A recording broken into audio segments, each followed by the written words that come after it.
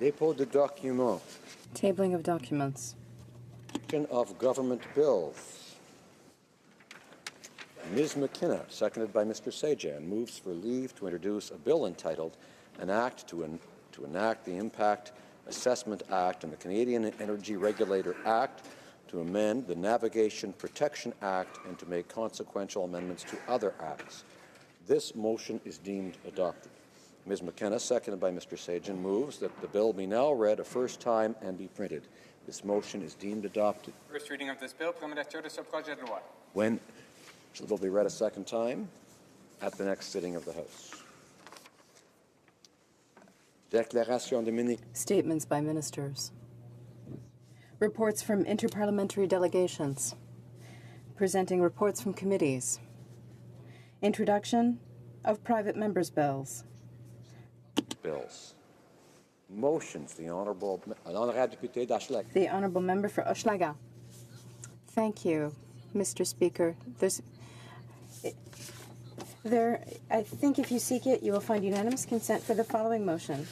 That at the conclusion of today's debate on the opposition motion, in the name of the member for New Westminster Burnaby, all matter necessary for disposing of the motion will be deemed voted upon, and the deferred recorded division will be held on February 13th at the end of the time set aside for oral questions. Thank you, Mr. Speaker.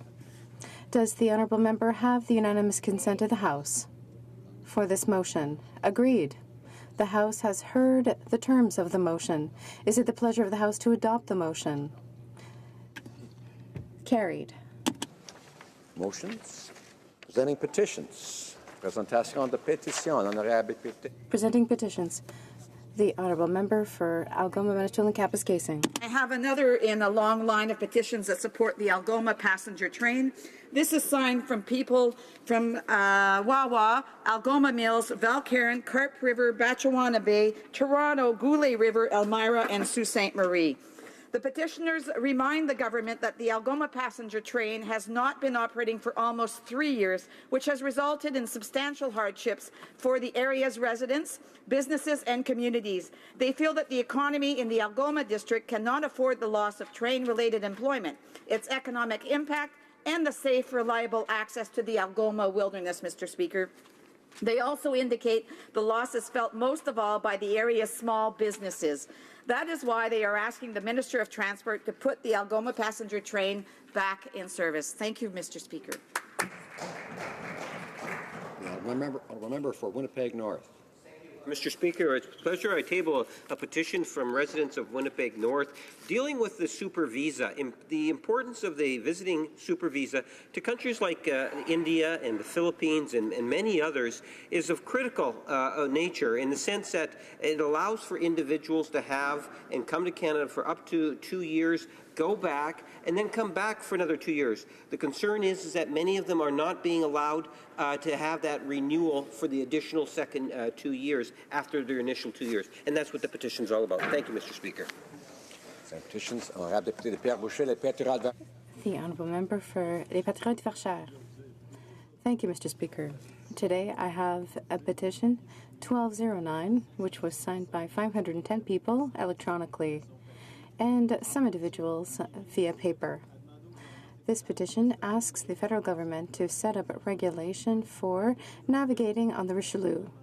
Currently, there is no regulation, which means that somebody in a kayak or a yacht are in the same situation. They have to cohabitate, but obviously that's not always easy, especially when it comes to safety and environmental issues. There's shoreline erosion, and it impacts on the enjoyment of citizens. We would like a positive response from the Minister of Transportation to this petition. Mr. Speaker, it's an honour to rise to present a petition from constituents in Saanich Gulf Islands. They're concerned about the trend, the gathering power of multinational seed companies to control with patent protection the use of seeds around the world. They ask that the Government of Canada support international aid policies to support family farmers, particularly women, and that Canadian aid policies and programs focus on consulting with small family farmers and protect their traditional right to use, preserve, and freely exchange seeds. Thank you, Mr. Speaker. Député de Drummond.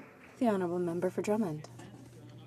Mr. Speaker, it is an honour for me to table many petitions once again from citizens who are asking for mandatory labeling of GMOs.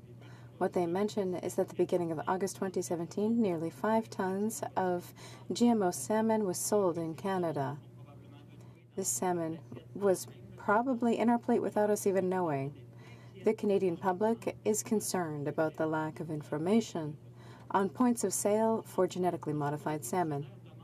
The petitioners ask the Government of Canada to forbid the sale and the farming of GMO salmon in Canada until labeling standards are there to warn consumers. Thank you, Mr. Speaker. Petitions. Questions on the order paper. The Honourable Parliamentary Secretary to the Government House Leader. Yes, Monsieur le Président. Mr. Speaker, I ask that all questions be allowed to stand. Est-ce que la Chambre est d'accord? Does the House agree? Agreed. Ordre du jour. Orders of the day. Government orders.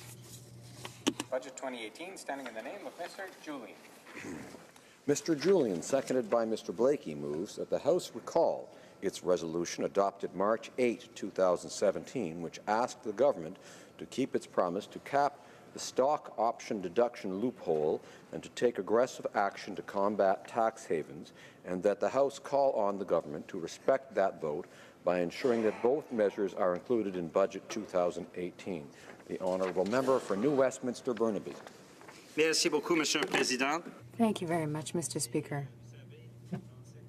As you know, that in this corner of Parliament, we are never going to give up. We will always work to set up a fair tax system. This is too important for all Canadians.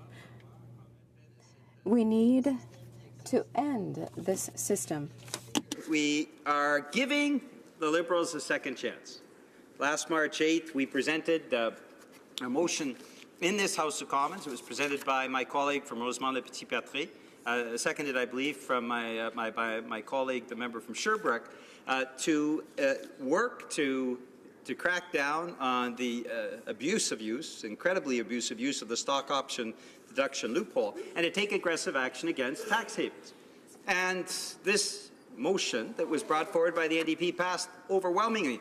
As you'll see, Madam Speaker, since then we've actually seen the government backtrack, and so we're giving them a second chance today. Over the next few days, if they will vote for our motion next Tuesday, what we are saying and what Canadians are calling for, over 90%, as I'll mention a little bit later on in my speech, Madam Speaker, what Canadians are calling for is that in this budget, in Budget 2018 that's coming down in the next few weeks, that the government crack down on the use of the stock auction deduction loophole and take aggressive action against tax havens. Mr. Speaker, that is what, Madam Speaker, that is what we believe needs to happen. And why is that? Well, Madam Speaker, we believe very strongly that we're seeing in this country unprecedented inequality. We see this every day. Certainly the statistics are very clear about this as well. We've learned just in the last few months that 2 wealthy Canadians, David Thompson and Galen Weston Sr., now have the same level of wealth as 30% of all Canadians. 30% of all Canadians put together have the same wealth as 2 Canadian men, David Thompson and Galen Weston Sr. Now, a great deal of why we're seeing that massive increasing inequality is due to the fact that we have an income tax system that is stacked against regular Canadians. Now, we saw just last month, Madam Speaker, figures that came out that now showed that the average income of Canada's wealthiest CEOs is 200 times that of the average Canadian worker. Now, there's no doubt that we are seeing a massive increase in inequality under this government.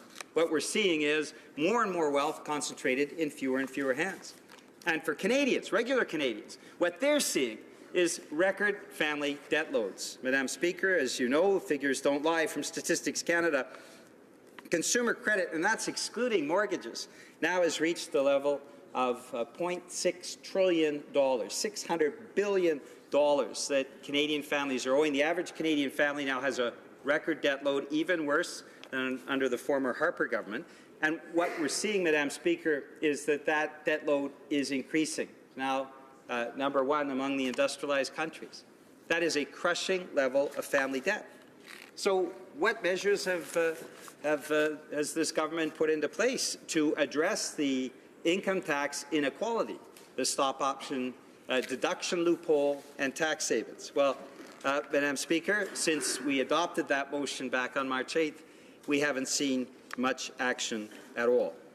Now, when we talk about the stock option deduction loophole, we're not talking about something that is spread out among Canadians generally. And I'm going to refer you, Madam Speaker, to the Toronto Star of January 8th, 2018, which said the following in their editorial talking about this issue around tax fairness. And the Toronto Star said that the widening wage gap that we're seeing in this country, that CEOs earning 200 times that of the average Canadian worker, requires that we need to move forward promptly with tax fairness.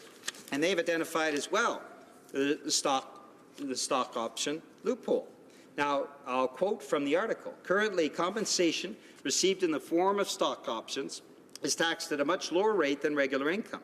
The tax break was conceived in part to help capital-starved startups attract top talent, but has been co-opted by executives at established companies as a way to reduce their tax load. Until recently, Ottawa lost about $1 billion every year through the loophole, more than 90% of which went to the top 1% of earners. They cite 2013. In 2013, for example, 75 of Canada's 100 top-paid CEOs received part of their income as stock options. This allowed them to accrue combined savings of $495 million, or $6.6 million each. That's $500 million of foregone revenue to subsidize 75 very rich people. $500 million of government funding that provides support for 75 of Canada's richest people. We can do better, Madam Speaker. Yeah. We can take those funds, make sure that those very wealthy people pay their fair share of income tax, and ensure that we're taking care of regular Canadians, Madam Speaker. That is what we propose. Now, when we talk about the stock option being concentrated, $500 million going to subsidize 75 very, very rich people, we can see the harm that taking out of the income tax system to give to the very wealthy has a profound impact on Canadians. But that's not all, Madam Speaker. When we look at what's happened, and the CCPA has outlined this in very effective terms, when we see what's happened with the corporate income taxes, we also see that corporate income taxes are decreasing as a percentage of what is paid compared to regular Canadians, but also in terms of the overall effective corporate income tax rate. And the CCPA outlined in their study last year that the effective corporate income tax rate in 2017 under this government is now much lower, 9.8% after preferential tax considerations are included. 9.8% in terms of what the effective corporate income tax rate is for the corporate sector. Now, Madam Speaker, if you're a plumber, if you're a construction worker, if you're a child care worker, if you're a nurse, you're not paying a 9.8% effective income tax rate, I can assure you.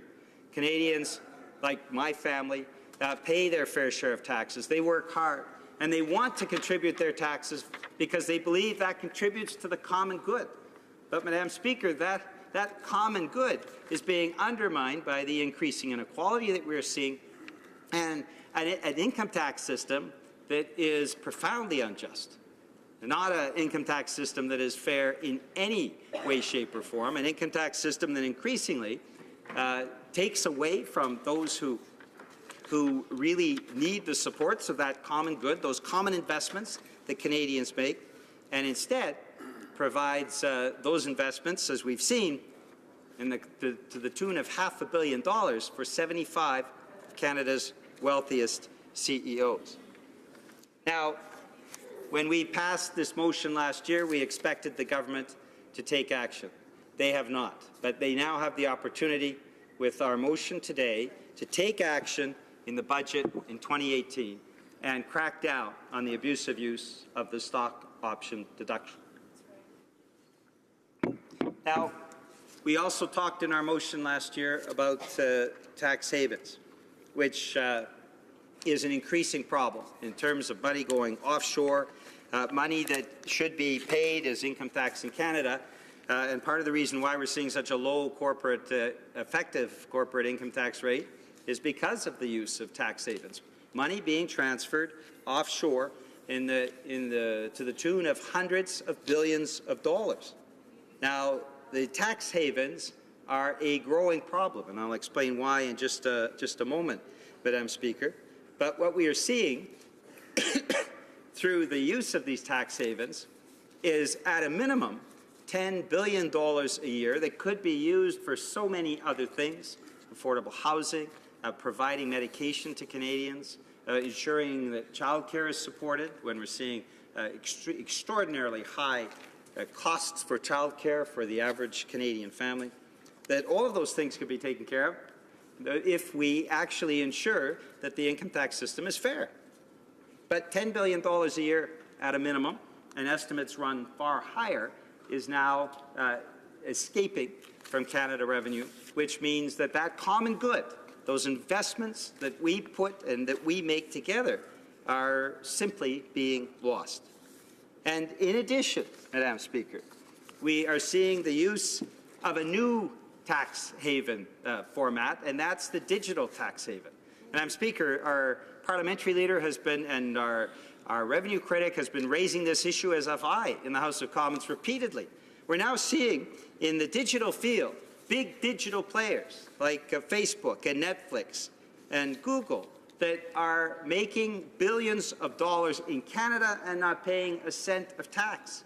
It's a new format for the Liberals, a digital tax haven that allows for tax-free profits, tax-free money. They're not even paying the GST, which is a double problem, Madam Speaker, because not only do we have these new digital tax havens created by the Liberals that they allow to continue, but it also means that they're undermining legitimate Canadian businesses. In my community, Madam Speaker, the local newspapers are struggling because they have to pay the assortment of taxes that are part of the common good to contribute in the country, but their competitors don't. The digital tax havens have a profound negative impact on local community resources, on our cultural industries, and yet the Liberals are doing nothing. Now, Madam Speaker, when we talk about aggressive action on tax havens, we're also talking about aggressive action on these digital tax havens where tens of billions of dollars in profit are made in Canada without a cent of taxation paid. This is something that absolutely needs to change. We can do better, Madam Speaker.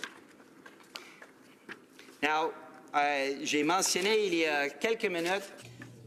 A few minutes ago, I brought up the issue of tax havens.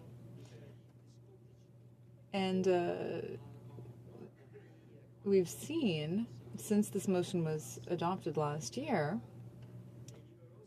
that now the Liberals are starting to be aggressive, but not aggressive against tax havens. What they're doing is actually promoting tax havens. We see agreement after agreement that would broaden the scope of tax havens. 90% of Canadians don't agree with that, but that's what they're doing, Madam Speaker. So last year, for example, they ratified an agreement with the Cook Islands, a recognized tax haven in the South Pacific. According to Marois Risky from the University of Sherbrooke, this is yet another area that is now seen as a strategic place for businesses to make profits free of taxes. Another tax expert from Laval University said that with this agreement, the Liberals are shockingly adopting an approach that is meaning that Canada is losing its power. These are quotations that come from the Journal de Montréal. So, Madam Speaker, they've also adopted another agreement with another tax haven that will lose us even more money. And this will give companies even more opportunities. But again, last week, we learned that they signed an agreement with Antigua and Barbuda, another tax haven. And in this agreement, it's very clear. It says that once in force, this agreement will trigger new provisions that will ensure that income from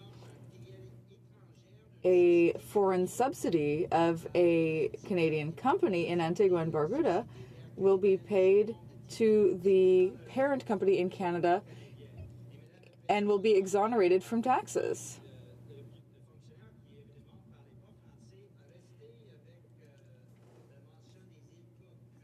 And then it was also said that this agreement would apply to companies in the Cook Islands. So this is the same agreement that we signed with the Cook Islands, except that they did sort of a poor job of changing the names and just swapping in the name Antigua and Barbuda. Also this week, we saw that there is yet another tax haven, Grenada, with whom we signed the same type of agreement. It's just a copy and paste. And in fact, the word Cook Islands actually still appears in the text. So all the Liberals are doing is broadening the scope of all of these tax havens. Speaker, what's the impact of this? Well, let me tell you about the impact of in just a couple of cases that I know of. John, who lives in my riding, paid his taxes all his life, managed to accumulate a small pension. But with the cost of increasing rent, and because there has been no investment by this government in affordable housing, he found it more and more difficult to pay his rent. He eventually, you can imagine the impact of realizing that you're not able to keep the apartment that you've loved for so long, after working all of your life, after paying your taxes, after establishing a modest pension. And he had to leave. He couldn't pay for his apartment, so he took an apartment with a friend, shared a one-bedroom apartment. He slept on the couch. And that worked for a time. They're seniors, and to try to share in that cramped space, enough living space just to keep a roof over their head, they were not able to do. And so he was found by an outreach worker sleeping on the floor of the parkade, a parking lot in downtown New Westminster, because of the lack of affordable housing from this government. When the government gives away tens of billions of dollars, allows tax havens to prosper, allows CEOs, 75 of them, to get $6 million each from the stock option deduction, that has an impact on people like John. Let me talk to you about Jim. Jim's just outside the Parliament. Any MP here could go out and talk to him. He's on the bridge between the Chateau Laurier and the East Block. And every day he has to beg because there's no pharmacare in this country. Every day he goes because $600 a month he has to pay for the medication that keeps him alive. And I said to him this morning, Jim, I'm going to talk about you in the House of Commons. He said, yes, go fight on my behalf. We need fair taxes, and we need a government that actually cares about us. Jim is hurt when we send tens of billions of dollars overseas and we can't pay for a pharmacare program in this country.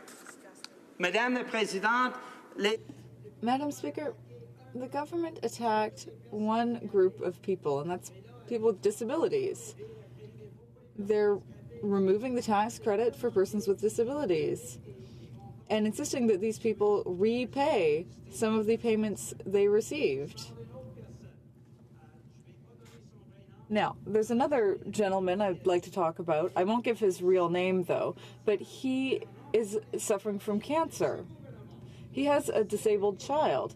And rather than attacking tax havens, this government is asking this man's family to repay their payments because they changed the admissibility criteria for persons with disabilities. They're not attacking tax havens, they're attacking people with disabilities. We can do better than that, Madam Speaker. We can set up a system where people like Jim and Jean and other people are treated fairly under a fair tax system. What I'm going to talk to you about, Madam Speaker, is Jagmeet Singh. He's the new leader of the NDP. He wasn't born with a silver spoon in his mouth. He had to work when his father fell ill. He had to be the breadwinner for his family. And he's grown up understanding that you have to have hard work and you have to contribute to their community. And that's what he's done all his life, Madam Speaker. He has a different vision. He believes that we need to establish a fair income tax system. He believes, like 90% of Canadians believe, in the most recent poll done by Canadians for Tax Fairness and Lead Now, that we need to shut down these tax havens and the digital tax havens as well. He's the kind of leader that we need in this country, Madam Speaker. He's the kind of person who understands that the Jims and Johns and Ediths of this country shouldn't be pushed aside by government, but rather supported by government. And that's really what this debate is about today. It's not about the mechanics of money around stock option deduction or tax havens or digital tax havens. It's about how Canadians are treated, whether they're treated fairly or not. They have not been treated fairly by this government. We can do so much better. This government can do so much better. And in their budget in a few weeks' time, they should be cracking down on the stock option deduction loophole, and they should be taking aggressive action against tax havens and digital tax havens. And I hope they do that, Madam Speaker. Merci beaucoup. Questions et commentaires. Questions and comments? The Honourable Parliamentary Secretary to the Government House Leader. Thank you, Mr. Speaker. The member said that we need to. This debate's about being fair to Canadians, and that's in fact what this Prime Minister has been all about. If we take a look in terms of what has actually taken place in talking about being fair to Canadians, we could talk about the Canada Child Benefit Program, lifting thousands of children out of poverty. We can talk about the Guaranteed Income Supplement, lifting thousands of seniors out of poverty. We can talk about the close to $1 billion being spent to go after and retrieve literally hundreds of millions going into the billions of dollars of individuals that are not paying their fair share of taxes. Many of these measures, virtually all of those measures, the NDP have voted against that. So when the member across the way talks about that sense of fairness, that's in essence what this government is striving to accomplish, to supporting Canada's middle class, those wanting to be a part of it, to providing the types of programs that are necessary to those individuals that don't have the economic and financial means. My suggestion to the member is many of the comments that he talked about, all he needs to do is look at what this government has been providing. And more what we see is the contrast is between the government and the Conservatives. And my question to the member is, would he not reflect in terms of some of the voting behaviours? Like the NDP voted against the tax on Canada's wealthiest 1%. They voted against those social program increases that took people, seniors and children out of poverty. And how would he respond to that vote? The Honourable Member for New Westminster Burnaby. This government loves engaging in window dressing, but I'd ask the member back, what is fair about providing $10 million for affordable housing right across this country when there are tens of thousands of Canadians sleeping out in the parks and main streets of our country right now? The people like John, who can't even maintain an affordable apartment because this government hasn't taken any action on affordable housing. What is fair about having boil water advisories, no safe drinking water for hundreds of communities of First Nations? How is that ever considered fair when the government doesn't take action on that? How can you consider it fair when people like Jim and thousands like him have to beg in the streets to get enough money to pay $600 a month for medication because this government refuses to bring in pharmacare? This government refuses to take any action against tax havens. This government refuses to take action against the stock option deduction loophole, and even when they vote with the NDP in the House of Commons. What is fair about all these government actions that have been to the detriment of Canadians right across this country? Questions and comments. The Honourable Member for Saanich Gulf Islands. Thank you, Madam Speaker, and I thank my my honourable colleague for mentioning my friend Jim, who sits in front of the Chateau Laurier along the bridge there. He's also a veteran. He's in and out of hospital a great deal. And he can't afford his drugs if not for people stopping and giving him whatever money we have. And this is a shameful situation right on the doorsteps of Parliament Hill. I accept and I will vote for the NDP motion today because closing those stock option loopholes was a commitment made. It's part of the Green Party platform as well. We need to stop the use of overseas tax havens, such as were revealed in the Paradise Papers, stock option loopholes which exist legally, as in this country. But I do appreciate my honourable colleague from New Westminster raising the issue of pharmacare. At this point, the current government hasn't pledged pharmacare. The mandate letter to the Minister of Health did say that the Minister of Health should try to find ways for bulk buying of drugs to reduce the costs. But I'd like my honourable colleague to reflect on the ways we could save Canadians billions of dollars by moving to national pharmacare.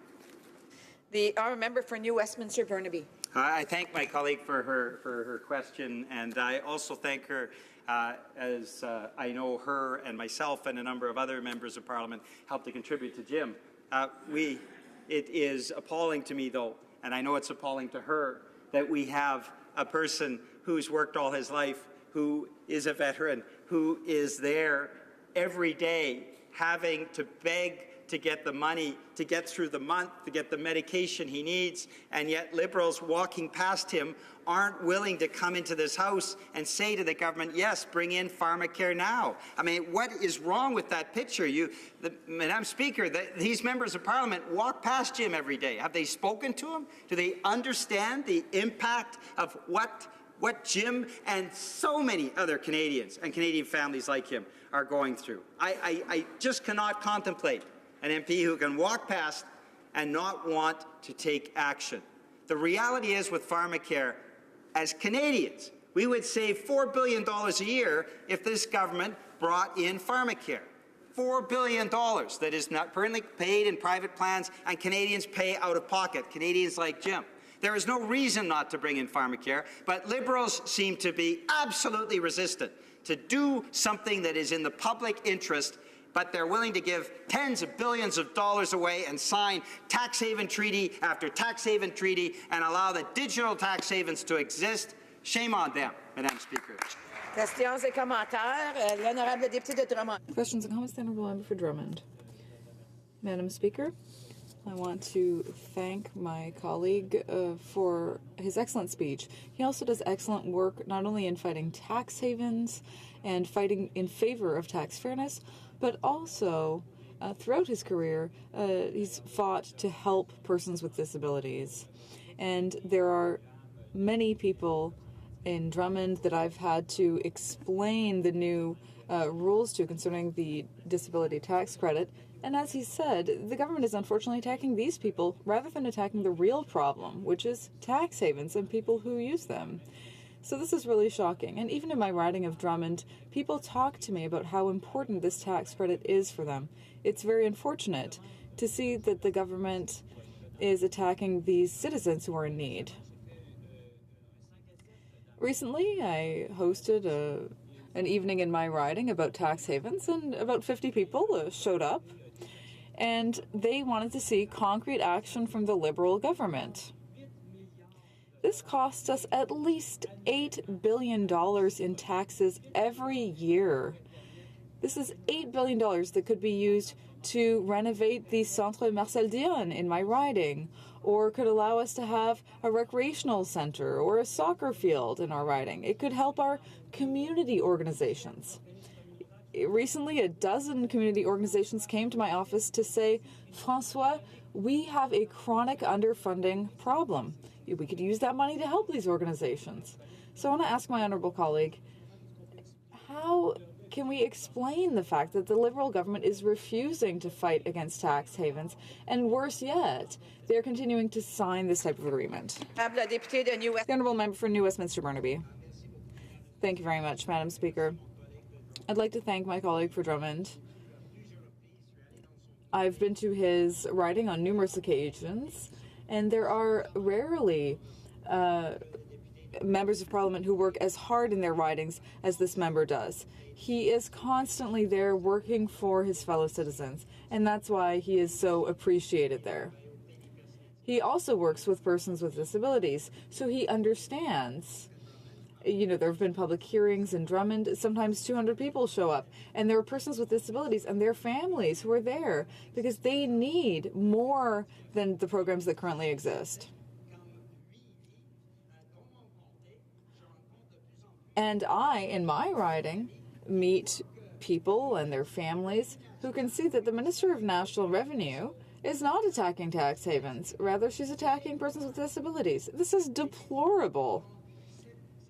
It's deplorable that this minister and this government are asking people to repay $20,000 that they may have saved up over years and years because they changed the criteria.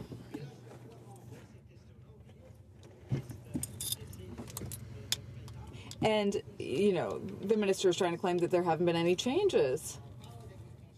But we know from talking with our citizens that there have been major changes, which mean that these people are being attacked. Persons with disabilities, the most vulnerable people in our society, are being forced to repay money. And big companies run by millionaires are being supported by the Liberals with $500 million in benefits. They're never asked to pay their fair share of taxes. This is deplorable, and things need to change. And in 2019, we'll have a chance to do that, Madam Speaker. Reprise de débat, Resuming debate. Finance. Thank you very much, Madam Speaker. First of all, I want to thank my colleague from New Westminster, Burnaby. I want to congratulate him as well on his new role as critique for finance. And I want to thank him because today's my birthday, and with his Opposition Day motion, he's allowing me to rise in the House to talk about something that's very important, tax fairness. So thanks to the member opposite. Thank you, colleagues. Thank you. I'll let you guess my age. Madame la Présidente, je veux parler aujourd'hui d'équité fiscale. Madam Speaker, I'm going to speak to tax fairness today. I think it's a very important theme. When our government came to power over 2 years ago, we promised to invest in growth while maintaining the principle of fairness for all taxpayers. Now, before I move on to what our government has done to vigorously promote tax fairness for Canadians, I'd like to take a few minutes to remind the honourable members of the journey that brought us here. From the outset, Madam Speaker, our government put in place a plan to ensure that we grew the economy in order to strengthen the middle class and to make sure that what we did worked. Now, we did so by investing in communities in a progressive fashion. I'm proud of the investments that we have made. We can see concrete signs that Canadians' trust is growing in the future to ensure that they're better prepared for the future. With an average growth of 3.2% since the middle of 2016, Canada's economy is experiencing a resurgence. Our economy is the highest growing one of the G7 countries. That means over 2 years we've created rather close to 700,000 jobs, and youth unemployment is among the lowest in history. Now the unemployment rate is at 5.7%, which is the lowest in over 40 years. As for the debt, it is important to remember that the federal debt to GDP ratio is on a solid downward trajectory, and Canada continues to post the best fiscal situation among G7 countries. At the same time, our government is working hard to ensure that Canadians have access to opportunities to succeed, and we can see that what we have done in the past few years is benefiting everyone. Might I remind the honourable members that one of the first measures that our government implemented was to reduce taxes for close to 9 million Canadians and to raise them for the wealthiest 1%. We then put in place a simpler, more generous, and better targeted means of supporting Canadian families who need it the most. We did so by replacing the former child benefit system with the Canada Child Benefit in our first budget, that of 2016. During the first year of benefits, over 3.3 million families received over $23 billion in payments under this new benefit. That's 9 families out of 10 who saw their situation improve thanks to the CCB. During the first year of the program, they received on average close to $2,300 more in child benefits, and these benefits, might I remind everyone, are non-taxable, and I'm proud to say that the CCB has lifted 300,000 children out of poverty. At the end of 2017, child poverty had been reduced by 40% as compared to its 2013 level, and the Canada Child Benefit is particularly beneficial for single-parent families. Now, these families are often led by lone mothers and who often earn a lower income overall. They thus benefit even better from this more targeted and progressive allowance. And that was my case when I was younger, because my mother had a very small salary, and the child allowance made a big difference for her when she was raising my brother and I. In the fall, whereas Canada's economic growth exceeded expectations, largely thanks to the allowance to increase consumer spending, we announced that we would continue in this vein with the CCB. We announced that we would go even further. So we began to index the CCB benefits with inflation in July 2018, that is 2 years before the original date. That means better support more quickly to ensure that the CCB continues to play a decisive role to help Canadian families and stimulate our economy. The acceleration of this indexation means that Canadian families will receive $5.6 billion more in benefits over the period between 2018 and 2023. I should say, Madam Speaker, I'm sorry. This past fall, the government also announced its intention to further enhance the working income tax benefit.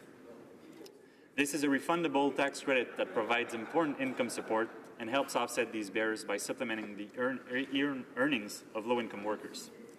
The WITB lets low-income workers keep more of their paycheck, encouraging people into the workforce, which has a long-term impact on income security and quality of life.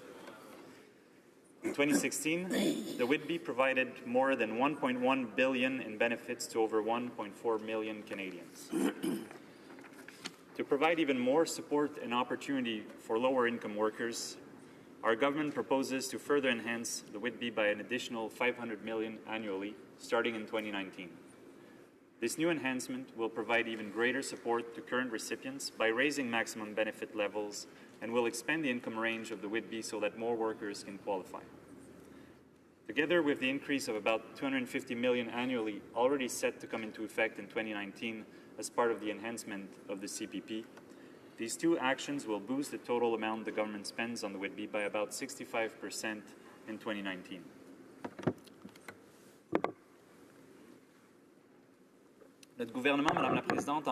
Madam Speaker, our government also intends to provide additional support to small Canadian businesses by lowering their federal tax rate.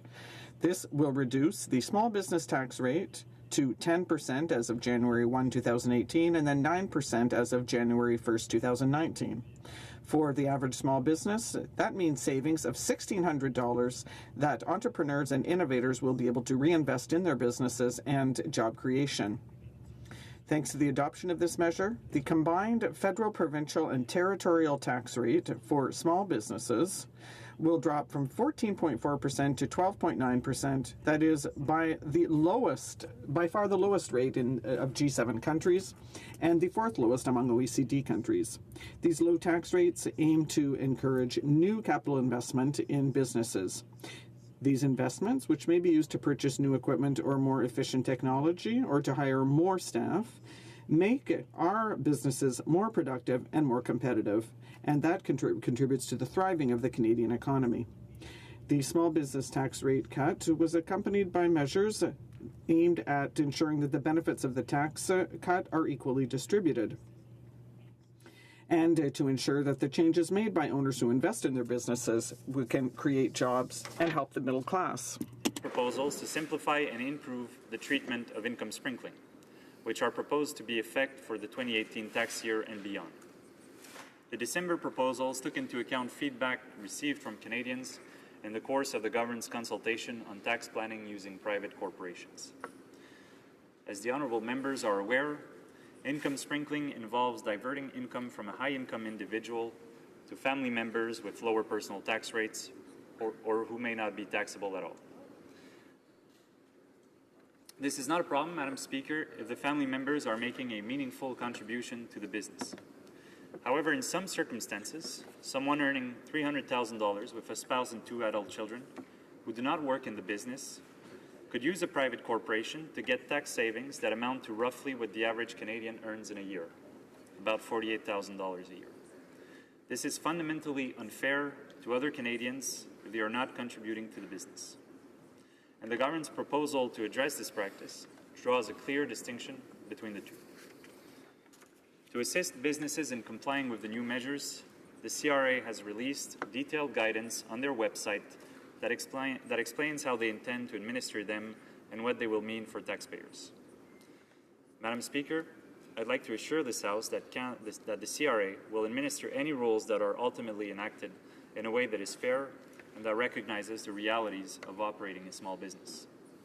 I think it's also important to note that the vast majority of private corporations will not be impacted by the income sprinkling measures.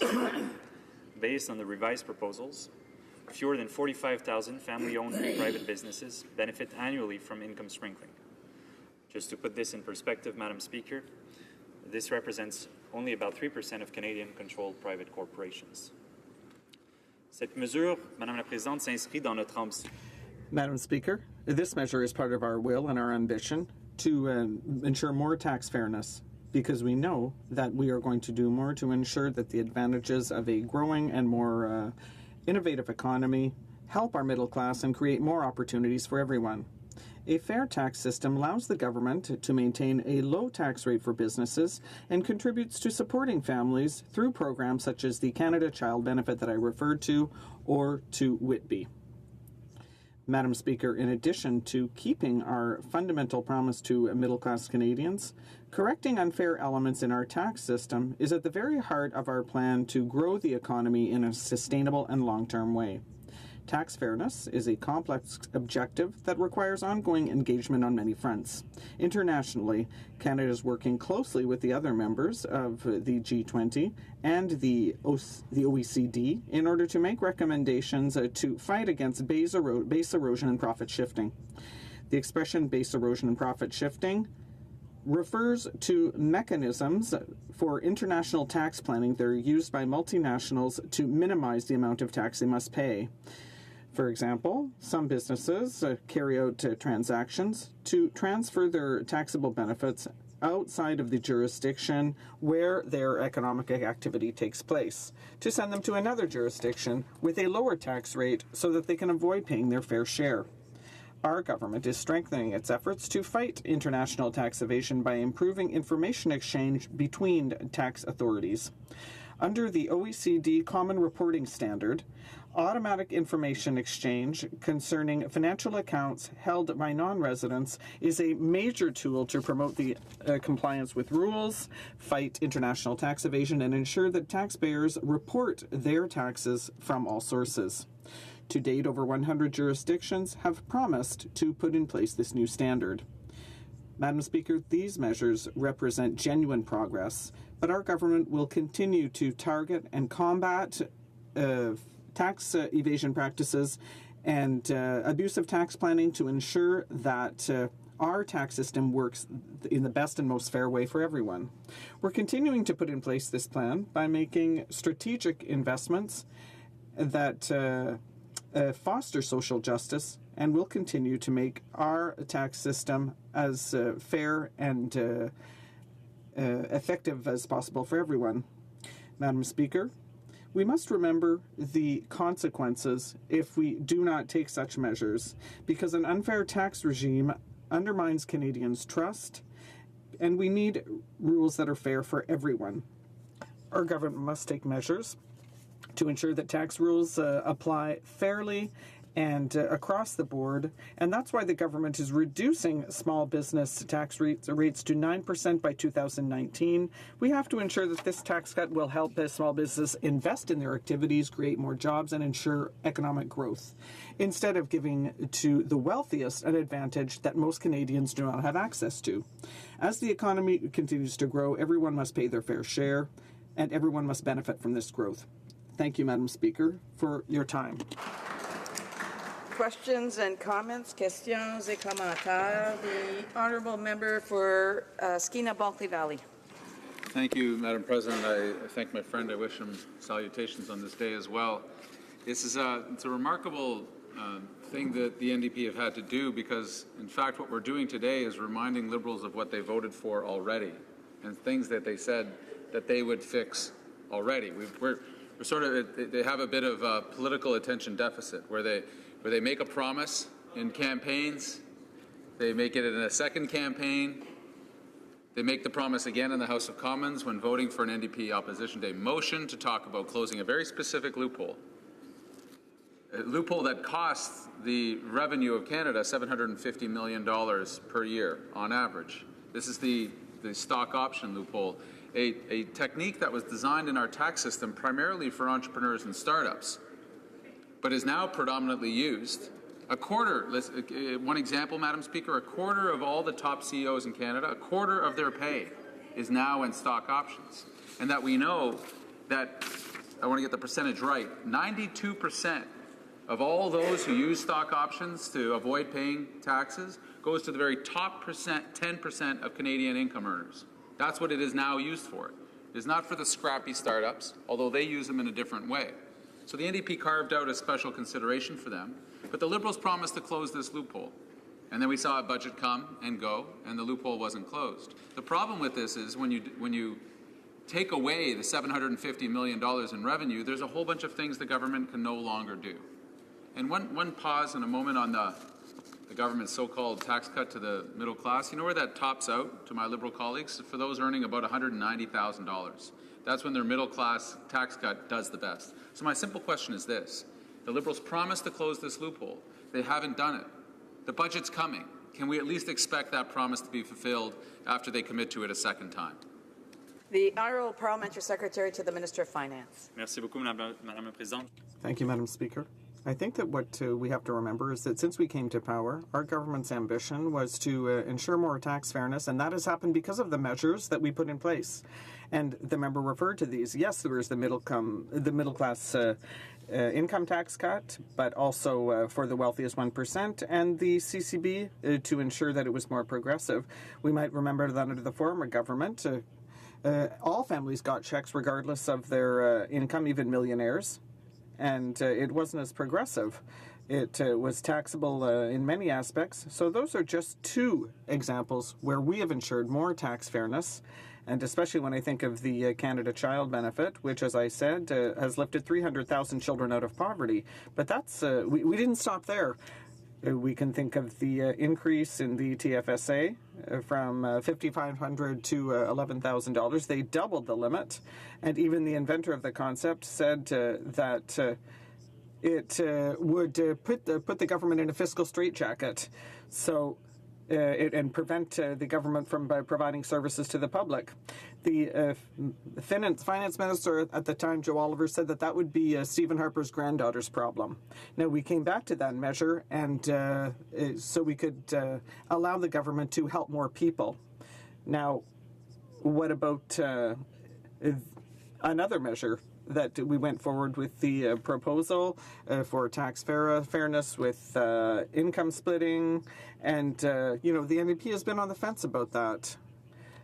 So I think that it's quite ironic to hear my colleagues say that we're not doing enough for tax fairness, whereas they themselves, Madam Speaker, have campaigned with all kinds of progressive elements based on an austerity budget of Stephen Harper.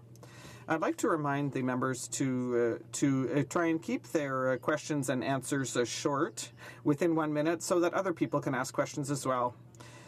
The Honourable Member for Beauport, Côte-de-Beaupré, Île-d'Orléans, Charlevoix. Thank you, Madam Speaker.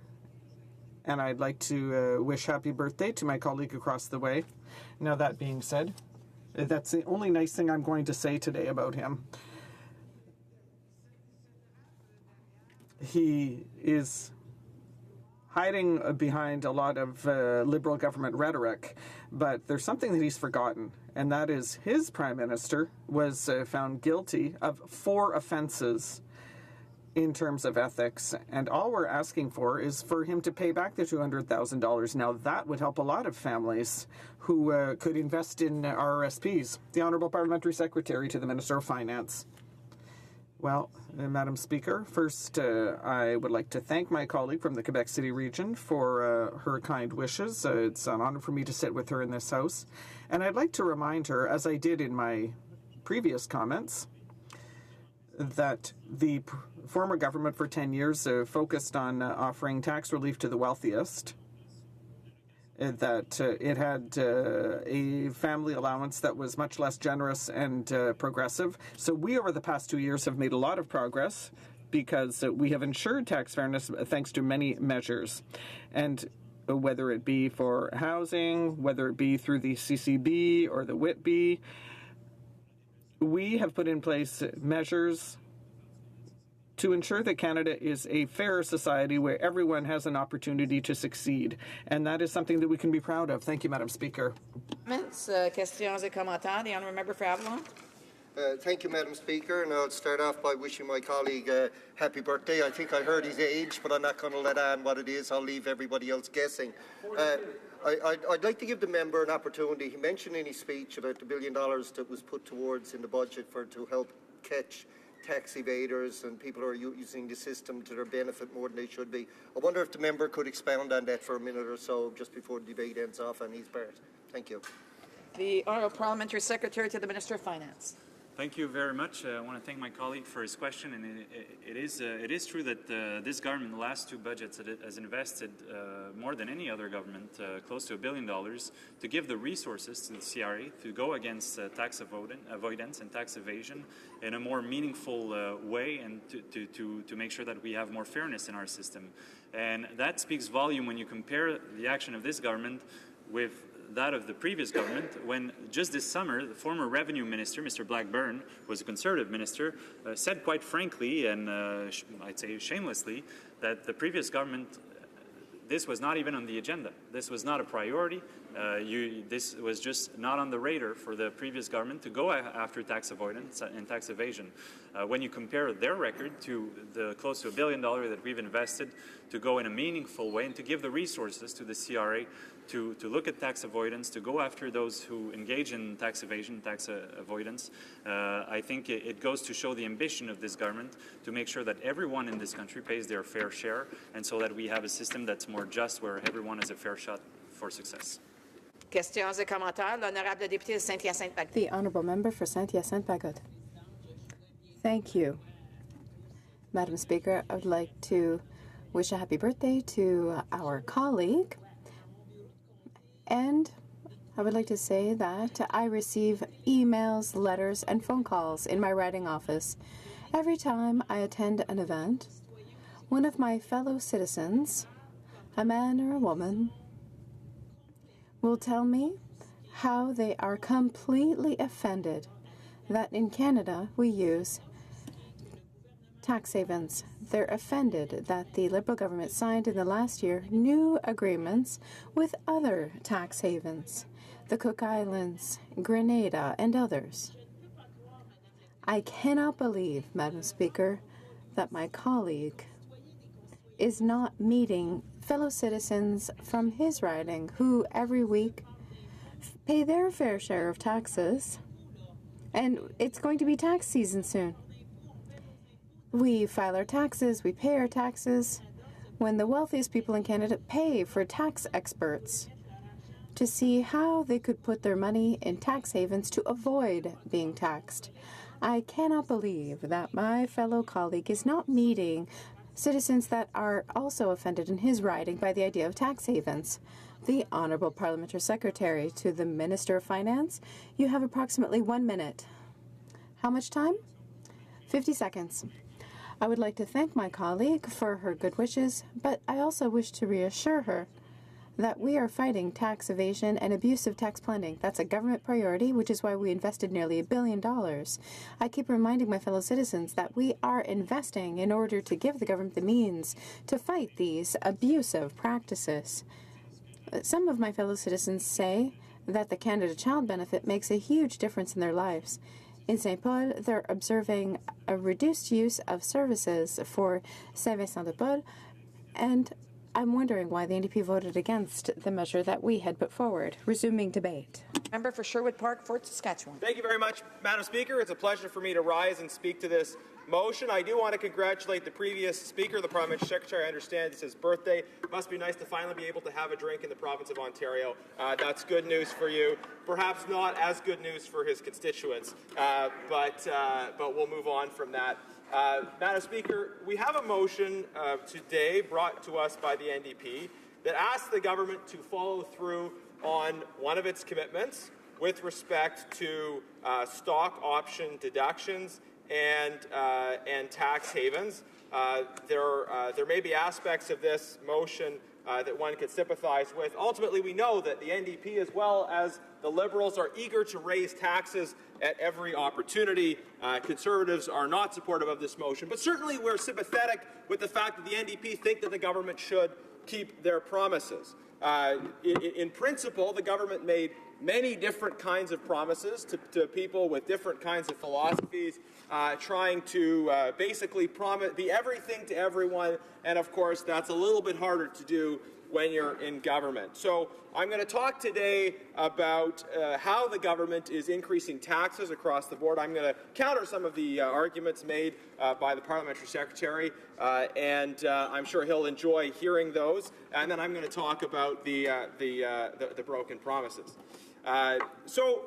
Madam Speaker, with respect to the issue of taxes, and the Parliamentary Secretary painted a picture for us of the alleged progressivity of this government when it comes to tax policy, allegedly how they want to help lower-income people by lowering their taxes while increasing taxes for the wealthy. Now, the facts paint a very different picture.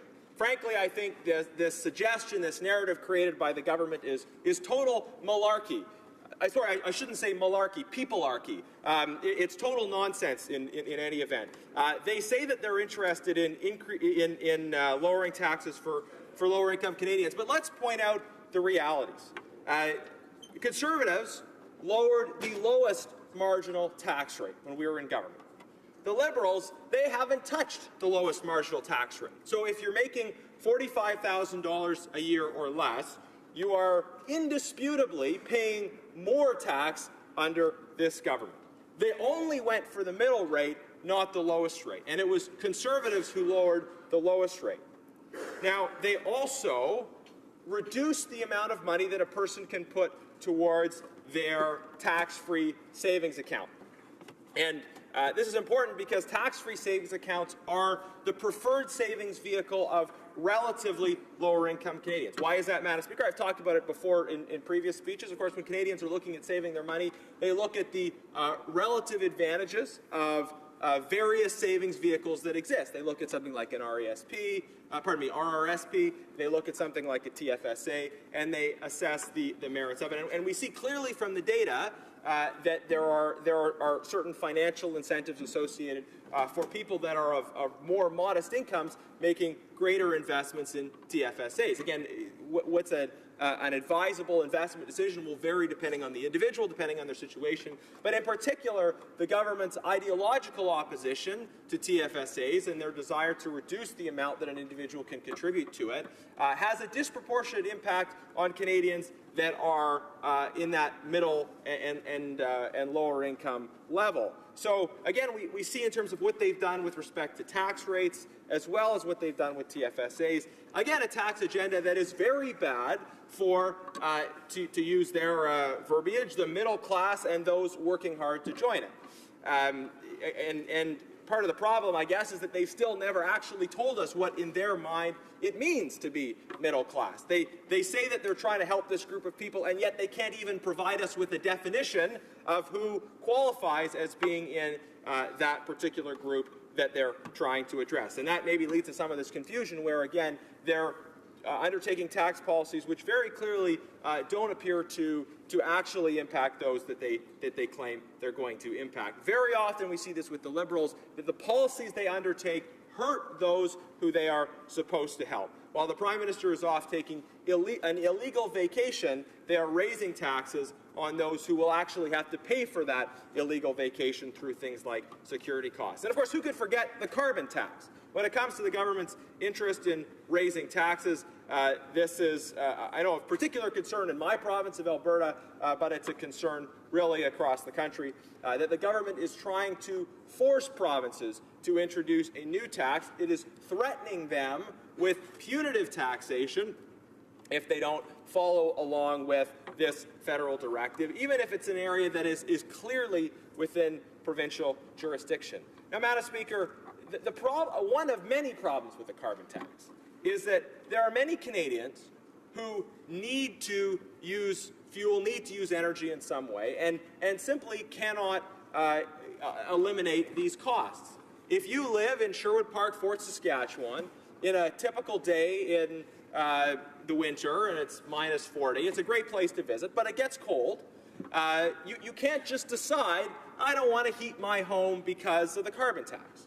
That's not a realistic choice that a person can make. And of course, you might say that you could reduce your tax burden through retrofitting and things like that. But if you're a person with a modest income, you may not have the capacity up front to do that retrofitting. And one of the things that we did when Conservatives were in government is we brought in a home renovation tax credit to actually make it easier for people to make those investments in retrofitting. And that wasn't a punitive approach. That was an approach that helped people have the resources to make the kinds of improvements that they wanted. The government's approach is always to punish people through taxation to try and get them to behave in what they imagine to be a socially desirable way, whereas our approach was actually to provide support and tax credits so that people can make those kinds of decisions, things like doing home retrofits.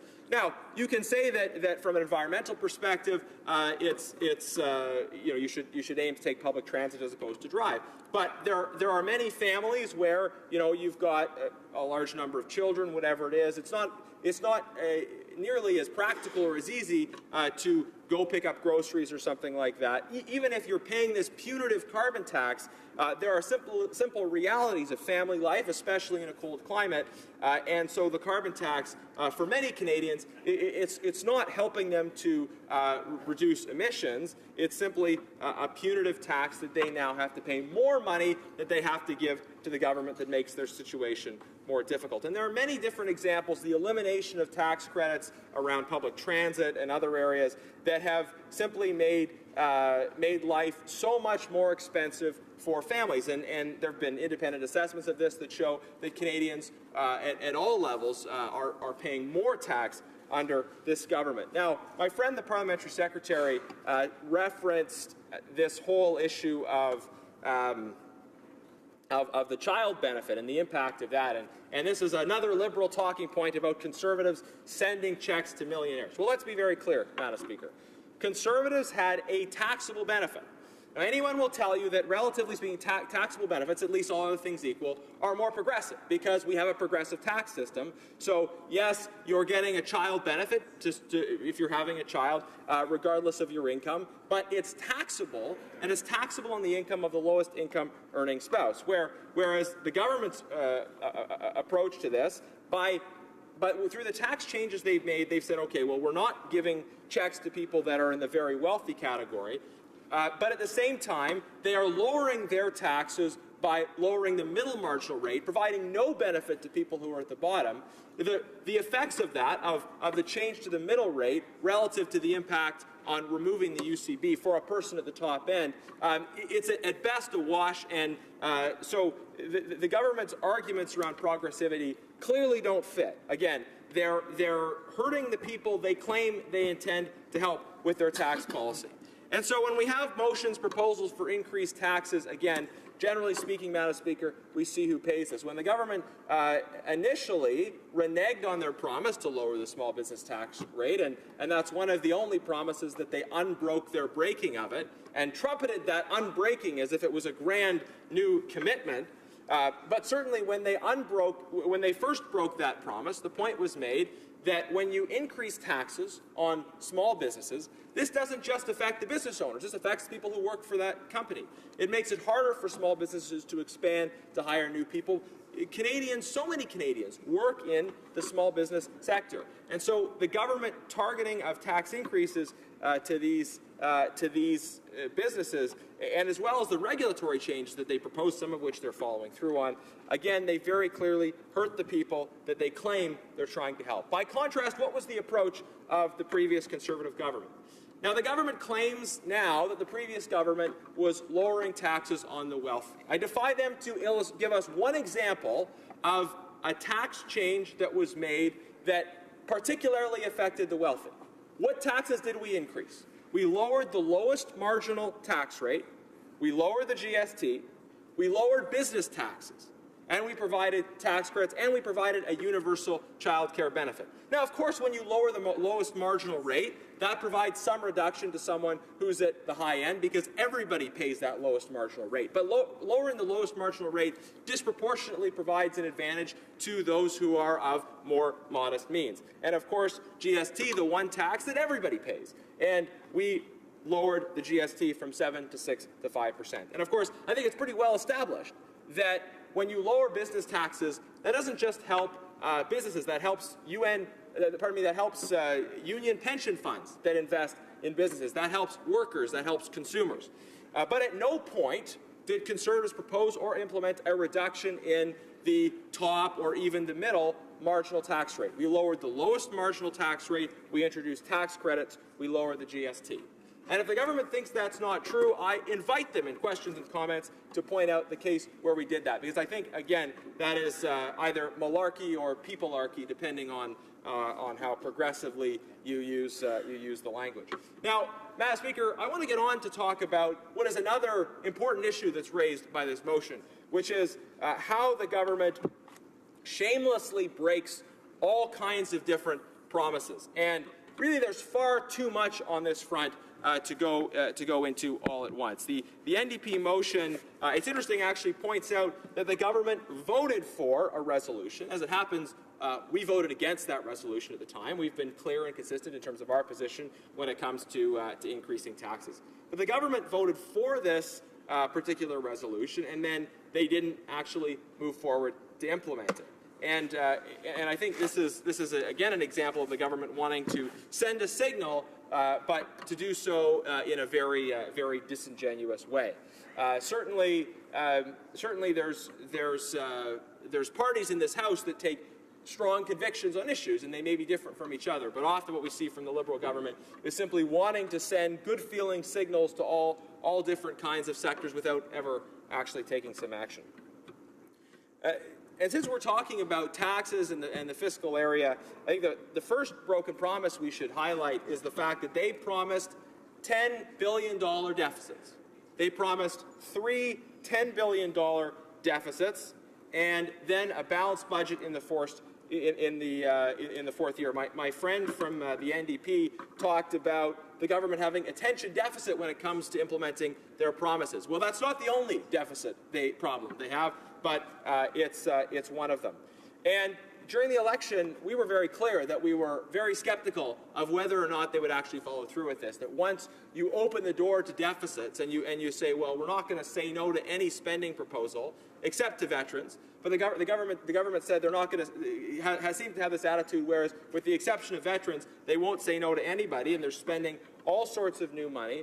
We're way over that $10 billion target, and we're way over that target of balancing the budget within 3 years. The government now has absolutely no plan to get back to balanced budget, not in the short term, not in the medium term, and not in the long term. Of course, there are some people who argue that there's logic to deficit spending in certain situations. Certainly, I think that when you have a time of financial crisis, that there is good logic in running a deficit and then balancing that out with surplus during good times. But you have to balance it out at some point. When you have a long-term permanent plan to always run deficits, Madam Speaker, I'm not sure of any economic theory that supports the idea that you can just spend more than you take in perpetuity. And the government has all kinds of defenses and justifications for this. At the end of the day, it's very clear that they've broken a promise. And it also needs to be underlined that although Canada has relatively low federal debt to GDP compared to other countries, our total government debt to GDP is comparable to many other countries. Here in the province of Ontario, this is the most indebted sub-sovereign borrower in North America and perhaps on the planet. We have provincial governments who deliver a lot of services compared to what subnational jurisdictions deliver in other countries around the world, and in some cases taking on a great deal of debt. Since the election of the NDP in my province, we've had the introduction of new taxes like a carbon tax, but also we went from a time where Alberta had paid off all of its debt now to a situation where we're again dealing with big problems of deficit and debt. And it's unfortunate when this happens because it is governments forcing the next generation to pay for the services and the spending of the present, plus the extra costs associated with it. So this government, they went to Canadians with a proposal for deficits, $10 billion over 3 years and then a balanced budget. And, of course, Canadians don't have an opportunity to pronounce on individual promises. They take platforms and programs as a whole. But they did vote for a government, about 39% of them voted for a government, that said they would run $10 billion deficits. But then the government's completely broken that promise, and I think many Canadians are concerned about it. Now, speaking of the percentage of Canadians who voted for this government, another promise that they made during the election they've now reneged on was with respect to changing the electoral system. And we've had a great deal of debate in this House about that issue. But the way in which the government broke their promise was quite disingenuous. You had a committee process that heard from Canadians, that did a lot of good work, put a lot of time in. And in the end, you had most of the parties representing in that committee agree to a basic framework, not necessarily agree on the desired outcome, but agree to a basic framework, which was that there should be a referendum of all Canadians, and that referendum should give Canadians a choice between the status quo and a system that had some greater degree of proportionality. So that was what came out of that committee report, but the government didn't like that because they, through this electoral reform discussion, I think it was quite clear, they wanted to move to a system that was actually less proportional and that was advantageous uniquely to the government. So immediately after this, they undertook this new, ridiculous other form of consultation, which didn't actually ask people for their opinions. It asked these sort of touchy-feely questions that were notionally related to electoral reform. I think one of my colleagues from Lanark Frontenac Kingston said it best, that this was like a dating website designed by Fidel Castro. It asked you all sorts of kind of emotive questions without actually asking for opinions, and regardless of what you put in, it always brought you to the same conclusions. And then this very compromised process was the government's justification for tearing up their commitment with respect to this electoral change entirely.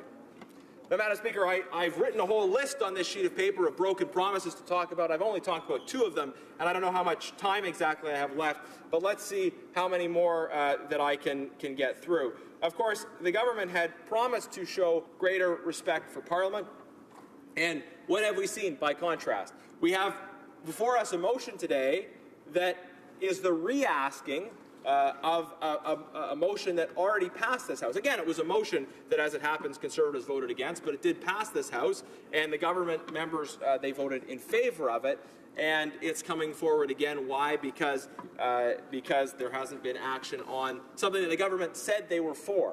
And if they weren't going to do it, they should have at least been willing to be upfront with Canadians in terms of how they vote. Of course, formally, these motions that we pass are not binding on the government, but you would expect the government, especially when they vote for something, to kind of think about whether or not they do it, they're going to do it, when they evaluate how they're going to vote with respect to a particular measure. But one of the particular frustrating things in terms of respect for Parliament is that we have a convention in this place where when party leaders ask questions to the Prime Minister, if he's present, he answers those questions. Well, not that he answers the questions, of course, but that he at least stands up after the question is asked, that he responds to the question. The previous Prime Minister, one could debate whether he answered the question. I think he answered the questions very well, but he always responded to the questions. And the member for Winnipeg North knows that whenever the Prime Minister was here, when he was asked a question by the Leader of the Opposition, he stood up and responded to the question that was asked. But now we have a situation where the Prime Minister, even when he's present, and I won't comment on how often that happens because it would be unparliamentary to specifically refer to the presence or absence of the Prime Minister in this House. However, if the Prime Minister is present, very often he doesn't answer the question, even when specifically asked questions by the opposition. So we see, and I could go on, Madam Speaker, I know I'm running out of time. There are so many instances where the government has failed to keep its promises. This is yet another example. Certainly Canadians are frustrated by it, and that's why they're going to throw this government out in 2019. Questions and comments. Questions et commentaires.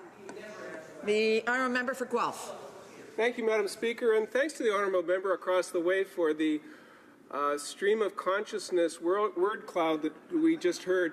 I was really trying to follow the stream of consciousness around today's debate that we're having around the NDP motion that includes offshore tax havens. Our government has spent almost $1 billion over the last 2 years in prosecuting offshore tax havens.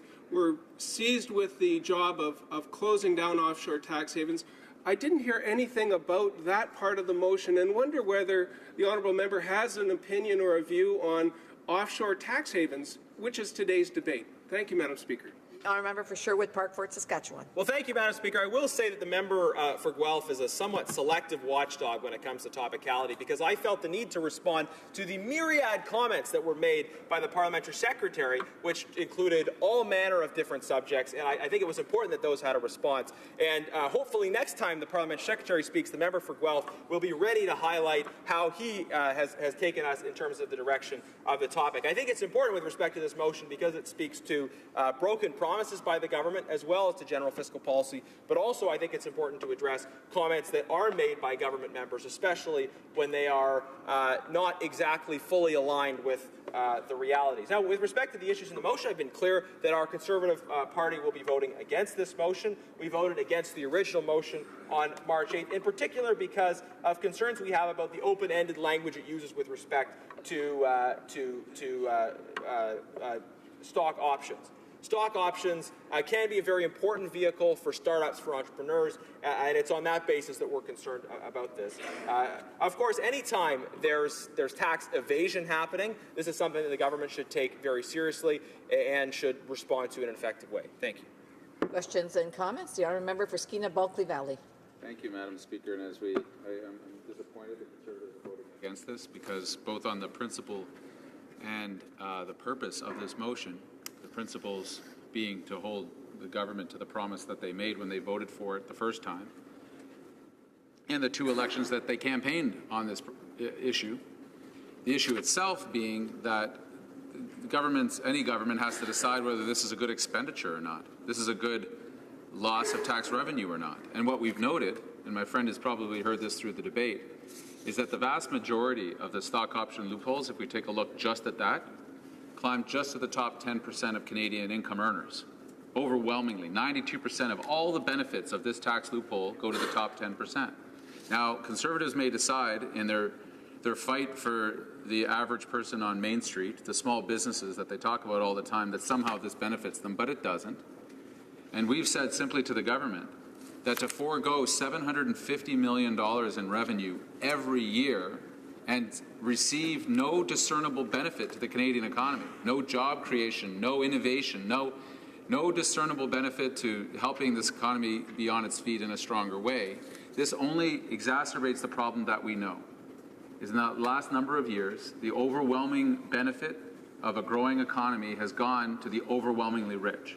And that's a problem. That's a problem for society and for our economy. Yeah. So at least on the principle of holding Liberals to account, will Conservatives reconsider their position that making the government simply follow through on a promise is a really good thing for Parliament to engage in once in a while. That's right. Thank you.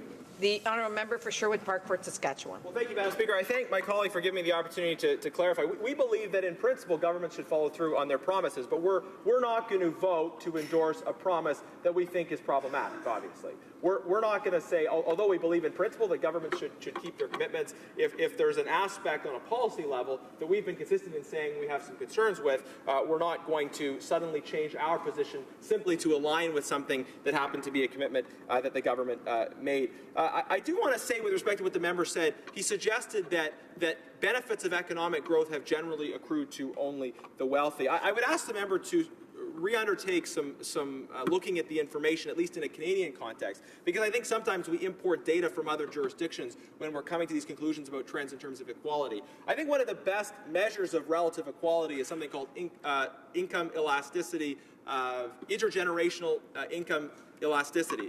Pardon me. Intergenerational earnings elasticity, which is the relative likelihood that a person who came from a wealthy family will themselves be wealthy, or the person who came from a relatively lower income family will themselves be wealthy.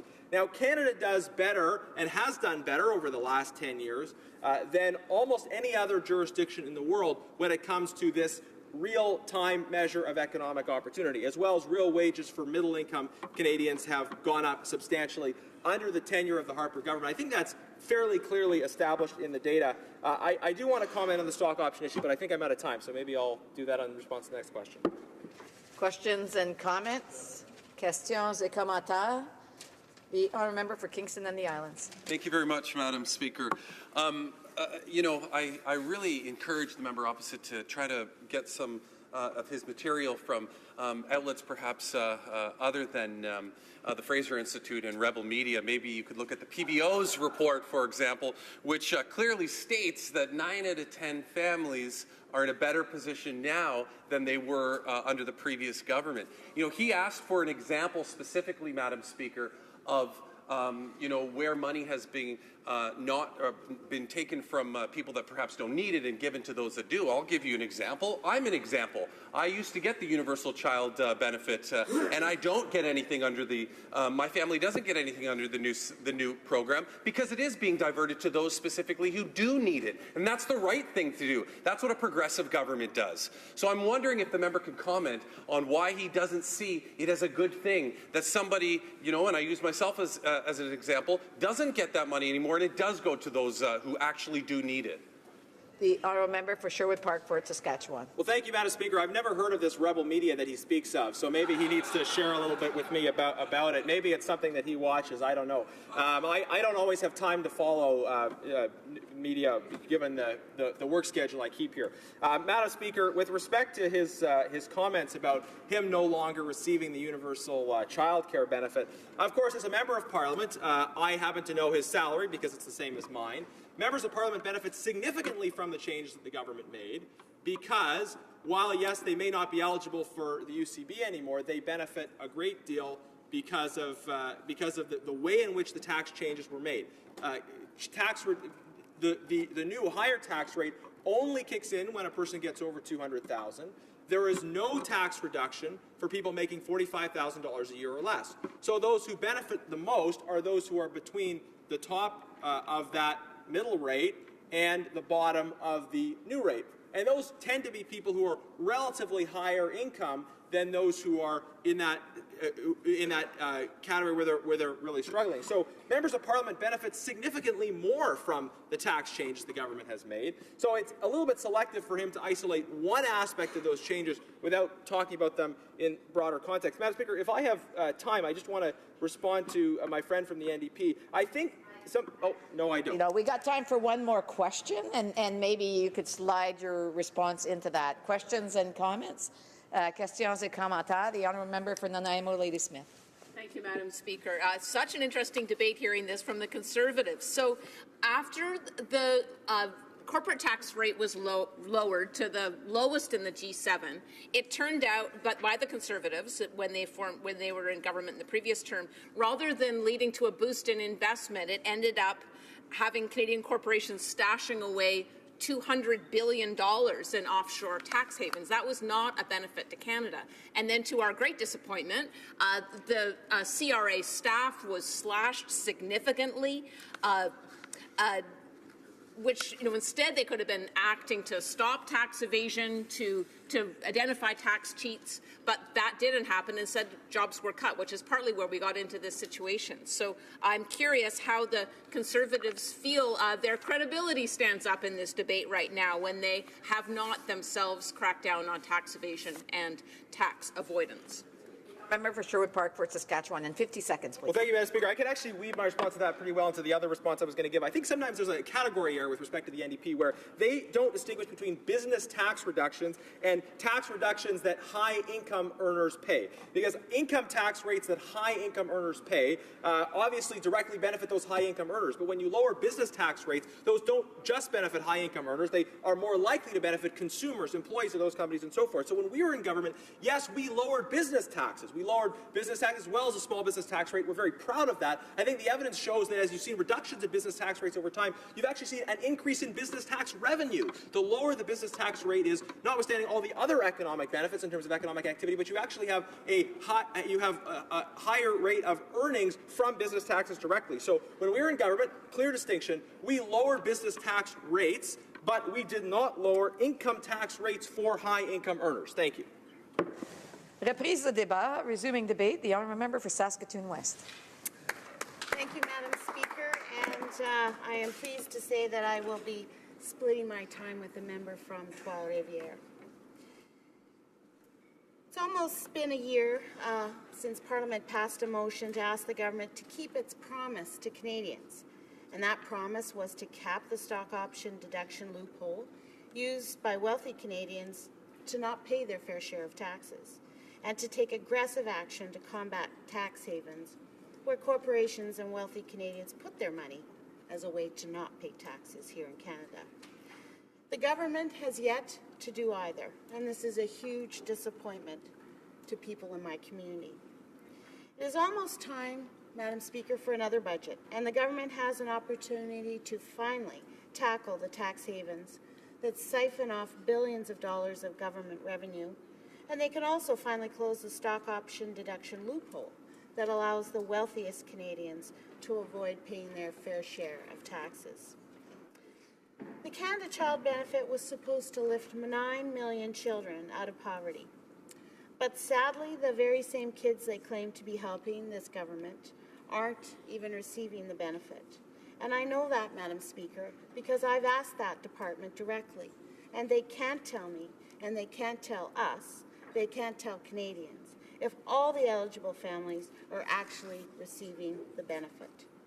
In my riding, there are countless stories of single mothers being asked to go to ridiculous lengths just to submit a claim, and of those already receiving it being suspended for no good reason. I have families in my riding that have lost their home because of not receiving their Canada Child Benefit that they were eligible for, and who only finally received it because of help from my office. I even had a family that agreed to go on national TV and talk about their horror story with the CRA. The day after they appeared on TV, Canada Revenue Agency called them, something they had a really hard time getting done before, and said they would be receiving their Canada Child Benefit. My office helped one young single parent receive her Canada Child Benefit who had provided the CRA with 75 pages of documentation to prove her eligibility and was still denied Canada Child Benefit. This is beyond, it's obvious, obviously, it is beyond unacceptable. It actually is cruel.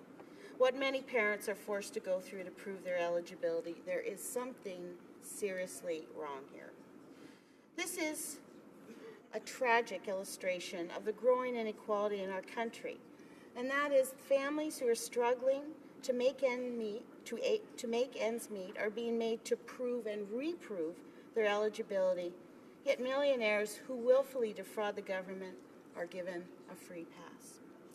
Why is there such a double standard in the way the Canada Revenue Agency treats Canadians? We have sweetheart deals for rich Canadians who have been caught not paying their taxes, and of course, penalties for the rest of us. In my community of Saskatoon, there aren't many millionaires who have a need for tax havens, and not many people who own these stock options to use them to pay less tax. But there are a lot of people in my riding, a lot of people in my community who can't get service at a counter anymore from the Canada Revenue Agency because it's been closed, and who had a lot of trouble getting a form, simply a form, at tax time last year. I wrote to the Minister about these problems last year, and I am glad to see that some improvements have been announced for this coming tax year. However, the best news would be if the government would announce its intention to make our tax system fair for everyone.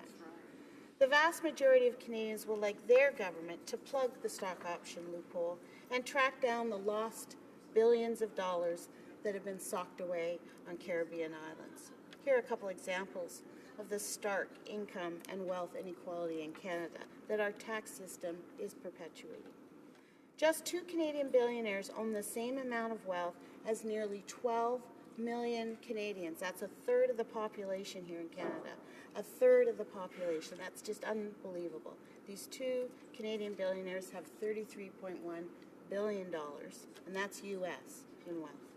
By lunchtime on January 1st, Canada's richest CEOs earn the same amount as an average Canadian earns in an entire year.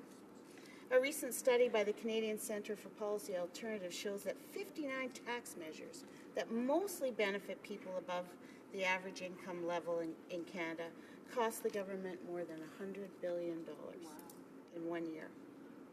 In most of Canada, profit from stock options is considered to be a capital gain, and therefore it's taxed at half the rate of regular employment income, the kind of income most of us earn and claim on our income tax.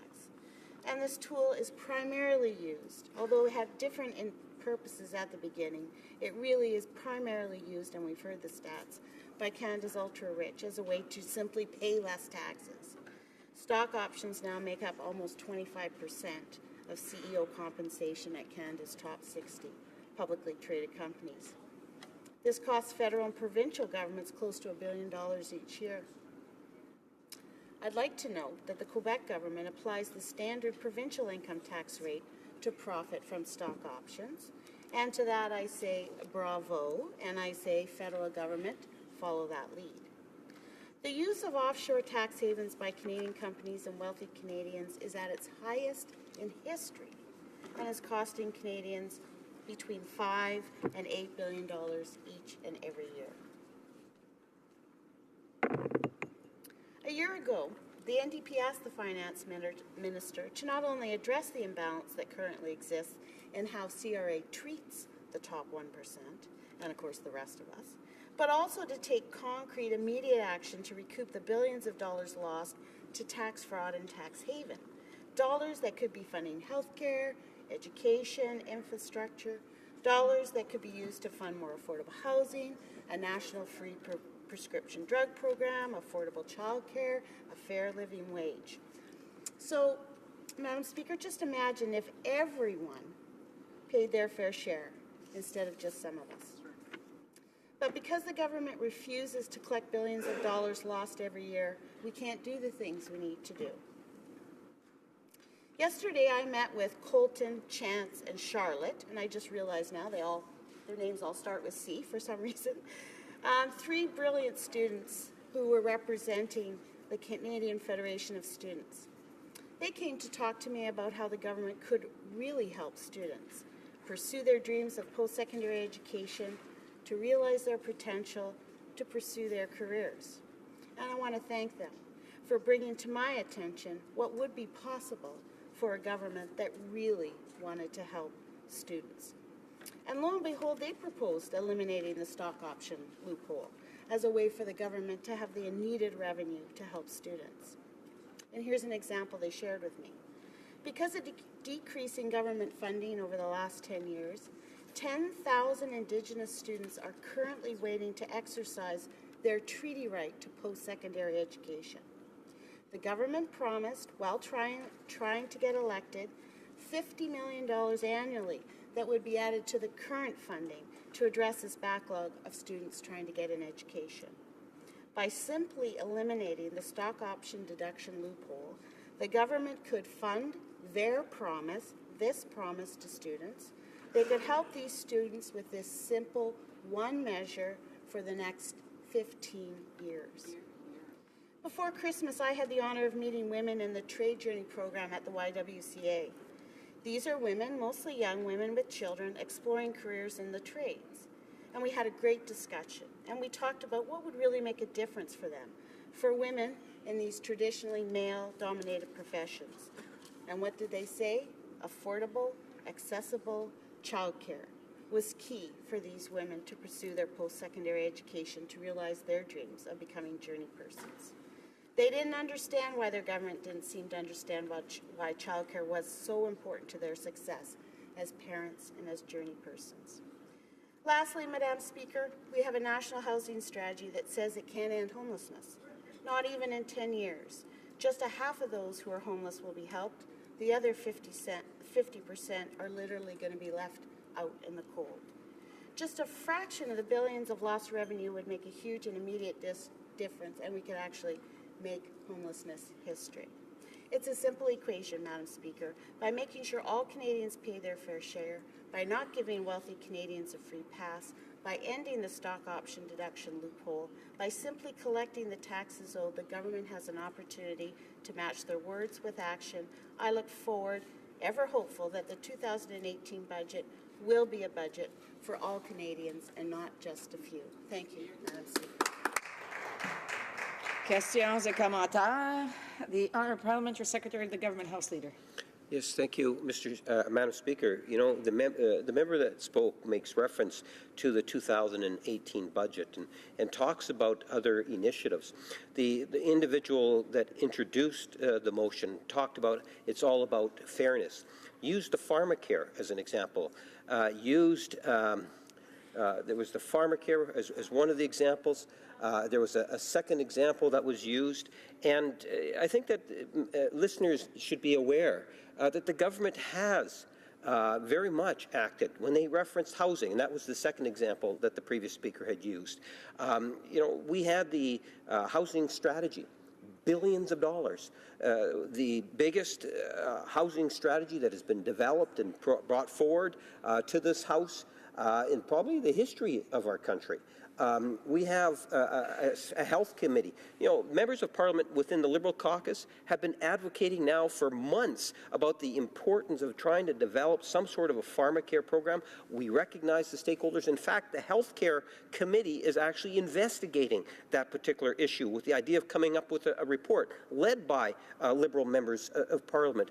You know, the government is moving forward on many progressive areas. The question I have for my colleague across the way is related to the just under $1 billion that's being invested by the Minister responsible for revenue to look at recuperating literally hundreds of millions going into the billions of dollars of those individuals that are owed taxes, that are not paying taxes, and what are her thoughts in regards to that? The Honourable Member for Saskatoon West. Thank you, Madam Speaker, and I want to thank my fellow Prairie colleague for his eventually getting to the question. I guess, and I'm being a bit funny here, just to the point, I think we have heard this government talking a lot about things. They're talking about childcare. They're doing sort of provincial arrangements. It has not had any impact in people's lives yet. They're talking about a national drug prescription program. What I presented was an opportunity to stop talking about those things and to actually do them. I also talked about a program that they, trumpet all over Canada about helping children. I gave you an opportunity to find a way to even do that better.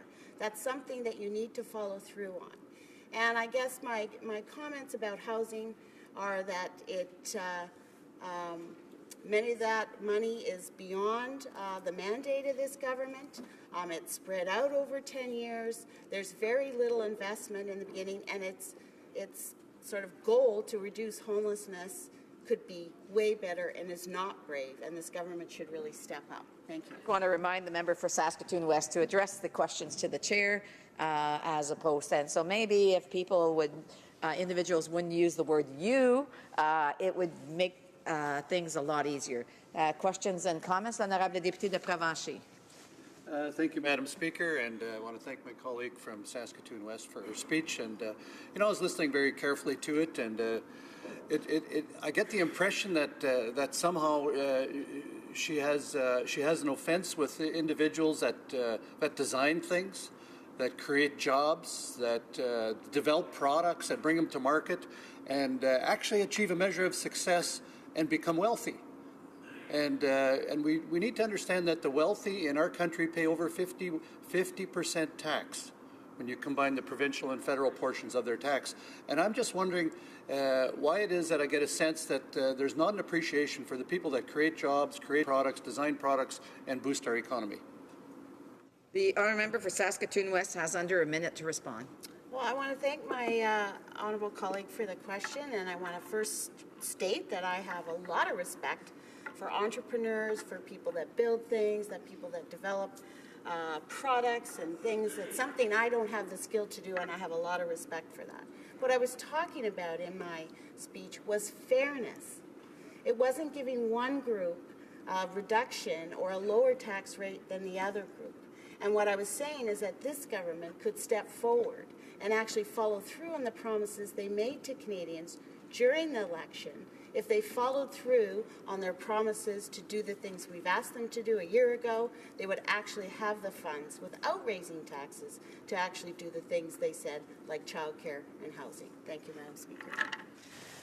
Resuming debate. Reprise de débat. Resuming debate, the Honourable Member for Trois-Rivières.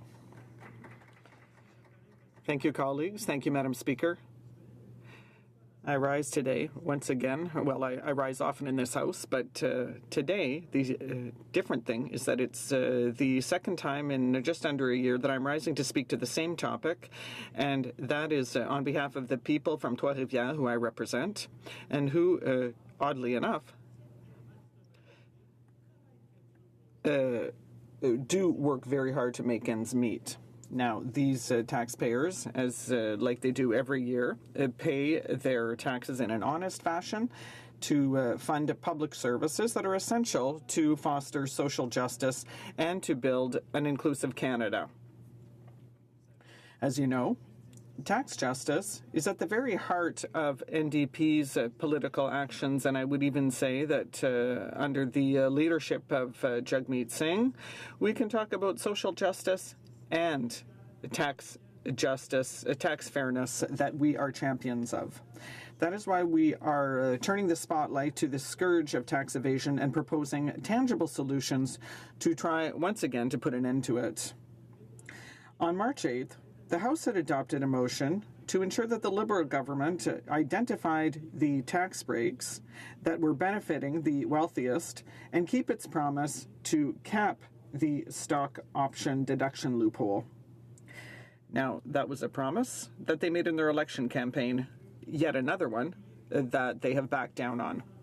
In fact, when someone makes a commitment, in my mind, there are three types of people or types of answers. There's the type of person who says yes and who gets down to work right away. We remember that person because that person's word is like a contract. There's the person who says yes, but takes time to act, and you have to remind that person over and over without necessarily being sure that this person will walk the talk. And then there's the person of lost causes who says yes just to look good, who says yes maybe because that person seems to be in agreement with the principle, but is completely unable to act. And I must say that I'm hesitating. I think the Liberal government is somewhere between the second and third category. That means, so I don't know if they're delaying action or if they're simply a lost cause. And I'm going to give them a few more weeks to see that whether in the budget that is going to be tabled for 2018, the Liberals will actually walk the talk. And if I see that that is not the case, then, we'll draw the conclusions that are quite obvious. That is that the Liberals talk but don't act. And if Canadians really want a government that is attuned, I was going to say to the middle class, but I'm not going to say it because we have trouble defining it, but who is attuned to the workers across this country regardless of the income they earn. And perhaps they will be connected to the NDP's proposals the next time. And believe me, Madam Speaker, I will ensure that that proposal is clear and clearly defined. So at the time, a few months ago, I said I gave a speech that called on my colleagues to support this motion. Victory. That's all. It was the victory of our motion. And then, when we look, though, at the action that was taken, well, the opposite happened. They said, yes, we're going to close those stock loopholes and to ensure that everyone pays their fair share of taxes for the sake of tax fairness. But the very next day, they kept signing agreements with tax havens. If that's not doublespeak, then I don't know what is. Now, so I am very dismayed to have to come back to this House to rise again to speak out in favor of social justice. And I hope that this time I will be heard, and I actually fear that this motion will be voted in favor of once again if it should be followed by inaction. So today I'm calling on my governments on my colleagues to support our new motion that seeks to call on the government to keep its promise to cap the stock option deduction loophole and to take aggressive action to combat tax havens. We would like to see Budget 2018 include practical measures to fight tax fraud, including a cap on stock option purchases. We're talking about between $800 million and $1 billion per year that do not find their way into our coffers, into the government coffers. Do you know what we can do with that kind of money? I have so many ideas that I think that $1 billion wouldn't even be enough. But it's absolutely appalling to have to deprive ourselves of these revenues. So why is this stock option matter so crucial? Because under this system, for those who are not familiar with with this tax approach, with this system, a CEO can buy shares in the business that he owns and sell them in a timely fashion, that is, when it's profitable, and the benefits constitute capital gains. And therefore, they are taxed at half of the rate applicable to regular income. So those are people, when they fill out their tax return, the form that they have to fill out, they have their T4 and that's about it, and they pay their fair share of taxes. Those are regular Canadians. Thus, the federal government is encouraging major companies to maintain this practice because CEOs who benefit from them, from these measures, pay 50% less tax. Because of this tax loophole, the federal government and the provinces lose $1 billion each year. And instead of giving this money to rich bosses, the government should add a simple line to Budget 2018, that is, to protect the interests of all taxpayers in this country. This billion could fund research, for example, in my region, research that would finally establish a standard for the use of pyrrhotite in concrete and lift thousands of people out of an infernal problem that they've been suffering through for years. That could allow the government to fund an announcement that has been a long time in coming, that is to grant public funding, I would hope, to the high-frequency train that is planned by Via Rail, and that would link Quebec City to Windsor, and it would go through my riding. Now, this amount could also fund better health transfers, more education transfers. And when we're talking about salaries, wages, the riding that I have the pleasure of representing has a very specific feature. The place of seniors is very important. We are well above the average for other regions in Quebec. And I haven't heard any senior come to tell me that they were bending under a load of riches. No, they're talking about the fact that they have trouble with having access to the GIS.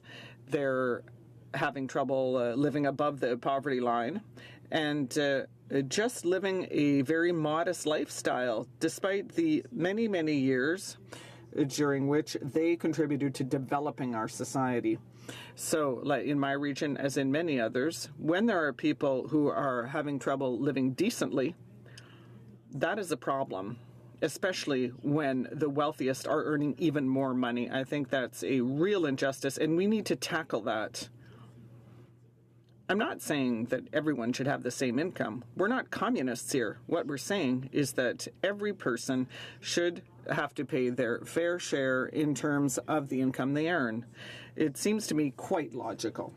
So when I hear the Liberals talk to me about their tax cuts and the fact that they have capped the TFSA, I mean, come on, the people I meet with in my riding don't even know what a TFSA is or an RSP, because when they're filling out their tax returns, they don't have any money, any extra money to invest in these savings vehicles that would allow them to make ends meet. So we're light years away of what the Liberals are talking about. And when the Liberals put in place those tax cuts, they forgot an entire category, the first tax bracket, and they're the ones who are funding the deficit, because we know that when the money that is being taxed on the rich are not enough to pay for all the Liberal spending. So once again, the wealth gap is growing year after year. Studies show that. There is no doubt about it. It is high time for this government to stop talking and start acting in a way that respects its promises. They need to say, we will not vote in favor of the NDP motion, or that they vote in favor of it, but act. Questions and comments, the Honourable Member for Rivière-des-Mille. Thank you, Madam Speaker. I listened attentively to the speech from my colleague from Trois-Rivières. It's very interesting. He was talking about social justice. I'd like to ask him a question. When our party came to government, we put in place 3 measures. First, we cut taxes for the middle class, and then we increased taxes for the wealthiest 1%, and we invested $1 billion to fight tax evasion and recover certain amounts. So I don't understand why. In fact, I'd like him to explain to me why your group, the NDP, voted against these measures that we put in place. Thank you. I might remind the Honourable Member that she must speak through the Speaker and not directly to her colleague. The Honourable Member for Trois-Rivières. Thank you, Madam Speaker. And I'd like to thank my colleague from Rivière-des-Mille for her question. I'd be very happy to explain to her why. Every time I go to my riding, the median wage is $31,000 in my riding. The first tax cut that was put in place by the Liberals only kicks in if the person's income is $45,000. So these wonderful announcements that came from the Liberal Party and those beautiful speeches in support of the middle class, do you feel those effects on in your weekly budget? And every time my fellow citizens tell me, nope, it doesn't make any difference at all to my budget. So it seems to me that the answer is very clear. I'm not saying that the measures were not proposed in good faith, but the target was not meant very clearly. And also, very clearly, when we're talking about the middle class, the NDP party and the Liberals have a very different message. For the Liberals, well, it would seem that belonging to the middle class is you earn somewhere between $80,000 and $150,000, so that doesn't work for us. Thank you, Madam Speaker, and I listened very carefully to the member's speech as well. And I'm curious why he had to clarify that the NDP are not communists. I find that interesting that he would need to do that. But having said that, he talked a lot about social justice and fairness. And I'm wondering whether he could comment a little bit briefly on the Liberals' new values test that they've forced upon people that want to participate in the Canada Summer Jobs Program. Here's an opportunity for them to talk about social justice and fairness and why not everybody is qualified to participate in that program. People are actually going to be required to compromise some of their deeply held beliefs and values if they want to participate. And if we're as concerned as we say we are about social justice, can the NDP member tell me how that is fair?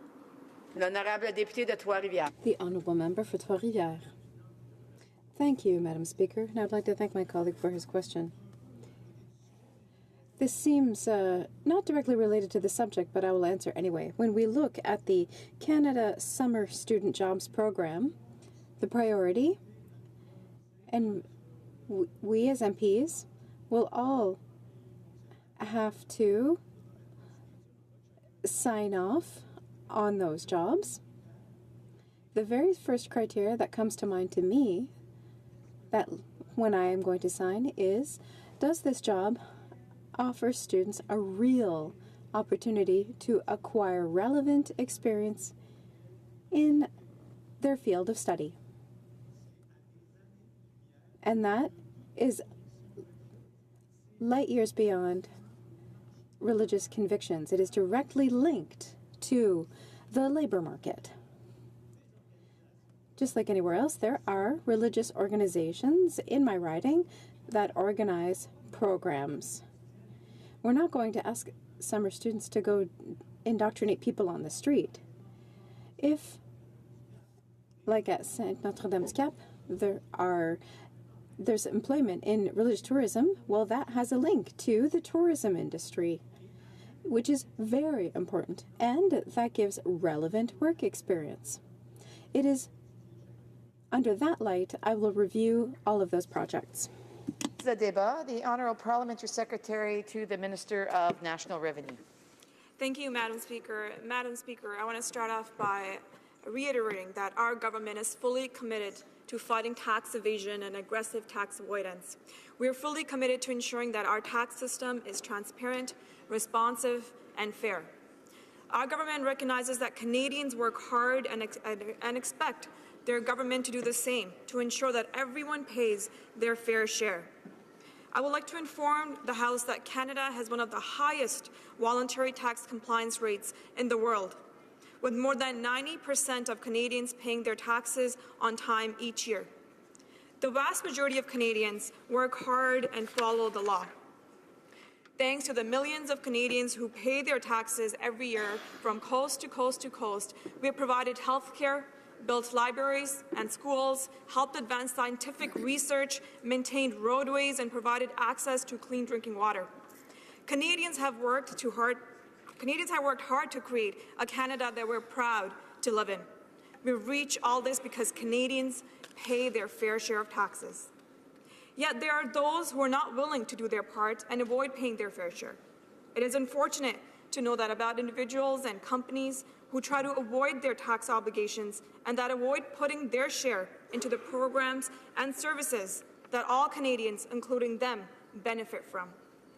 That is why cracking down on aggressive tax avoidance and tax evasion continues to be a priority for our government. Not only is it against the law, it is unfair to the millions of honest Canadians who pay their fair share. Tax cheats rob the government of the revenues it needs to deliver the programs that Canadians have come to rely on and need to improve their quality of life.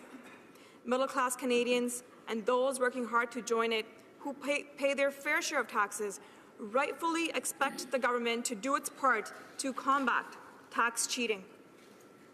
Mr. Speaker, this is why our government is taking historic steps to combat tax evasion and aggressive tax avoidance. Funded by the investments of close to $1 billion in budget 2016 and 2017. We are transforming the Canada Revenue Agency into an organization that delivers results for Canadians, especially when it comes to delivering a fair tax system. This is what Canadian expects, Mr. Speaker, and it is something that we will continue to deliver. Mr. Speaker, we believe that Canadians deserve transparency into our efforts in fighting tax evasion and aggressive tax avoidance. I would like to thank the Finance Committee for their recommendations here. That is why we have made good on our commitment to be more open and transparent by making more information available to taxpayers about the results of the Canada Revenue Agency's compliance activities. We have established a new level of transparency to report results to Canadians and to show would-be tax cheats the serious consequences of taking part in tax evasion and aggressive tax planning.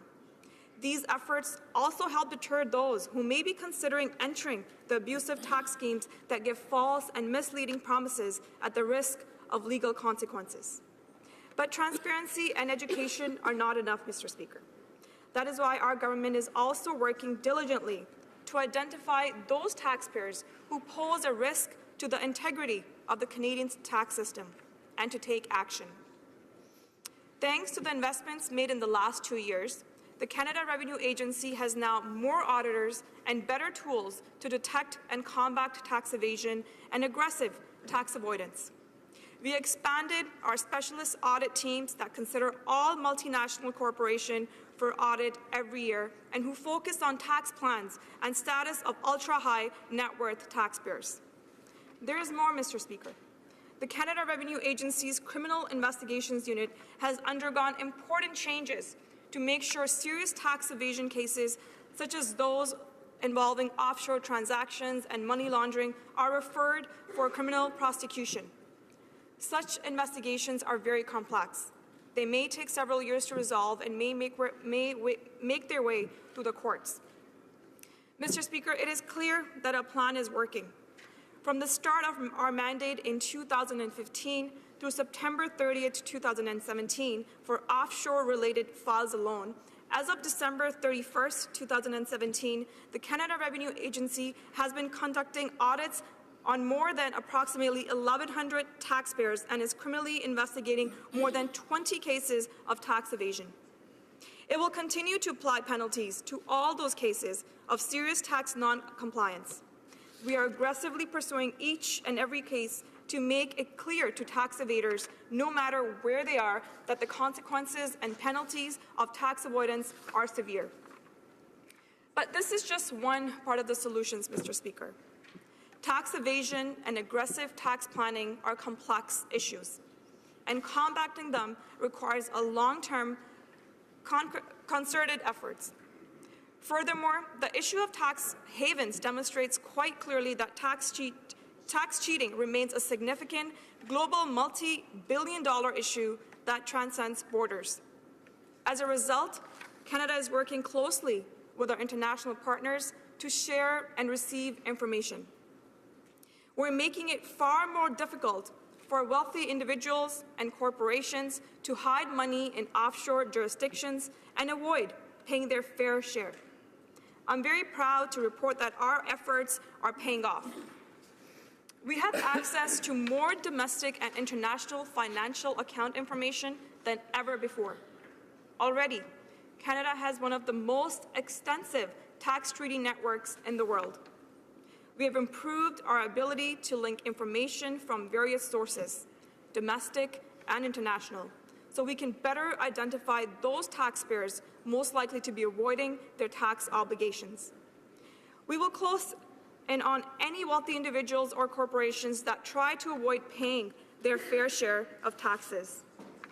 While the confidentiality provisions in the Income Tax Act prevent the Canada Revenue Agency from commenting on specific cases, through our collaboration with international partners, we have been identifying and taking action against those who are evading and avoiding taxes and breaking the law. In 2017, the Canada Revenue Agency began receiving country-by-country reports from multinationals to help spot profit shifting and more information to risk assess taxpayers who may be aggressively avoiding or evading taxes offshore. Furthermore, we will begin to receive international banking information in 2018. Canada will be able to automatically exchange information with other countries to identify taxpayers with offshore accounts through the OECD's Common Reporting Standard. And with focused efforts and changes to the law, Canada shut down some gift tax shelter schemes that at one point including more than 48,000 participants. We want a tax system that is fair for all Canadians, and we're taking steps needed to make this a reality. Additionally, thanks to the investments made by our government, the Canada Revenue Agency's large file risk assessment systems were also featured globally by the OECD in 2017. They are world-class and global best practices, which is why Canadians can be proud that our international tax administrations are looking for Canada to help improve their systems. Mr. Speaker, Canada's leadership and contribution to international best practices in this area is providing Canadians and the Revenue Agency that it is a world-class tax and benefit administration. Canadians expect no less from us, and we're delivering on our promises. As a result of systems improvement, we now have the capacity to risk assess 100% of large business tax returns filed every year, therefore improving its ability to identify high-risk transactions and to ensure that those who choose to break the law are exposed and made to face the consequences. Our government is also focusing on promoters of abusive schemes and wealthy taxpayers who can afford to pay their expertise to navigate the tax laws. We have levied approximately $11 million in penalties in 2017 to tax professionals who facilitate these schemes. We're making it absolutely clear that we're not just going after tax evaders, but those who actively are involved in aggressive tax avoidance. The government has also put in place a paid informant program and has access to all international electronic fund transfers, also referred to as EFTs, over 10,000, and is analyzing the data in conjunction with other business intelligence. The CRA is using a jurisdiction and/or financial institution of concern approach to identify high-risk transactions and potential offshore aggressive tax avoidance and evasion, and has committed to reviewing all international EFTs to and from four offshore jurisdictions and financial institutions of concern per year. Canadians can be proud that thanks to our government's action, Canada plays a key role in international intelligence when it comes to combating overseas tax abuse. Mr. Speaker, all of these efforts and results serve to underline why Canada Revenue Agency does not need to depend on leak lists such as the Paradise Papers to fight tax evasion and aggressive tax avoidance. Thanks to our government's historic investment in the Canada Revenue Agency, the agency is already well underway in carrying out its work in identifying and pursuing those who are not paying their fair share long before the leak occurs. Furthermore, Mr. Speaker, in December 2017, the Minister of National Revenue announced the tightening of the Voluntary Disclosures Program to reflect our confidence in detecting aggressive tax planning. These tighter rules will mean that individuals who participate in sophisticated tax planning face the full consequences of their actions and do not simply get to walk away from paying away the taxes that are owed. This decision means that cases may take longer, but we believe that this is just one option and that one that Canadians would expect. The Canada Revenue Agency has also begun a review on selected neighbourhoods to better compare lifestyles to income, particularly where corporation, trust, or non-residents own residential property. This will help us to better identify the taxpayers who are most likely to be avoiding their tax obligations. Mr. Speaker, our government has laid some extremely important groundwork. It is early, but as Canada Revenue Agency works through an ever-growing roster of audits and investigation, their analysis of recent data leaks and international benchmarking tell us that we have made progress on detecting and taking action. Voluntary payment of tax, the ultimate goal of compliance work, continues to show upward trends. Canadians work hard to support their families and pay their fair share of taxes, and that Canada Revenue Agency is working hard to ensure that nobody avoids paying their fair share. Our effort is crucial in ensuring that the Government of Canada can deliver the programs that hardworking Canadians rely on and deserve. What remains an issue is the aggression and motivation of those undertaking aggressive tax planning. The battle is now the issue of legal challenges in conducting audits, requests for information, as well as legal challenges to exploit unintended loopholes. Aided by a historic investment, the Canada Revenue Agency is working to address this through more resources, better data, and better approaches to make sure that those who choose to break the law face the consequences. Our government will not stand by and let those who choose to cheat drain resources from the services that need funding to improve the quality of life for all Canadians. All of these efforts outline the Canada Revenue Agency's continued excellence in service, compliance, integrity, security, and innovation. And the agency continues to improve its transparency and accountability to Canadians. No one is above the law, Mr. Speaker. There are millions of hardworking Canadians who follow the law and pay their fair share, and they rightfully expect others to do just the same. That some individuals and companies continue to try evade their taxes is unacceptable. That is why our government will continue to work hard to crack down on tax cheats. Canadians expect nothing less, Mr. Speaker. It is what our government will continue to deliver on. Thank you, Mr. Speaker. Excellent. Questions and comments. Questions et commentaires. L'honorable député de... The Honourable Member for Sherbrooke. Thank you, Mr. Speaker. I would like to thank my colleague for her speech.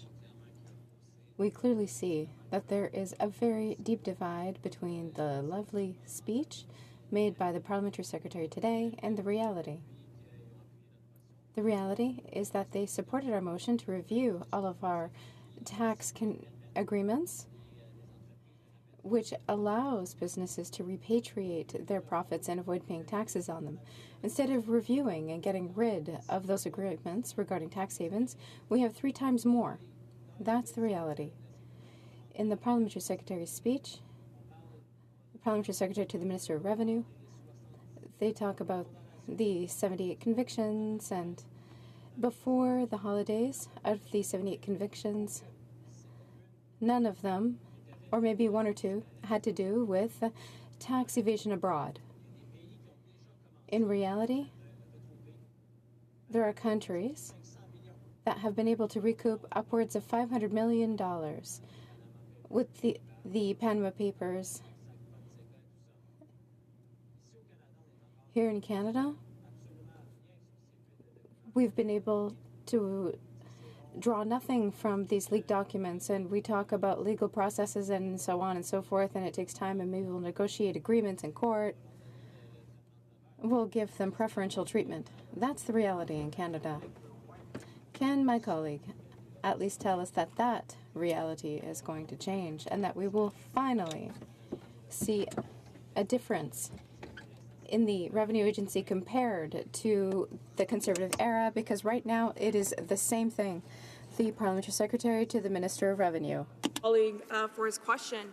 Mr. Speaker, when it comes to tax evasion, no other government has invested as much into the Canada Revenue Agency as we have in the past 2 years to crack down on tax evasion and combat tax avoidance. Tax fairness, including issues of tax evasion and avoidance, is a central pillar of our commitment to middle-class Canadians. Our government has taken significant actions to date and we're delivering on its tax fairness commitments. And I'll be happy to point out to my colleague that the agency now has full-time unit dedicated to offshore non-compliance and another focused on the wealthiest Canadians. We have implemented the Common Reporting Standard, which allows for automated sharing of information held by non-residents with OECD partners. With the unprecedented investment of close to $1 billion, Mr. Speaker, to combat tax evasion and aggressive tax avoidance, the CRA is now able to risk assess 100% of large multinational corporations annually and is better able to identify those taxpayers who participate in the aggressive tax avoidance schemes. Thank you, Mr. Speaker. Questions et commentaires. L'honorable député. Questions and comments. The Honourable Member for Trois-Rivières. Thank you. Now, sometimes when you listen to a new piece of music that you don't know, you can say, oh, I think that's Mozart, or I think that's Vivaldi. And I was listening to my colleague's speech, and I think that I could blindly say, oh, that's a Liberal speech. It's ample, it sounds nice, it has a lot of nice words, but it doesn't really answer the question. Now, where I come from, we like to call a spade, and to get clear answers to clear questions. During the election campaign, the Liberals promised that they would close the loophole concerning stock options. That still hasn't happened. We tabled our first motion, and they voted for it, and that said exactly the same thing. And today, we're coming back again with the same request. So my question is simple. In the next budget, 2018, will the Liberal government commit to having a line that will close that loophole? Secrétaire parlementaire. The Honourable Parliamentary Secretary. Thank you, Mr. Speaker, and I want to thank my honourable colleague for his question. But again, Mr. Speaker, let me be absolutely clear. Tax evasion has been a priority for our government ever since we took office. As I mentioned before, we have made historic investments in the CRA to combat tax evasion and aggressive tax avoidance. The CRA is focusing resources in areas of highest risk domestically and internationally. And as I pointed out in my speech, we are proud of our results. We have improved our ability to link information from various sources, domestic and internationally, so that we can better identify those taxpayers most likely to be avoiding their tax obligations. From the start of our mandate in 2015 through September 30th, for offshore-related files alone, Mr. Speaker, as of December 17th, the Canada Revenue Agency has been conducting audits for more than 1,100 taxpayers and is criminally investigating more than 20 cases of tax evasion. Mr. Speaker, we will continue to apply penalties to all those cases of serious tax non-compliance. We are aggressively pursuing each and every case to make it absolutely clear to tax evaders that no matter where they are, the consequences or penalties of those tax avoidance are extremely severe. Thank you. Questions and comments? The honourable member for Nepean. Thank you, Mr. Speaker. One union leader told me that every $1 investment in a tax auditor, if that auditor focuses on the average taxpayer, the returns are $8 for every $1 investment in the auditor. But the same $1 investment in an auditor who focuses on the corporations which use aggressive tax avoidance schemes, tax avoidance planning, yields about $40 in tax revenues. Obviously, the investment that our government is doing in creating special groups focusing on offshore non-compliance corporations is good. In fact, considering the cuts that were made in the previous administration, which led to the dismantling of the specialized groups within the CRA, now that they are back in action, it's really good. At the same time, Mr. Speaker, we should also continue to invest in CRA call centers, which are used by an average Canadian taxpayer to ask for legal clarification, legal information. And I would like to ask my honourable colleague, the investments that we are doing on these specialized groups within the CRA, when can we expect to start seeing the results in terms of the tax revenue? The Honourable Parliamentary Secretary to the Minister of National Revenue. Thank you, Mr. Speaker. And I also want to thank my honourable colleague for his question. And again, it's a very important question because services, he talked about the call centers, and services at the center of the Minister's mandate letter. And we've been clear in terms of, providing the best service possible to Canadians is extremely important to us. And that's why, as has been mentioned, that in 2018, the Conservatives made ridiculous cuts in the previous government when it came to the phone technology. They've been working with technology that is, 20 to 30 years old, but we understand that more needs to be done. We need to make sure that we give, especially the employees at the CRA, the tools, the right resources. And I have to say, I did a tour of the Greater Toronto Area CRA centers. I have to say, our public servants work extremely hard. They're committed to make sure that they provide the best services to Canadians. And with the new technology, phone technology that we've invested in, we will be able to see the results of that really soon. Thank you, Mr. Speaker. Questions and comments? The Honourable Member for Saint-Hyacinthe-Bagotte. Thank you, Mr. Speaker. In my riding office, I receive letters, emails, phone calls, all from citizens saying that they are offended by the fact that Canada still has agreements with so many tax havens. Despite everything that my colleague has said, it has been shown that as a government and as a country, we are depriving ourselves of $8 billion a year because we are not taking measures that are as aggressive as those taken by other countries. So this is $8 billion that we're not getting in this country. She talked about how she was proud of the agreements that we have with other countries, but I would like her to explain. Is she proud of the fact that in recent years, agreements were signed with the Cook Islands, Grenada, and other countries? What should make us proud of signing agreements with even more tax havens? There are even many tax havens that, Canadian lawyers have ensured that these countries become tax havens. So why are we not putting every measure possible in place to undo this system? Secretary of Parliament. The Honourable Parliamentary Secretary to the Minister of National Revenue. Thank you, Mr. Speaker, and I want to thank my honourable colleague for her question. And exactly what she said. I mean, more needs to be done. But, Mr. Speaker, when it comes to tax evasion, again, as I mentioned before, that no other government has invested more into the CRA when it comes to tax evasion and aggressive tax avoidance. And Mr. Speaker, tax fairness, including issues of tax evasion and avoidance, is at the central pillar of our commitment to middle-class Canadians. The agency now has, because of the investments that we made, the agency now has full-time unit dedicated to offshore non-compliance and other focused on the wealthiest Canadians. We have implemented the Common Reporting Standard, which allows the automatic sharing of information held by non-residents with OECD countries. With the unprecedented investment, again, of close to $1 billion to combat tax evasion and aggressive tax avoidance, the CRA is now able to risk assess 100% of large multinational corporations annually and is better able to identify those taxpayers who participate in aggressive tax avoidance schemes. Thank you, Mr. Speaker. Reprise de débat. Resuming debate, the Honourable Member for Saint-Hyacinthe-Bagotte. Mr. Speaker, first of all, I'd like to say that I'll be sharing my time with my colleague, the Honourable Member for Victoria. Mr. Speaker, tax evasion deprives families of hundreds of millions of dollars that could be invested in high-quality social programs. It's time for us to end this scheme, which benefits no one except the most rich. And yet the Liberals had promised that they would attack this problem. The Prime Minister himself said on November 6th, "We are working every day to ensure that everyone pays their taxes." Mr. Speaker, forgive me if I have some doubts about that.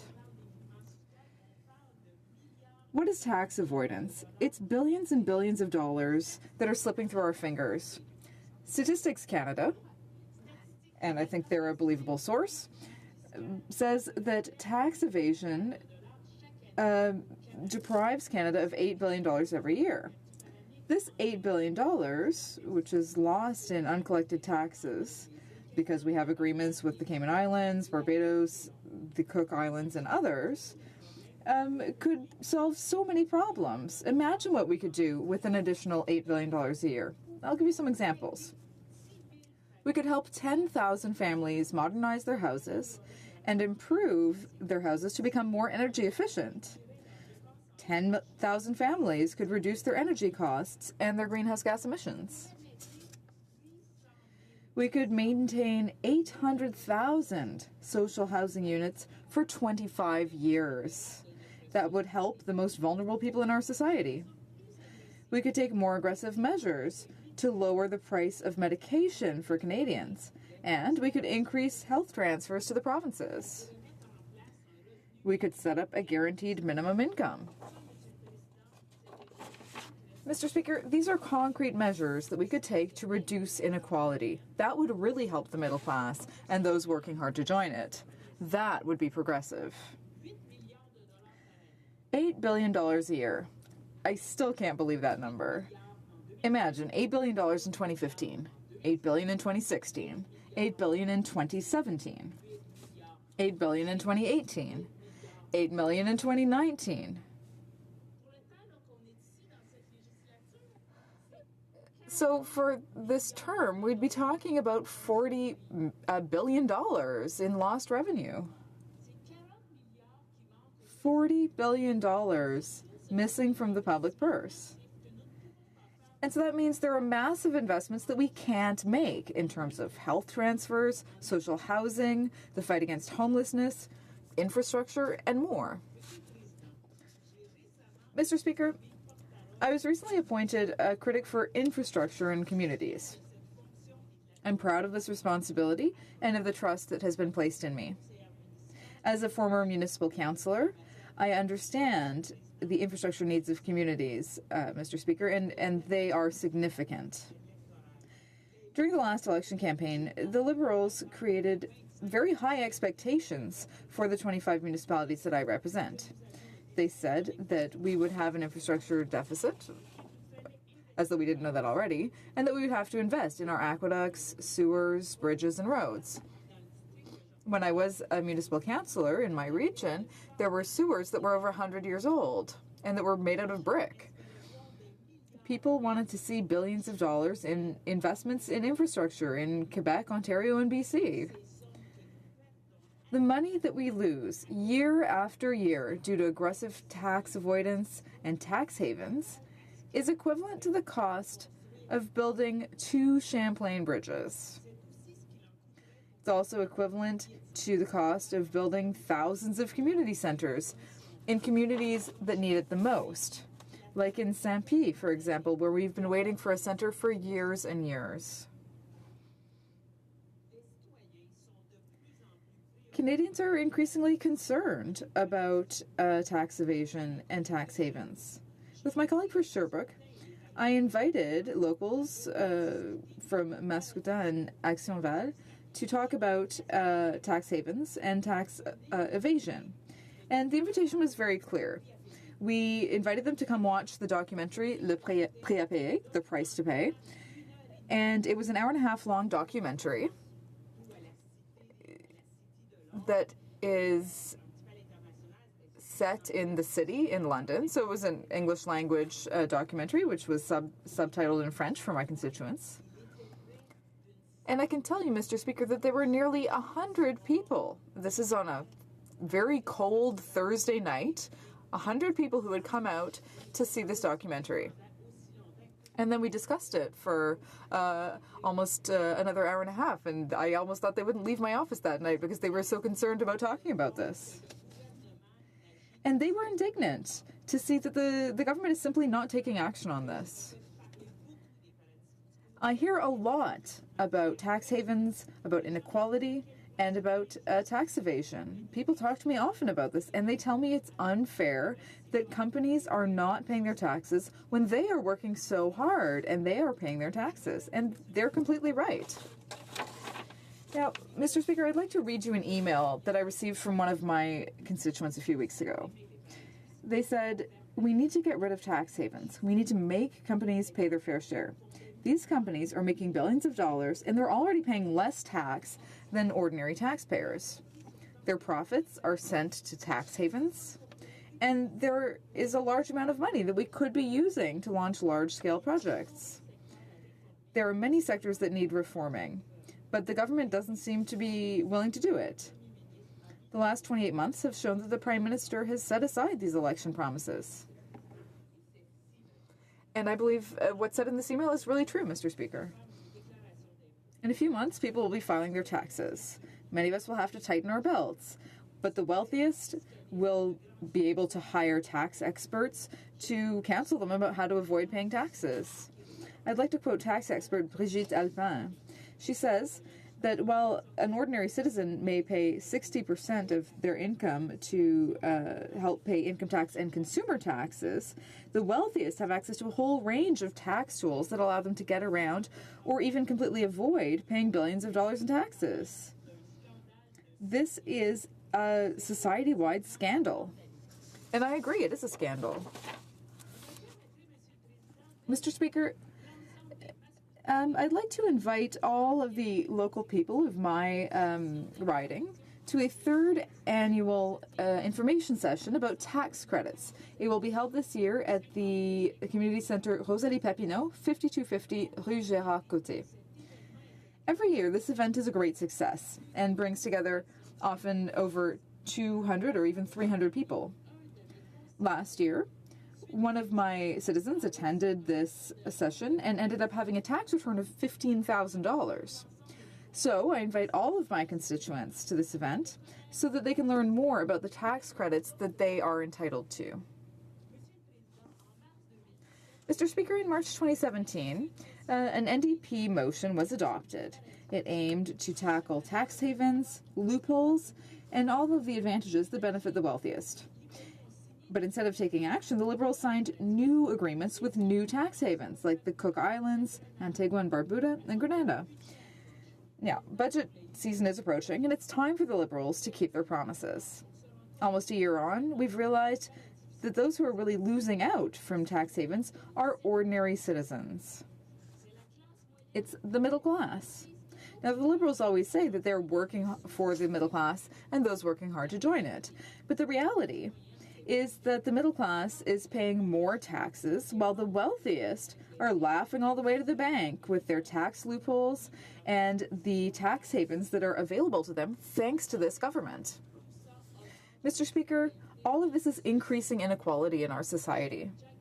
Our leader, Jagmeet Singh, recently said that even if this government keeps saying that they're working for the middle class and those working hard to join it, the reality is that they are building an economy that works for the most privileged and leaves others by the wayside. Multinationals and rich individuals will always find ways to avoid taxes, and so it's the middle class that has to take on this bigger share of taxes to compensate for the money that's not in the public purse. So once again, Mr. Speaker, the rich are getting richer even faster, while the middle class is paying the price. Instead of taking real action against this huge problem, the government is being passive when it comes to tax havens. And this is the real problem. Our tax system allows the wealthiest members of our society to send their money to tax havens legally. So it is urgent that we change the law in order to rectify the situation. In the next budget, this government needs to present concrete strategies to tackle the problem of tax havens. Questions and comments? Question commentaire. Honorable Secretary. The Honourable Parliamentary Secretary to the Government House Leader. Yes, thank you, Mr. Speaker. I appreciate the comments from a member opposite. Don't necessarily agree with her entire speech, but I can say that what we have seen is a Prime Minister, in fact, a government as a whole, and we've seen that in budgetary motions that have been brought forward to this House, deal with the issue of tax evasion. The Minister of Revenue has gone to great lengths where we've seen close to $1 billion invested in going after those that are trying to avoid paying their fair share of taxes. It is a substantial amount of money. There's literally hundreds going into billions of dollars that is out there. This government is aggressively pursuing that. And I'm wondering why it is that when it came time to vote on that particular measure, that the NDP did not vote to support, or you very rarely hear the NDP even talking positively in regards to the fine work that the Minister of Revenue has done in terms of going after the hundreds of millions of dollars that is owed to the Canadian coffers. L'honorable député de Saint. Honourable Member for Saint-Hyacinthe-Bagotte. Mr. Speaker, I'm very pleased to hear that he agrees with most of what I said, but the problem is not just that you can have to agree. You also have to take action. Now, when individuals and companies pay their fair share, that's good, but that's not the case. There's a lot more that needs to be done. Of course, some things are being done, but you can look at European countries, for example, that are going much further. If we really put all of our means together and split things in a fair manner, we can afford good health care, education, infrastructure, help for seniors and persons with disabilities, and so on. But unfortunately, having people using tax havens prevents us from investing in these very essential services, because the wealthiest of the wealthy have access to tax havens and tax schemes that mean that we lose billions of dollars, Mr. Speaker. We need to do more. Statistics Canada showed that we lose $8 billion. So that means that all of the Minister of Revenue's efforts need to be increased if we want to get that money back. Questions and comments? The Honourable Member for Drummond. Thank you, Mr. Speaker. I'd like to commend my honourable colleague from Saint-Hyacinthe-Bagotte for her excellent work on this file, that is fighting tax havens and tax evasion. She has worked very hard for a long time for tax fairness, and she's consulted her constituents, just like I have in my riding of Drummond. Yet again, a few weeks ago, I invited 50 people to talk about tax havens and that type of problem. And she's right, $8 billion at the very least are being lost. And that means that Canadian citizens are not benefiting. Now, the Liberals voted in favor of our motion, calling for them to fight tax havens. And what did they do? They signed 2 further agreements with tax havens. So how can we understand the fact that they say that they'll support our requests and listen to Canadians, and yet they do the opposite? What does that mean? Why do they not walk the talk? The Honourable Member for Saint-Hyacinthe-Bagotte. I'd like to thank my colleague, and I'd like to thank him for the efforts that he makes as well. He's right, we don't understand. The citizens of my riding, they're the ones who make me so indignant and scandalized to see what's going on. At the National Congress of the NDP in Edmonton, there was a panel about tax evasion, and it really brought this problem home to me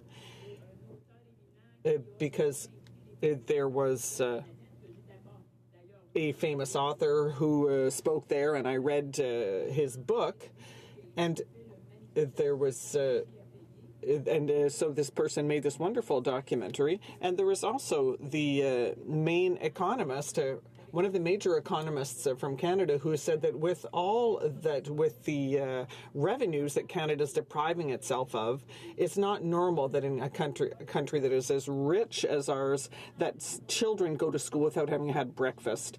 So I had a breakfast briefing with those 3 experts, and just discussing with them was a real source of inspiration for me. They really stirred up my indignation with regard to tax havens, and since that time, every time I attend an event, my constituents talk to me about it, and we are going to remain angry. And that's why we're presenting this motion today, because we represent constituents, and I'm sure that many of my Liberal colleagues represent citizens who are angry about tax havens. Member for Victoria. Well, thank you very, very much, Mr. Speaker, and it's indeed an honour to rise in support of the Opposition Day motion today, which I should recall asks this government to keep its promise to cap the stock options deduction loophole, and secondly, to take aggressive action to combat tax havens and make some real take some real concrete steps in the next budget to do so. This is a very, very important motion for a number of reasons. During the course of my remarks, I want to talk about tax havens in particular, and secondly, to talk about the use of tax havens by companies that are in the burgeoning cannabis business, something that came up in the Senate a couple of days ago, and I'd like to link into this debate. And lastly, Mr. Speaker, I would like to talk about a private member's bill that I have before Parliament that I think would make some contribution to this problem. And what is this problem? Well, you've heard it so often already. Other speakers have pointed the finger at the enormous and growing gap in our society, the growing inequality where Canada's top CEOs earn 200 times the average person's salary. These statistics are quite extraordinary when Canadians hear them, and they cannot be said too often. That Oxfam reported last month that 8 super wealthy men own as much as half of the world's population. That's staggering, Mr. Speaker. It's hard to get your head around figures like that. And of course, the top 20% owning perhaps 67% of all wealth in this country. This isn't the kind of society, Mr. Speaker, that I grew up in, but it's the kind of society we're leaving to our children and our grandchildren. And I certainly hear on the doorsteps in my riding of Victoria frequently this recognition that Canada is changing before our very eyes. And one of the ways it's changing is because we are allowing tax havens to flourish. Now, Mr. Speaker, the government will tell you that they're doing all they can to deal with aggressive tax avoidance schemes, that they've hired all these people. But as that old ad used to say, show me the money. Yes, exactly. I can't remember how many times in the last Parliament I asked the member from Delta, who was the Conservative member and Minister of National Revenue, about just how much money that they'd recovered, because they kept bragging about how the CRA was just on the front lines and doing all they can to recover this money. And I kept asking, well, how much money have you actually recovered, Madam Minister? Oh, and here's how they put it. We've identified millions of dollars, identified billions of dollars. Madam Speaker, I'd ask the next time, how much have you actually recovered? Oh, I never got an answer. It's always identified. So watch the bouncing ball, Mr. Speaker. Watch the rhetoric, because this government uses it as well. $500 million have been recovered after the Panama Papers were first exposed by countries who took seriously their need to tackle tax evasion and aggressive tax avoidance. The line between those two concepts is murky at best. How much did Canada recover? Don't know. Don't know. Won't tell us. Maybe they've identified a lot of money. I'm suspecting that they did. Now, I do not for a second wish to make light of this. I think the government's hiring more people is a good first step. And of course, the Liberals, when they were in opposition, used to remind the House frequently that for every dollar that is invested in going after international aggressive tax avoidance, we recover 5 or 10 or some multiple. And I absolutely believe them. It's an excellent investment, Mr. Speaker. Secondly, I support and applaud our government's work at the OECD and in G7 and other international places in order to make sure we're part of the solution to tax avoidance and trying to deal with what they call the BEPS initiative and a number of other things. I can only support Canada's leadership in those places. But it's not as much as the British have, it's not as much as the French have, and I fear that Canada is there, but maybe hasn't got much to show for it as of yet. Thirdly, I noticed that Canada enters into a number of these agreements that are called TIEAs, Tax Information Exchange Agreements. And sometimes it looks to a person reading them that all that they do is regularize tax avoidance, and the use of tax havens seems to be just fine. At the macro level, stepping back from this, our Income Tax Act has for a long time been criticized by accountants, the organized tax industry, to the person on the street who just has enormous difficulty understanding how the scheme works. And it's such a simple thing for a politician to stand up and say, we have to simplify our tax system. How long have we heard that? And then sometimes we get simplistic arguments, sometimes I hear them in Alberta, about how we need to have a flat tax and all of a sudden everything would be better, no matter how regressive that in practice turns out to be. So, Mr. Speaker, we have a big problem at the international level and at the domestic level. if one talks about the effect of tax havens on Canada, it is nothing compared to what's happening in the developing world, where their resources are siphoned off, find their way into bank accounts in Switzerland and Liechtenstein and places like that, and the money that is so desperately needed for development is not happening. Sadly, some of that is in the mining sector, and sadly, the mining sector seems to be a significant part of Canada's economy. And we see in Vancouver, I think a half of or more of mining corporations are incorporated, sometimes using tax havens. So, Mr. Speaker, I'm trying to set out the enormity of the problem and now some of the solutions that may be at hand. One idea that I think is worth discussing, at least, is my private member's bill, which is Bill C-362. And it would attempt to close some of these loopholes. This is a very simple 2- or 3-line bill, which I'd urge honourable members to consider. It is inspired by the late Dr. Robert McMechen, who sadly passed away last year. He was a tax litigator for most of his career right here in Ottawa in the Department of Justice. He went on to do graduate work at Osgoode Hall, wrote a very important book on international tax avoidance. He came into my office and said, "Can I work with you on trying to get our hands around this enormous problem?" And of course, I welcomed him with open arms.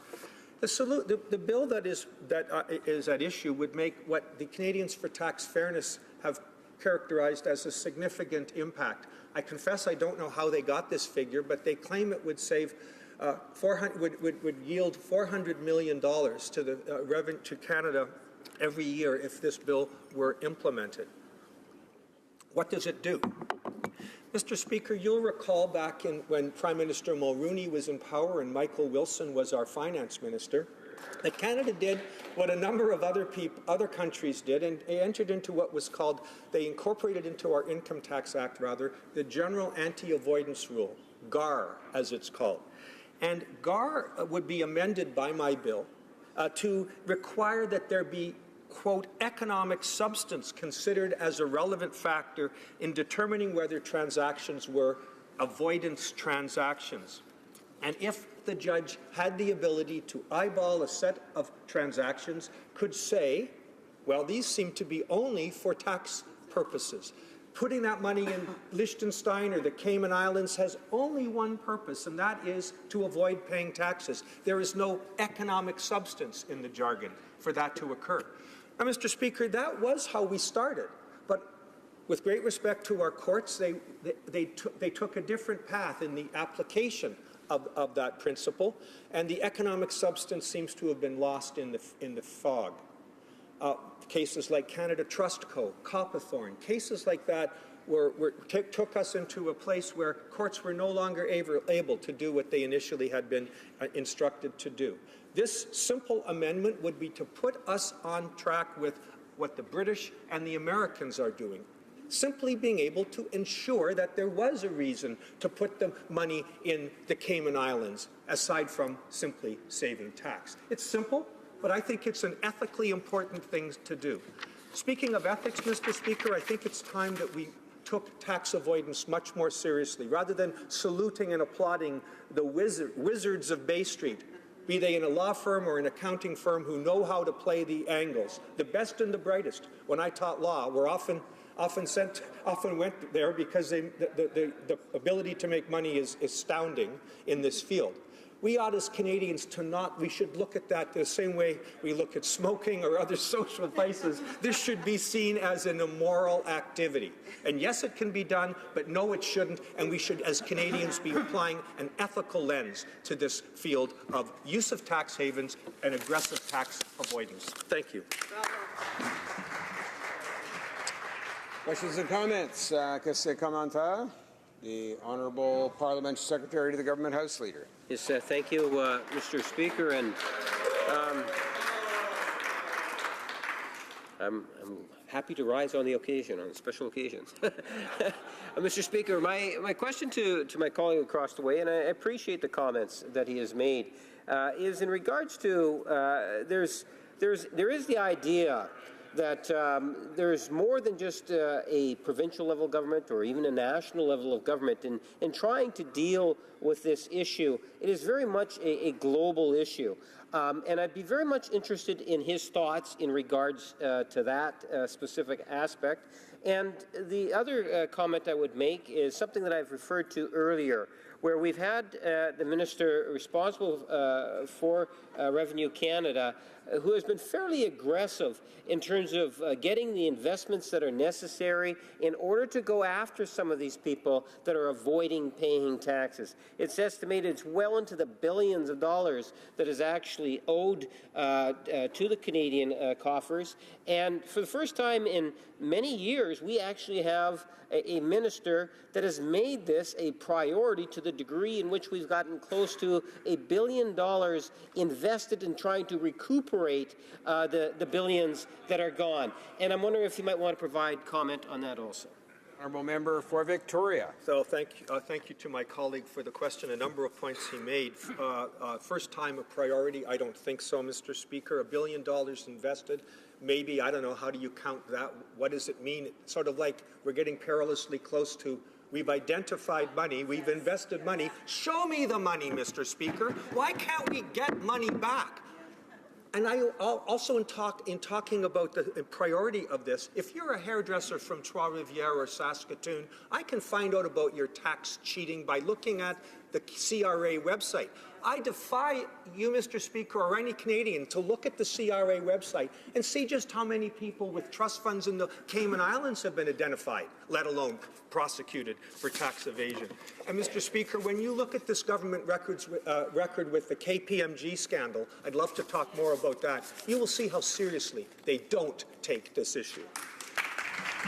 Questions and comments. Question commentaire. The honourable member for Nanaimo, Ladysmith. Thank you, Mr. Speaker.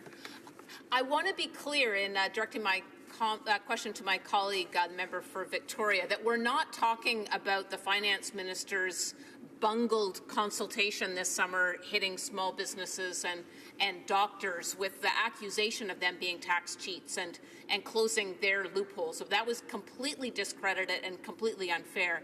That our motion today is aimed at closing the CEO stock option loophole, a campaign promise that the Liberals made in 2011 and 2015 and have failed to keep, to honour to Canadians, and then also going after offshore tax havens, which together are calculated, if the government actually kept its promises in that regard, would bring $11 billion in revenue to Canada every year. So in that frame, I'm interested in my colleague's view on what would we do then with better priorities to spend that $11 billion in a windfall that the country would get. We've heard about pharmacare, affordable childcare, treating veterans equitably, honouring the Canadian Human Rights Tribunal for compliance orders on funding Indigenous kids' welfare and education fairly.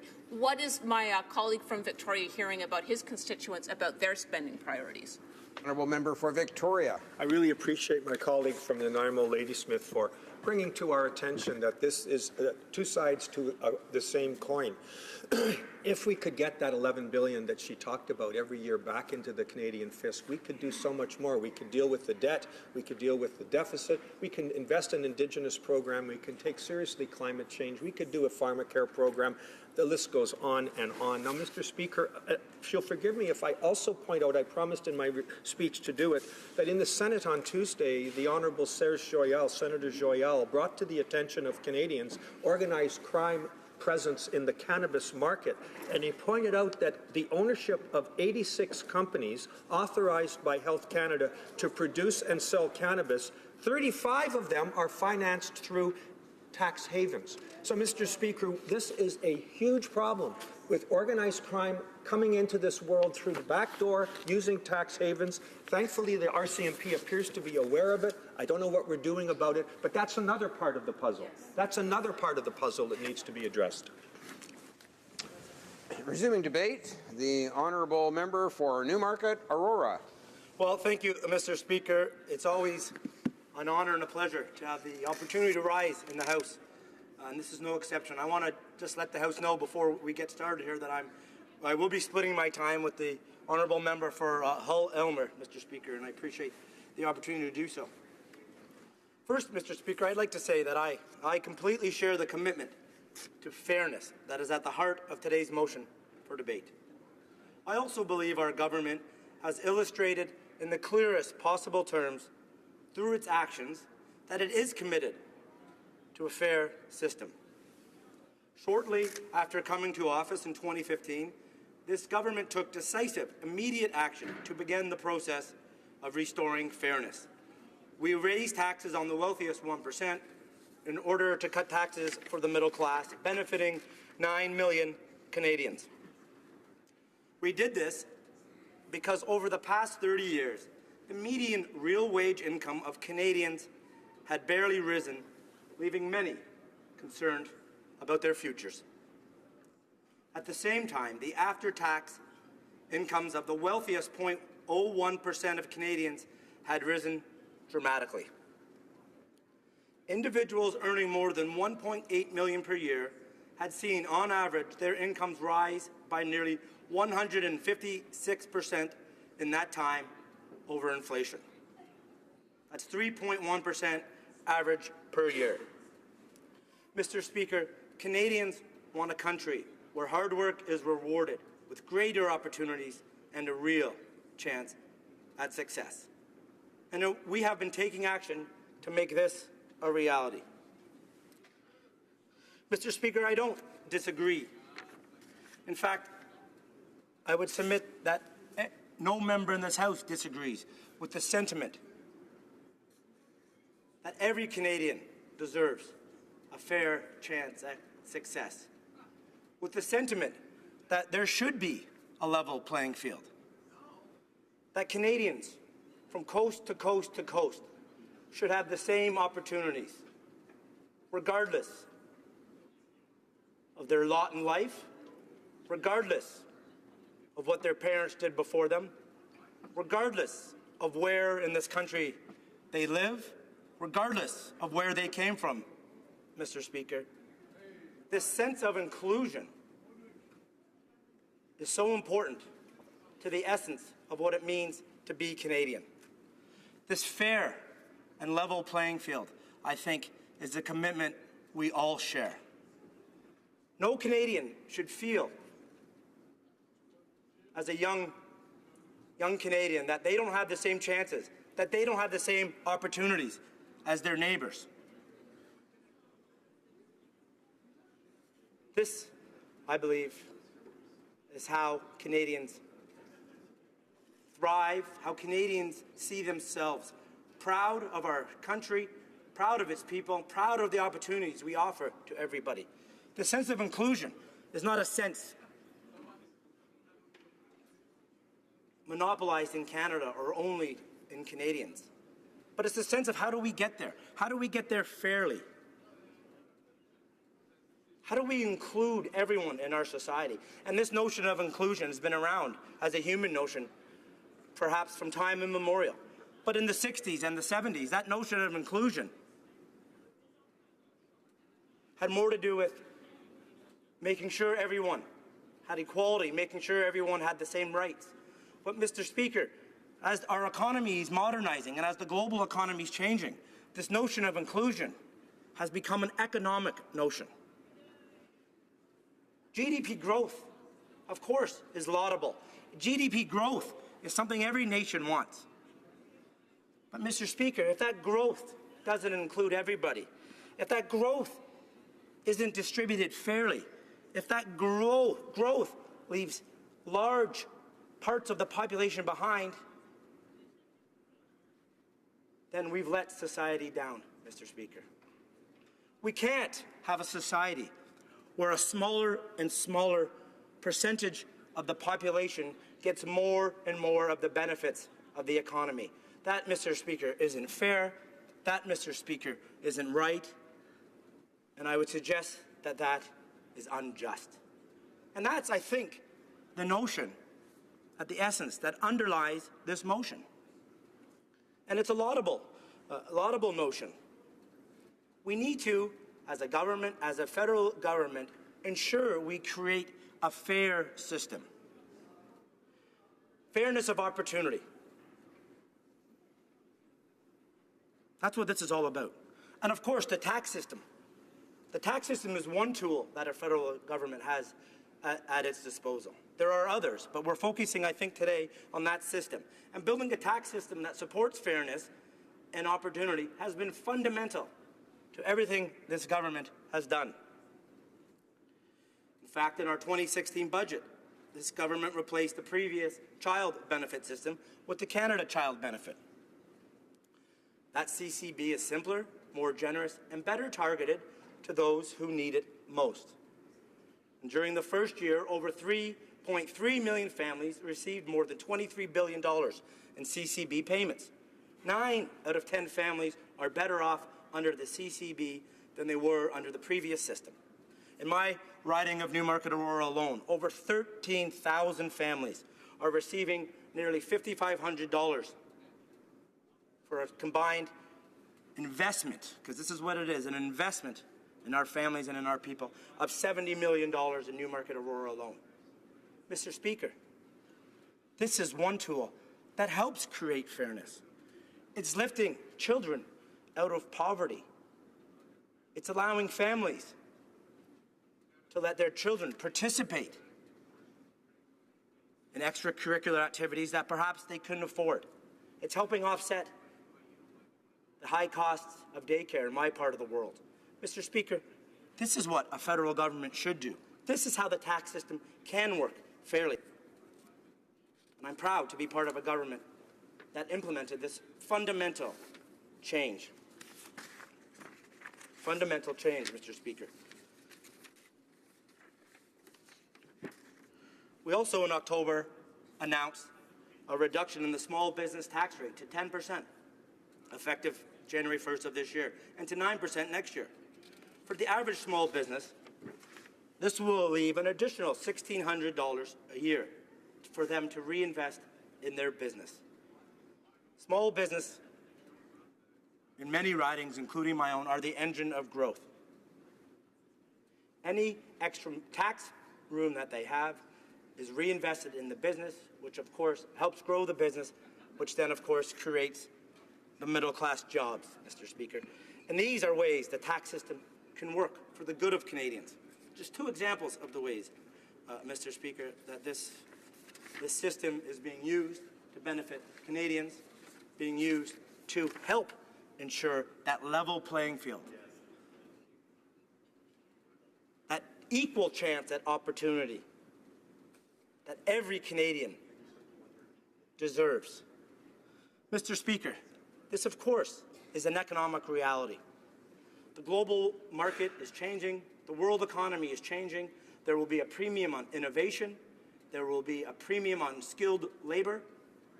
We need to create a society that puts a premium, puts an important value on innovation, puts an important value on skilled labor. This is how our economy will grow, Mr. Speaker. But we can't, and we can't be lackadaisical in these efforts. We must always remain vigilant that the growth that Canada has been blessed with is shared equally by all.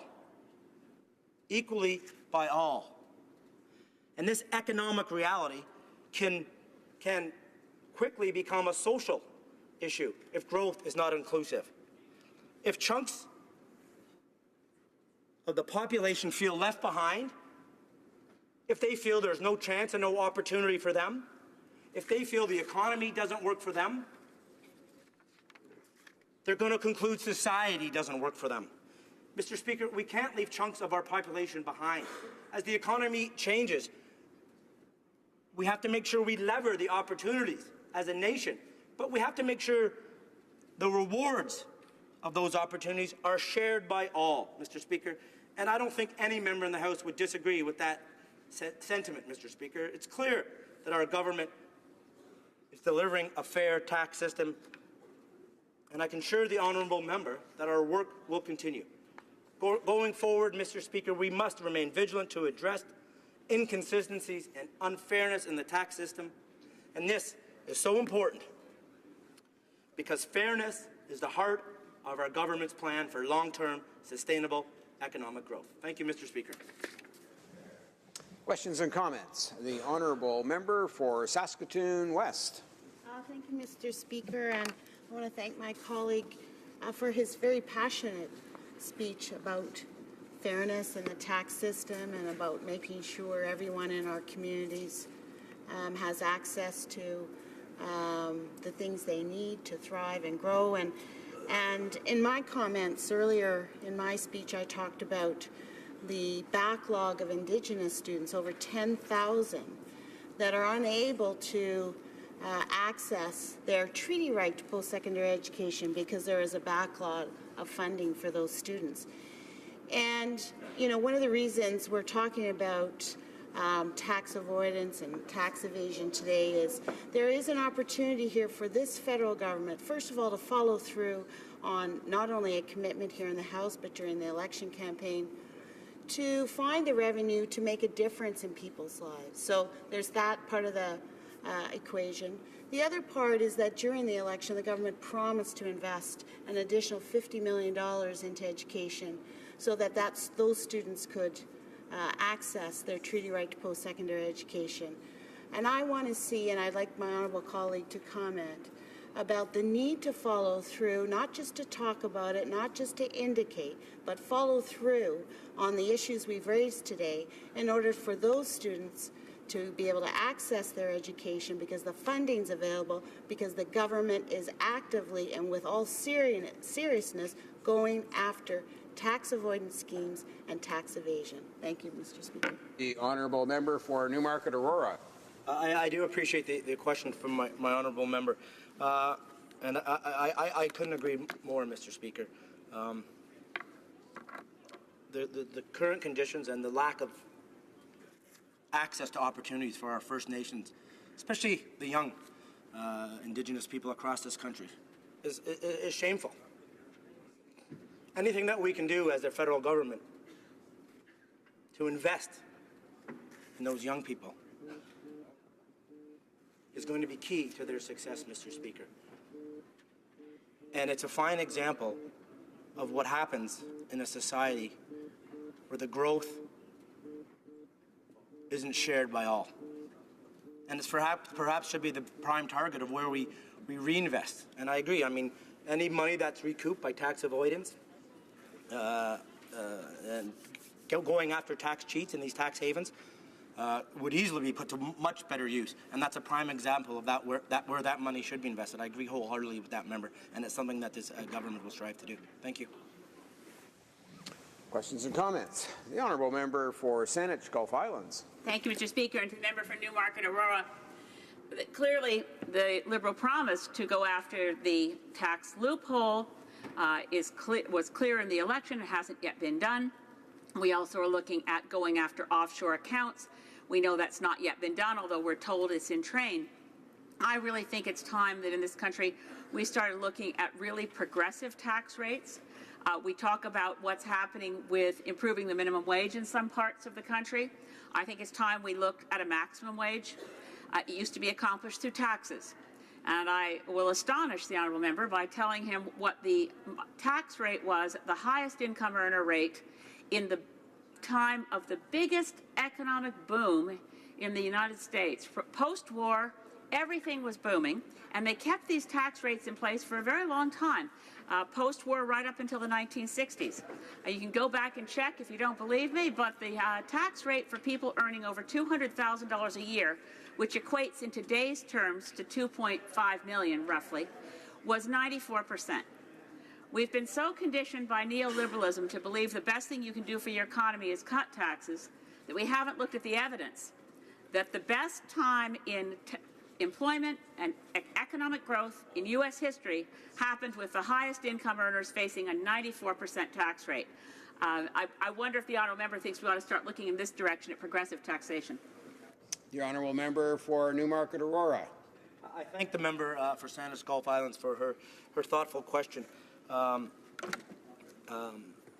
Like her, I studied law at Dalhousie, and I actually studied for a small part the tax law. And I agree, a progressive tax system is the best way to share wealth in a country. It's the best way to distribute growth evenly. Now, there will be arguments, and there has been historically, about what does that best way look like, and there will be disagreements for sure, and that's part of the process. But I don't disagree with the premise of the member's submission that a progressive tax system is a good way to develop growth. Our tax code over the years has become, in my opinion, overly convoluted, overly complicated. Much can be done to improve it, but that's perhaps an argument for another day or another week or another month. But I appreciate the position from where she's coming from. Thank you, Mr. Speaker. Resuming debate. Reprise de débat. L'honorable député de Hull. The honourable member for Hull-Aylmer. Thank you very much, Mr. Speaker. It's a pleasure to be here and to rise to speak in the House of Commons. I would like to thank my colleague for Westminster New Burnaby, who has given me the opportunity to talk about the efforts made by our government to ensure that the tax system is fair for all Canadian men and women. We were elected in order to reinforce the economy and support Canadians in the middle class, as well as those who are working hard to join it.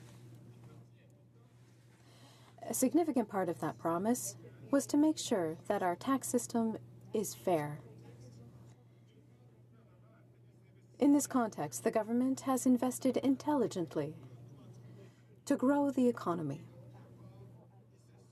It has also made efforts to make sure that Canadians benefit from those investments. All Canadians, not just the wealthiest. That is why we cut taxes for nearly 9 million Canadian men and women in the middle class. That is why we also created the Canada Child Benefit, which allows 9 out of 10 Canadian families with children to have more money in their pockets than before. Money that can be used to buy school supplies, sports equipment, for example.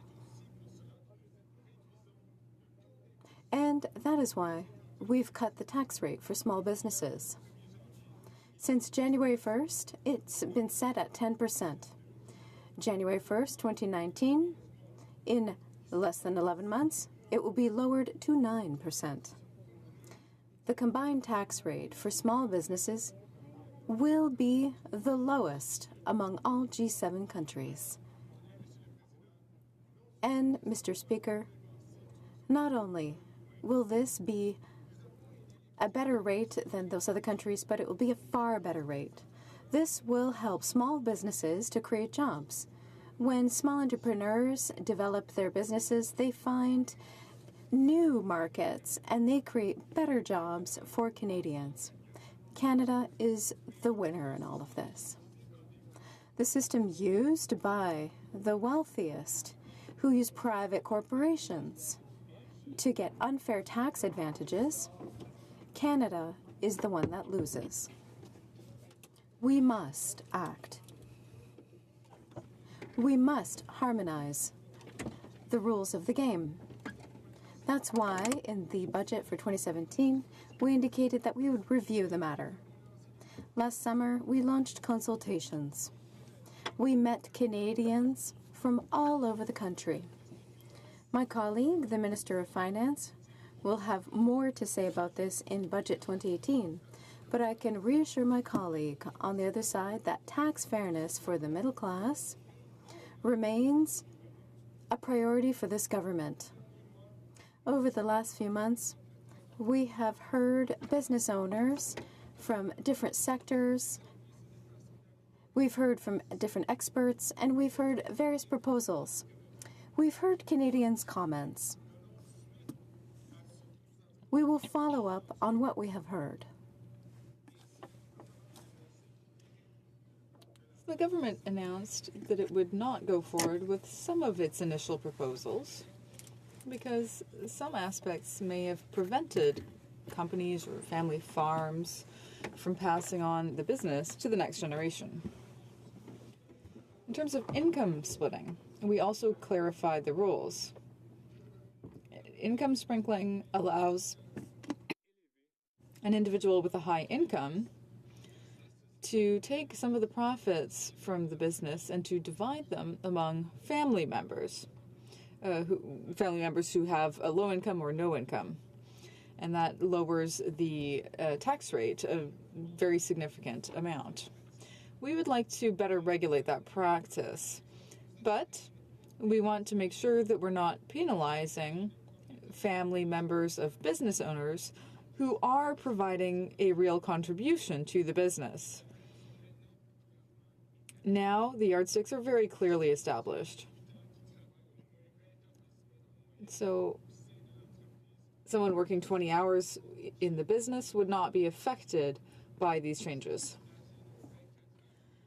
Adults age 24 and up that have at least 10% of a business will not be affected either. The same goes for the spouse of the business owner, provided that the business owner, or rather that the spouse provides a substantive contribution to the business. Mr. Speaker, last fall, the government also reaffirmed its intention of moving forward with measures that would limit the advantages of passive investment. We've also said that a detailed proposal would be included in Budget 2018. Mr. Speaker, the government remains determined to improving the integrity of Canada's tax system. By preventing tax evasion and by closing existing loopholes, we will help make our public finances more sustainable. The government's priority is to ensure that Canadians' well-being is protected, that the economy can grow, and that jobs are created. Strengthening the middle class and helping the women and men who are working hard to join the middle class is also a priority. To meet this objective, we have to maintain the integrity of our tax system. It's essential. Everyone needs to pay their fair share. This remains our government's objective. I'm convinced that the honourable member would agree with me that this is essential. Mr. Speaker, in conclusion, I firmly believe that my colleague across the way will support this government's efforts. Thank you. Questions et commentaires? Questions and comments? La députée de Trois-Rivières. The honourable member for Trois-Rivières. Thank you, Mr. Speaker. I listened to my eminent colleague's comments. So the question is not whether we will be supporting the government's proposals. Today's debate has to do with the motion that we tabled, which actually reminds this government that they made promises during the election campaign, and then they repeated that promise when we tabled a motion about a year ago, and now we are retabling that motion because they haven't kept that promise. They haven't closed that tax loophole having to do with stock option deductions. So the question is, will they keep their promise? The honourable member for Hull-Aylmer. Thank you very much, Mr. Speaker. I know that my colleague from Trois-Rivières listened to my speech, and so the answer is very easy. What we promised will be delivered, and that's what you're going to see in Budget 2018. We're going to ensure that there is tax fairness for all Canadians, and we're going to ensure that the integrity of our tax system is maintained. People who use this money to create prosperity, to create jobs, well, yes, the government will support those people. But for people who are using this as a tax loophole to avoid paying their fair share, well, you know, Mr. Speaker, we already said that we would take measures to ensure that everyone does pay their fair share. Thank you. Questions and comments? The honourable member for Saskatoon West. Thank you, Mr. Speaker, and I want to thank my honourable colleague for his comments and I guess perhaps a little bit of a preview of what we might hope to see in the 2018 budget. And you know, today we are reminding the government of not only promises they made to Canadians during the election, but also commitments they made here in the House to motions. And in particular, I want to bring forward the stock option loophole and capping that and getting rid of that. And I'd like to hear his comments on what the possibilities that would be opened up to what we could do, including what I heard yesterday, and that is being able to get rid of the backlog of over 10,000 Indigenous post-secondary students who wish to access funding in order to access their treaty right of education. And I hope that he will agree with this motion and also encourage his government to follow through with the promises they made during the election, in particular to that funding for Indigenous students. Thank you, Mr. Speaker. The honourable member for Hull-Aylmer. Mr. Speaker, thank you very much. I'd like to thank my honourable colleague from Saskatchewan for her question. I would love nothing better than to reveal all the details of the upcoming budget, Mr. Speaker. But as you know, that would, first of all, I'm not in the, comme on dit en français, je suis pas dans les secrets des dieux. As we say in French, I don't know all the secrets of the gods, but I can reassure my honourable colleague of one thing. The promises that we made in terms of tax fairness, in terms of ensuring that everyone pays their fair share, and ensuring that we take measures to grow the Canadian economy, well, those will certainly be delivered on. And I hope that in the coming weeks, perhaps in a month and a half or so, in any case, at the time of the next budget, I hope that they will support those measures. We will be keeping our promises, and we will be there to ensure that prosperity continues for Canadians. Questions and comments? Question commentaire. The Honourable Parliamentary Secretary to the Government House Leader. Yes, thank you, Mr. Speaker. And I'm wondering if my colleague can just kind of expand on how important it has been for the government to look at those that are trying to avoid paying taxes. And one of the most significant things that we've done as government is to try to recuperate that money through investing in Revenue Canada close to $1 billion to go after those that are trying to cheat the system. If he has any thoughts in regards to that. Honourable Member for Hull-Aylmer. Mr. Speaker, I'd like to thank my honourable member from Winnipeg for that question, and it gives me an opportunity really to talk about the efforts which we made. And Mr. Speaker, it really comes down to a question of fairness. For society, for a civilized society to work, that means that all its citizens need to play a proper role in making sure that we are getting the activities done. And there are some folks who try to use, unfortunately, some advantages for purely personal, individual gain and not playing their role as citizens. And that's too bad. And there are a number of efforts which we've taken to making sure that, as my honourable member said, that the Minister for National Revenue has the funds and the personnel to make sure that we go after those who try to take on, frankly, tax avoidance measures. And there are a number of things which we've done in that regard. Mr. Speaker, I see the time that you're giving me. So let me just reassure my honourable colleague that measures have been taken since Budget 2016, again in 2017, and Mr. Speaker, I hope that we continue to do so in 2018. All the while, making sure that those who want to create prosperity and put their monies to good use, to making sure that they're employing Canadians have the opportunity to do so with the help of their... Resuming debate, the Honourable Member for Essex. Thank you, Mr. Speaker. I'll be splitting my time today with the fantastic member for Cowichan Malahat Langford, our new agriculture critic who brings his perspective from Vancouver Island, which is well needed inside this House. So I'm very pleased today, Mr. Speaker, to be able to speak on the NDP motion that's asking for the government to keep its promise to cap the stock option deduction loophole and to take aggressive action to combat tax havens, and that the House call on this government to respect that resolution by ensuring that both measures are included in Budget 2018. There is no questioning the fact that all over the world, aside from climate change, poverty is the biggest problem that humanity faces today. For over 50 years, New Democrats have consistently warned of the growing inequality in Canada between the haves and the have-nots, between the 99 and the 1%.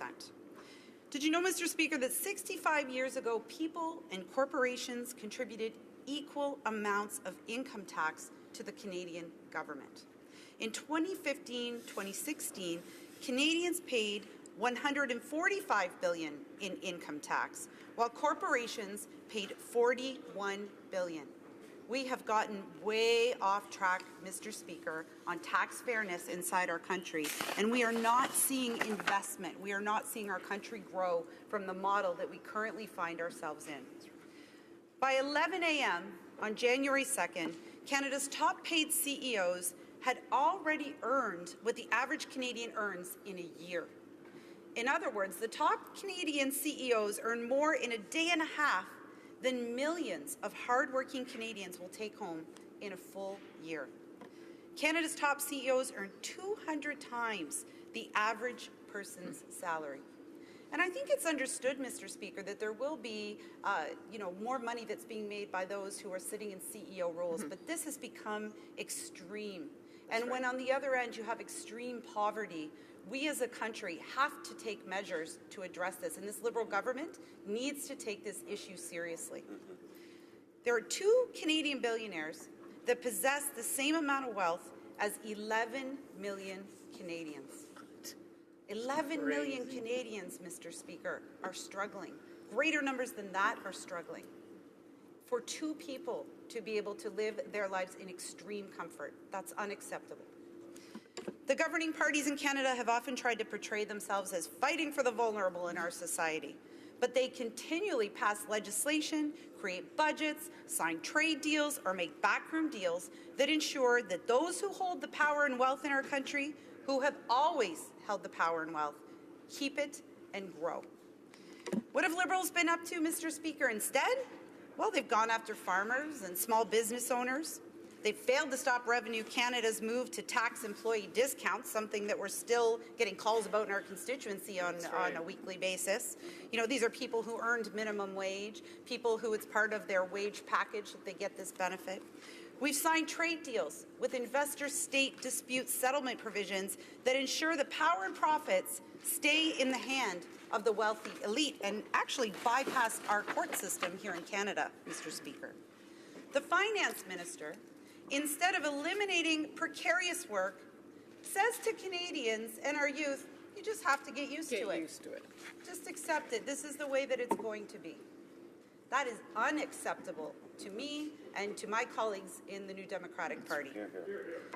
And what does this say to taxpayers, to our constituents, to people in our communities, when CEOs avoid paying their fair share while ordinary citizens have to play by the rules? It sends a message that the rules of this game are rigged completely against them. You know, I find it laughable, Mr. Speaker, that this government's 2 major champions of the middle class have no idea what that actually means. The Prime Minister and the Minister of Finance certainly have no idea what it means to struggle to pay the bills. They're extremely disconnected from the lives of Canadians. And saying that our country is improving, that we're doing so well, doesn't actually trickle down to Canadians in their everyday lives. And that is not the lived experience of Canadians here today in our country, regardless of what those numbers say. New Democrats have always fought for and defended low-income families. As a matter of fact, Mr. Speaker, there are many families in our communities right now who have no wage, who are relying on social safety nets because they simply are unable to find work, or seniors who are now having to go back to look for work because they can't afford to live on what the government is providing them today. We fight against that entitlement as New Democrats, and we know that this inequality is completely unacceptable. I want to talk a little bit about my riding of Essex in southwestern Ontario and what poverty looks like for the people that I know in the 5 municipalities that I represent. My constituents are some of the hardest hit when it comes to poverty, Mr. Speaker. And according to Stats Canada in 2016, Windsor-Essex has the highest rate of children growing up in low-income families in Canada. We have 24%. That means that 1 in 4 children under the age of 17 in Essex are living in poverty. Their parents can't afford to keep the lights on or pay the grocery bills. And Mr. Speaker, they are calling my office and coming to my office every single day in tears, distraught, because they are struggling so badly under the way that our current system is working. The United Way of Windsor-Essex and the University of Windsor's Great Lakes Institute for Environmental Research mapped this data, and it shows increasing poverty concentrations in my communities, like Lakeshore, Harrow, and downtown Essex. And these are rural communities, Mr. Speaker. These are very small communities with an increasing number of seniors that we have inside of our communities. And my constituency office cannot keep up with the need, and nor can my provincial counterpart. Incomes are shrinking, investors and small businesses are leaving, and services are no longer available. And I won't even begin to describe the transportation challenges that exist in rural communities, Mr. Speaker, because they're quite significant and quite a barrier to people being able to access their daily needs. 15 to 20 years ago, Windsor had some of the highest per capita income levels due to the strength of our manufacturing sector and the provision of these good paying jobs, unionized jobs, really sustained our communities. The research that was done shows that 25 to 40% of the young people will not be able to pull themselves out of this destructive cycle of growing up in poverty.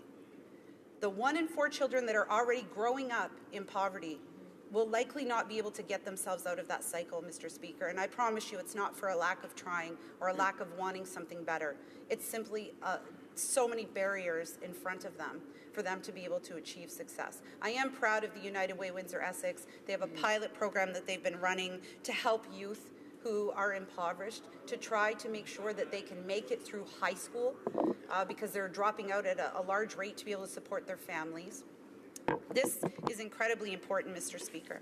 And when I think about what could be done with the money that could be captured, and my colleague earlier from Victoria, spoke about this concept of identified money versus the money that we've actually captured.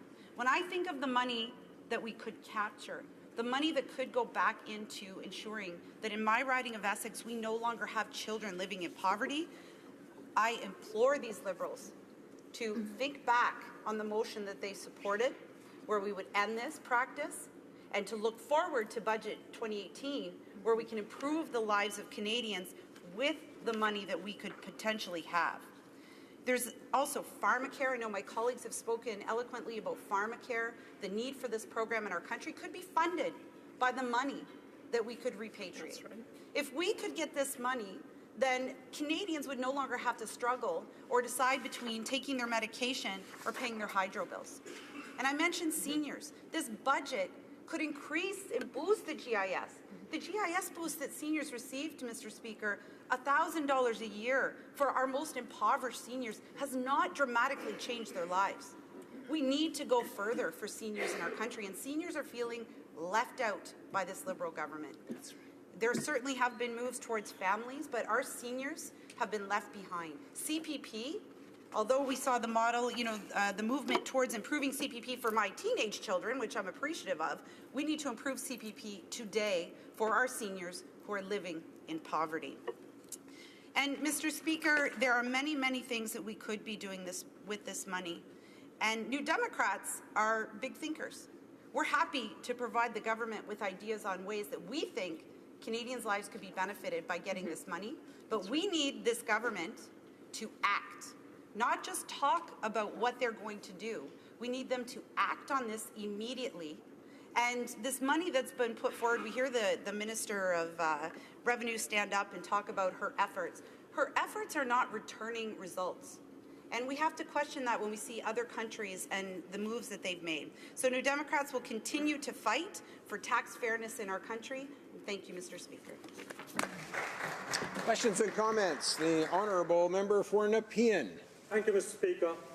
According to Oxfam report, 82% of the wealth created last year went to 1% of the global population.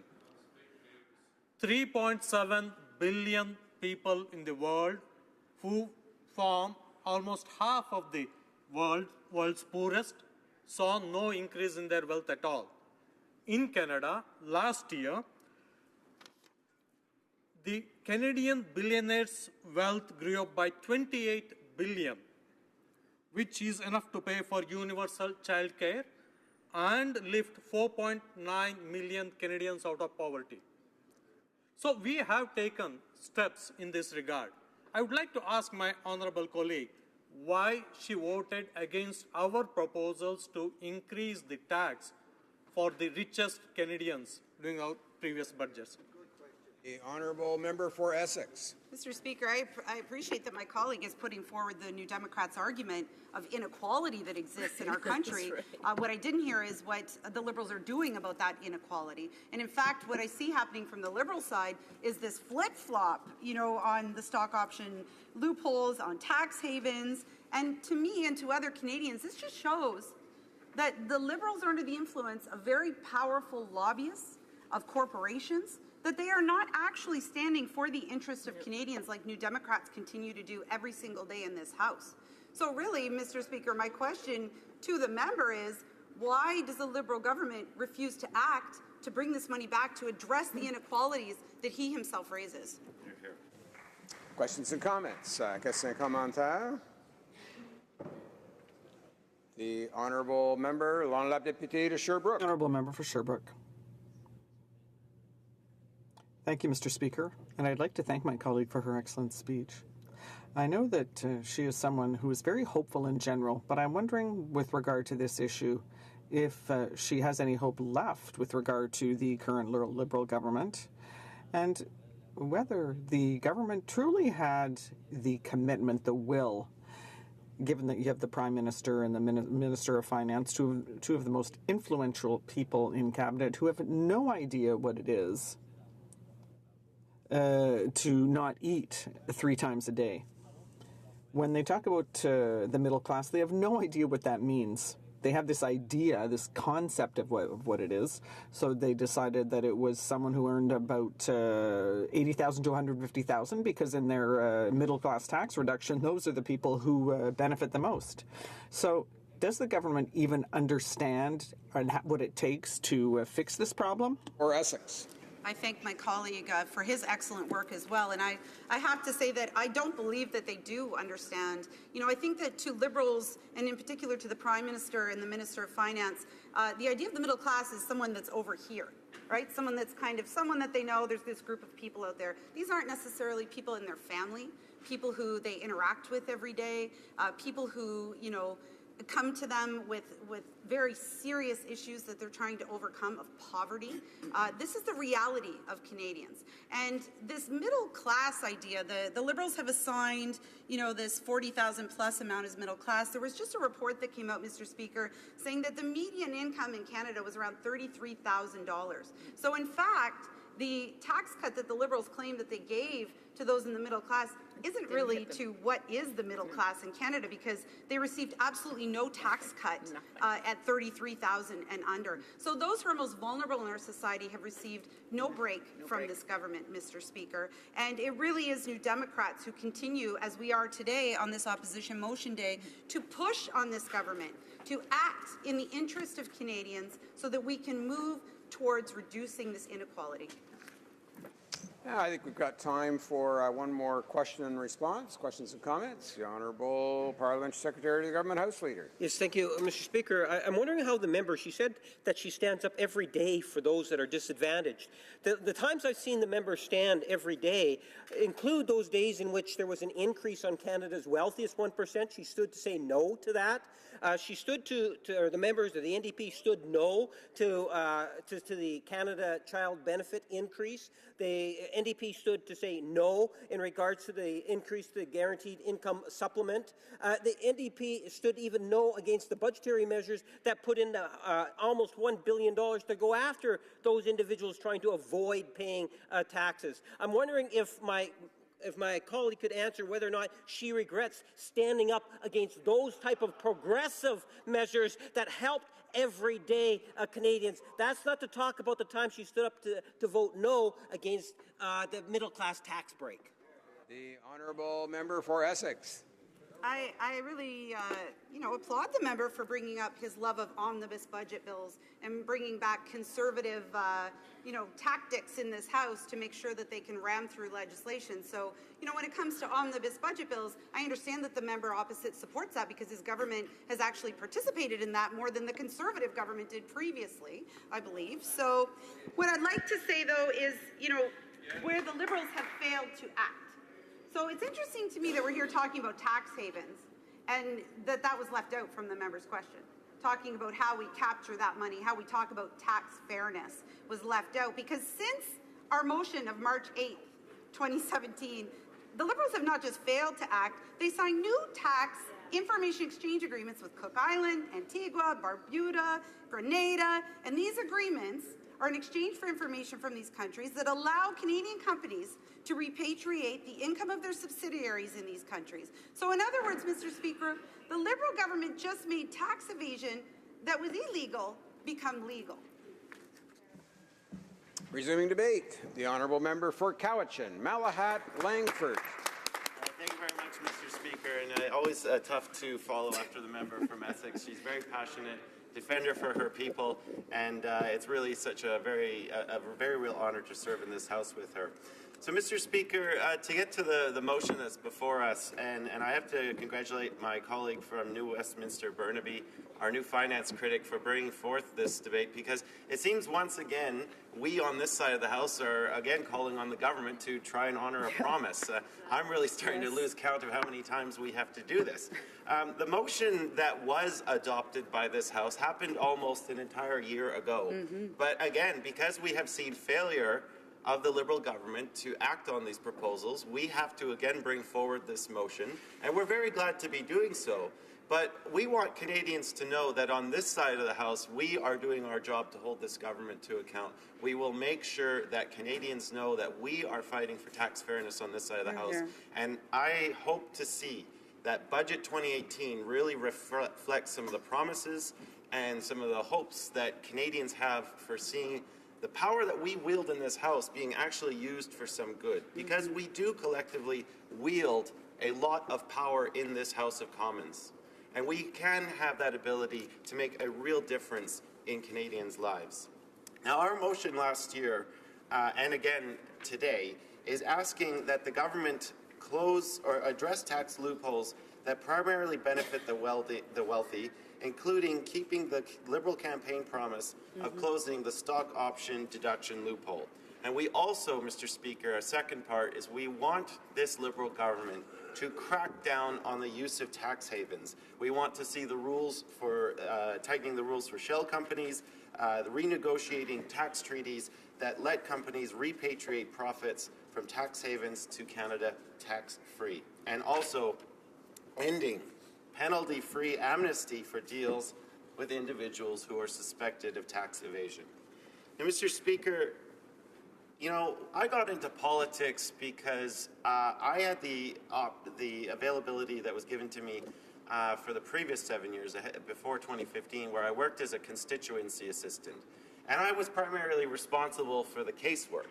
You know, in that 7 years, I really got to see up close and personal the financial details of meeting my constituents. I really got to see there were a lot of families out there who were playing by the rules, working extremely hard, but the system is kind of gamed against them because with low incomes, a tax system that is really exists in two worlds, they just need a little bit more help. And increasingly, I saw the fact that the policies and the legislation that are enacted in Ottawa are increasingly not looking after those who need it the most. And so when the opportunity came to me, I decided to run into politics because I wasn't quite ready to say goodbye. I felt compelled to come to this place to continue on the fight that so many of my constituents and so many Canadians deserve, because we really do have an opportunity before us to actually do the right thing. Now, we live in a Canada where we're increasingly seeing two worlds.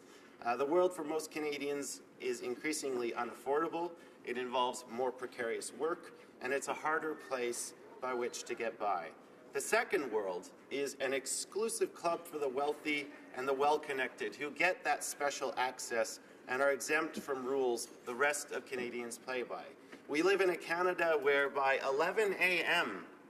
on January 2nd, Canada's top paid CEOs had already earned what the average Canadian earns in a year. They earn approximately 200 times the average person's salary. And the top 20% of Canadians in 2015 owned 67% of all the wealth net worth in Canada. So we live in a Canada where wealth is becoming increasingly concentrated into the hands of a few. And you know, I salute people who are successful and are able to generate wealth for themselves, because I think we have to salute those people. But it is increasingly a sign of instability for our society when we have a top 1% accumulating massive amounts of wealth and the rest of us are not seeing any noticeable increase in our standard of living. That is an unstable situation, and if we allow it to continue, we cannot survive as a country. Something must be done to address this.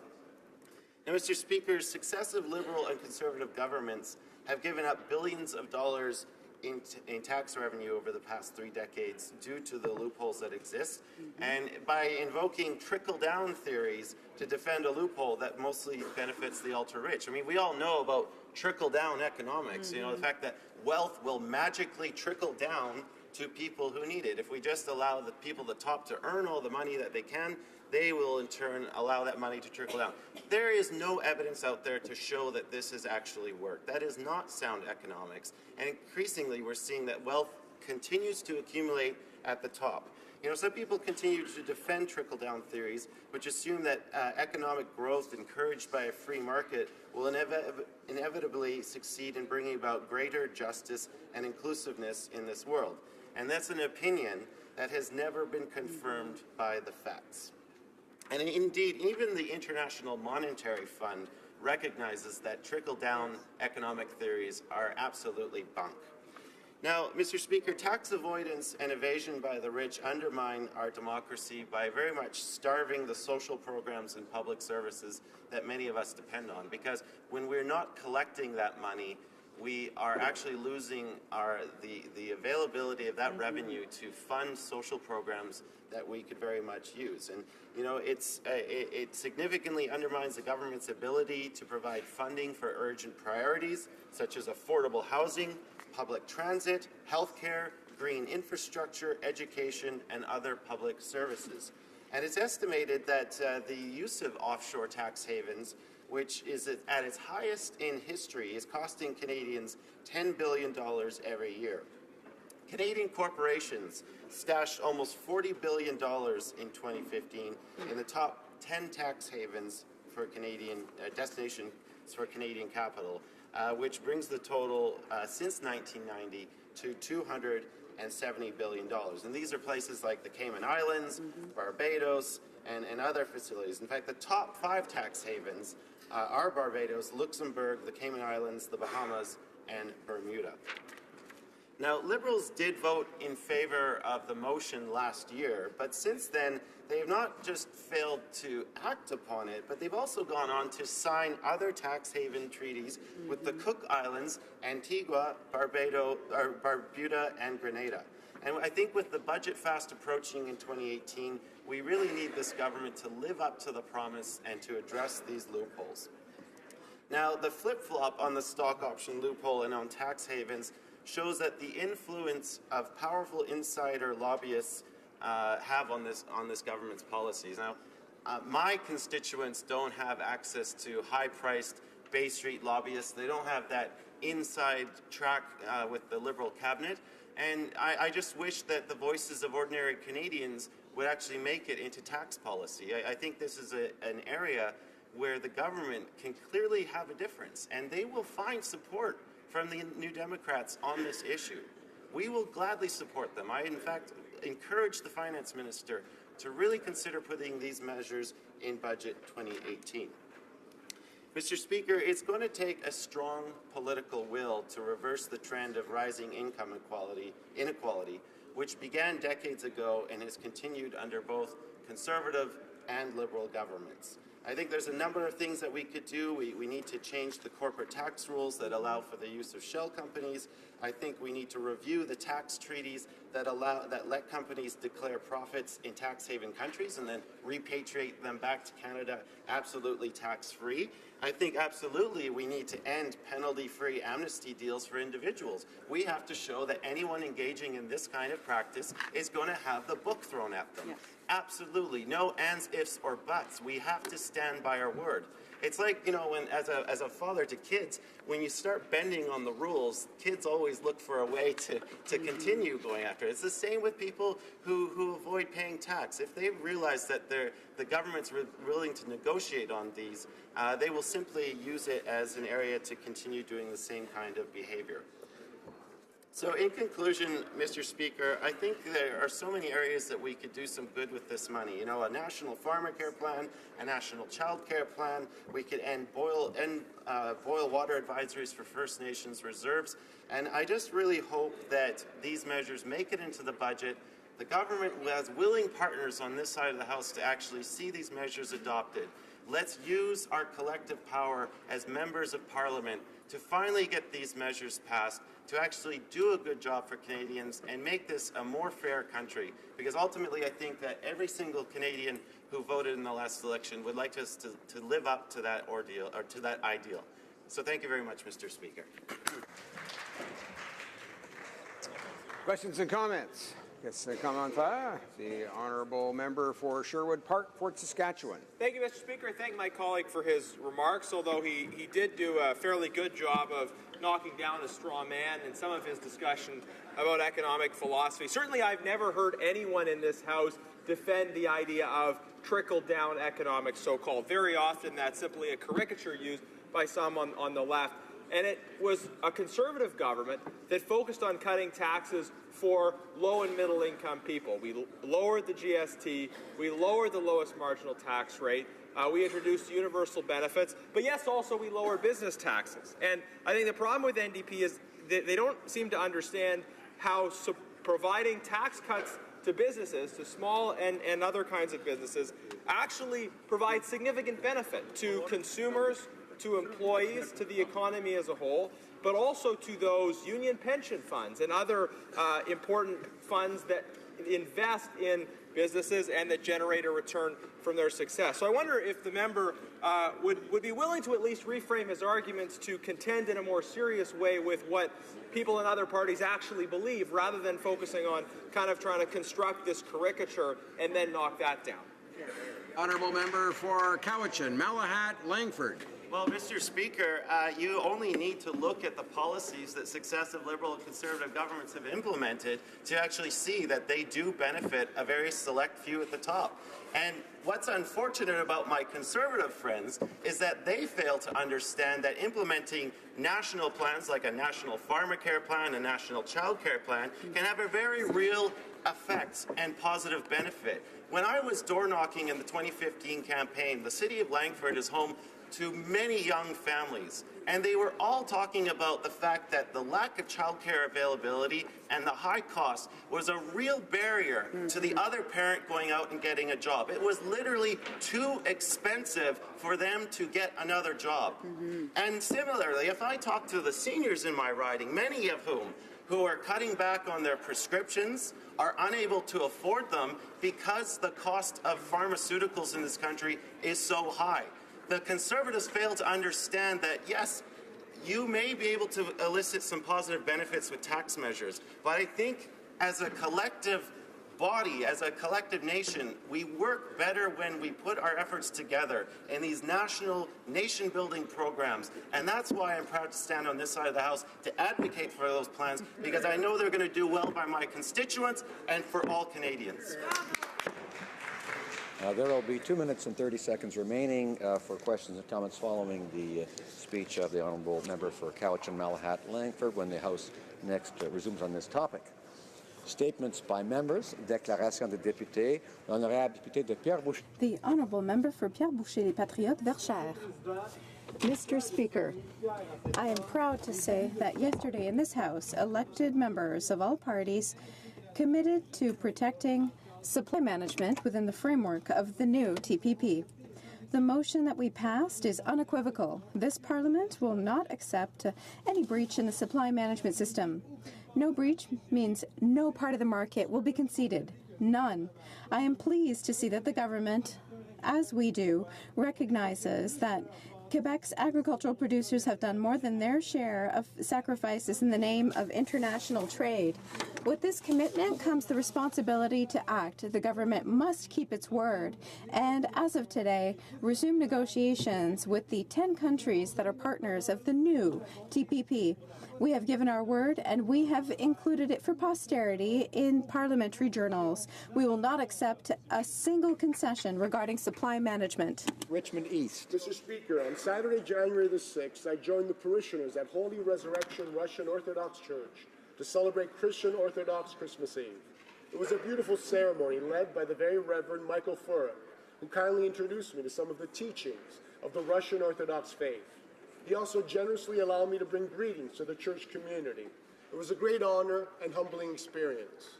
I'd also like to thank Sergei Povaresky and his lovely family for inviting me to their Christmas Eve celebration. Mr. Speaker, the Povaresky family are proud members of the vibrant and substantial Russian-Canadian community in Steveston, East Richmond. The Russian-Canadian community continues to contribute to the vitality and strength of our great country. The Honourable Member for Calgary-Shepherd. Mr. Speaker, I rise today to recognize Helen Evelyn Karstead, who passed away peacefully at the age of 86 last week. Helen was a nurse, small business owner, mother, grandmother, great-grandmother, and loving wife of 64 years to George. George would move to Winnipeg, where Helen studied nursing. He would brave frigid Winnipeg winters on bicycle every single day. Helen was worth it, he said. A devout Catholic, she raised funds to build St. Albert, a great parish.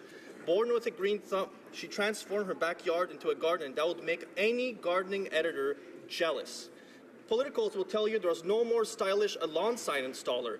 She was elegance personified in her immaculate white Cadillac, stuffed with Reform Party of Canada lawn signs and a sledgehammer for good measure.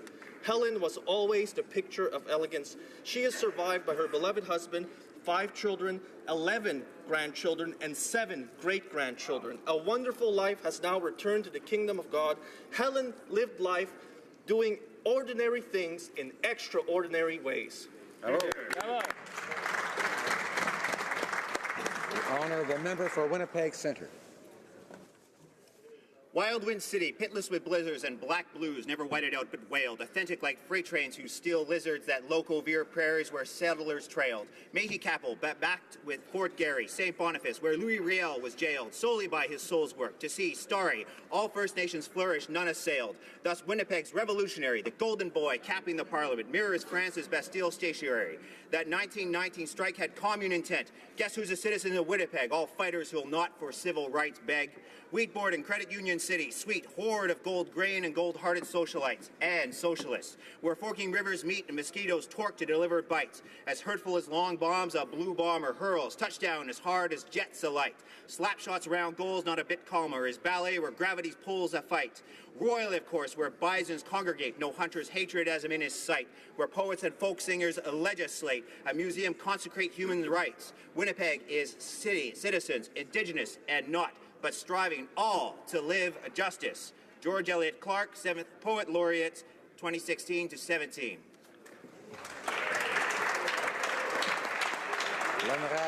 The Honourable Member for Belleuil-Chambly.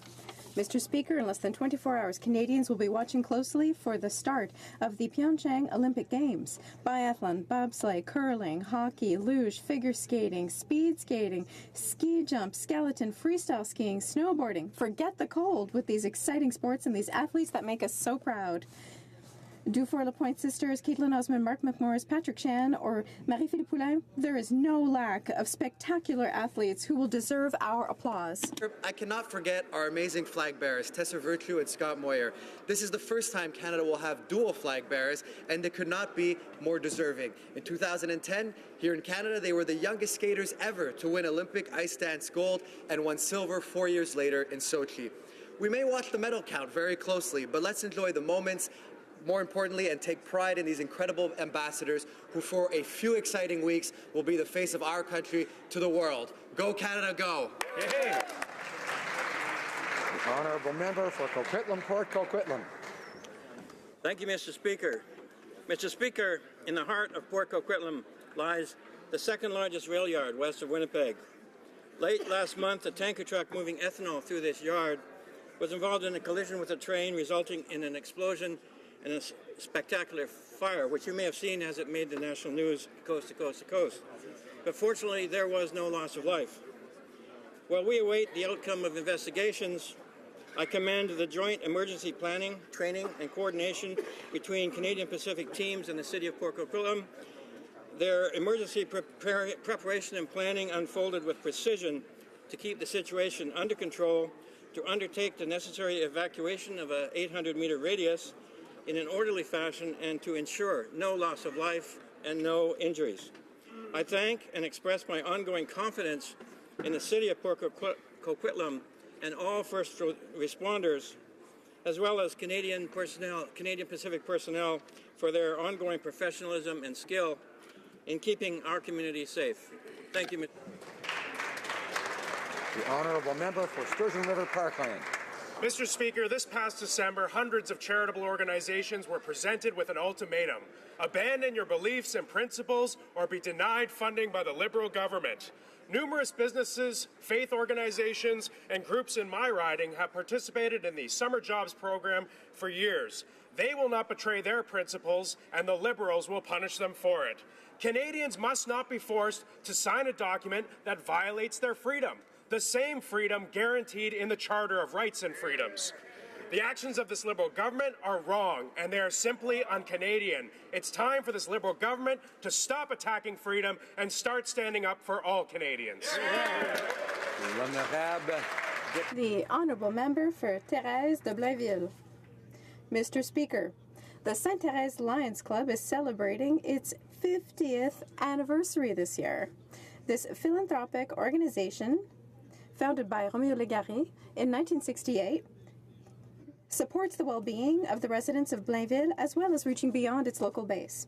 Through its dynamism and the quality of its engagement, the Lions Club plays an important role in the community. They have raised over $2.5 million for the community to support people with disabilities, the less fortunate, and youth, as well as the health and education sectors. The Lions Club is a marvelous example of solidarity, generosity, and a real source of inspiration for everyone. I would like to highlight the work of the president of the club, Ms. Lion Danielle Corbet, who has been involved for 19 years now. I would like to thank and congratulate all the St. Thérèse Lions for their community spirit and their devotion to our community. Congratulations. Happy 50th. Member for Willowdale. Mr. Speaker, the upcoming Winter Olympics in Pyeongchang, South Korea, mark our largest ever delegation sent to the Winter Games, with 230 proud Canadian athletes ready to compete. I know that all our Canadian Olympians and Paralympians will do us proud. Olympic mascot Sue Harang and Paralympic mascot Bandabi are already delighting kids and inspiring the next generation of Canadian athletes.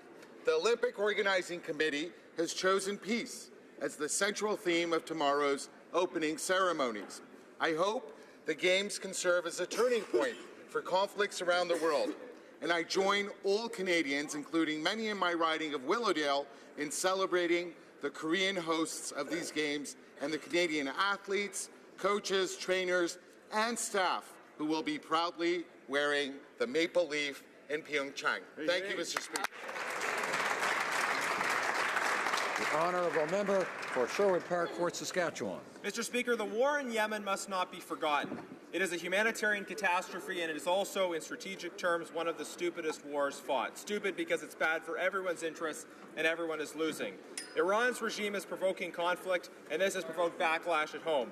The people of Iran don't want this war, and the regime is losing credibility as a result. The Houthi, by aligning themselves with Iran, have made themselves a much less palatable partner for others. their own Iranian-inspired persecution of minority communities like the Baha'i further weakens their position. Saudi Arabia is failing to make headway and is bringing themselves into further disrepute by their treatment of civilians. Saudi Arabia needs strategic cooperation with the West, and that cooperation requires human rights progress. There is a strong strategic and moral case for peace negotiations which exclude Iran and which recognize the legitimate aspirations of Shia and other minority communities in Yemen. Such a deal would probably be good for everyone and could establish a workable framework for majority-minority cooperation in the region. So let's get on with it.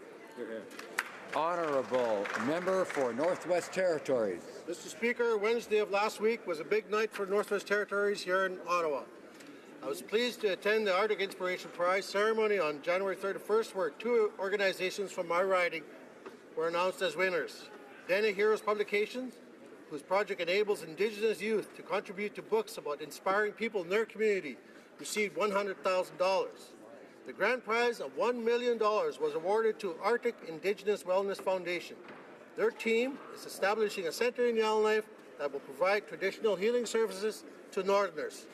Congratulations to both organizations, and I look forward to their continued success in many years to come. Thank you, Mr. Speaker. The Honourable Member for Argenteuil-La Petite Nation. Mr. Speaker, the start of the Pyeongchang Olympic and Paralympic Games is just a few hours away and is a major event of this winter season. We're all eagerly awaiting the Games and getting ready to cheer on our athletes, the pride of Canada. Our Olympic and Paralympic teams are ready to meet the challenge with the support of the Canadian Olympic and Paralympic Committees.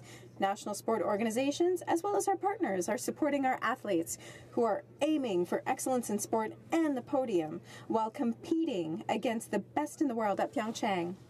Canadian Heritage is working with the Canadian Olympic and Paralympic Committees, the Department of Foreign Affairs, the RCMP, and the missions from the Republic of Korea in order to implement appropriate plans to ensure the success of the Games. I encourage Canadian men and women, the team behind the team, to support our athletes who are a source of inspiration. Go Canada!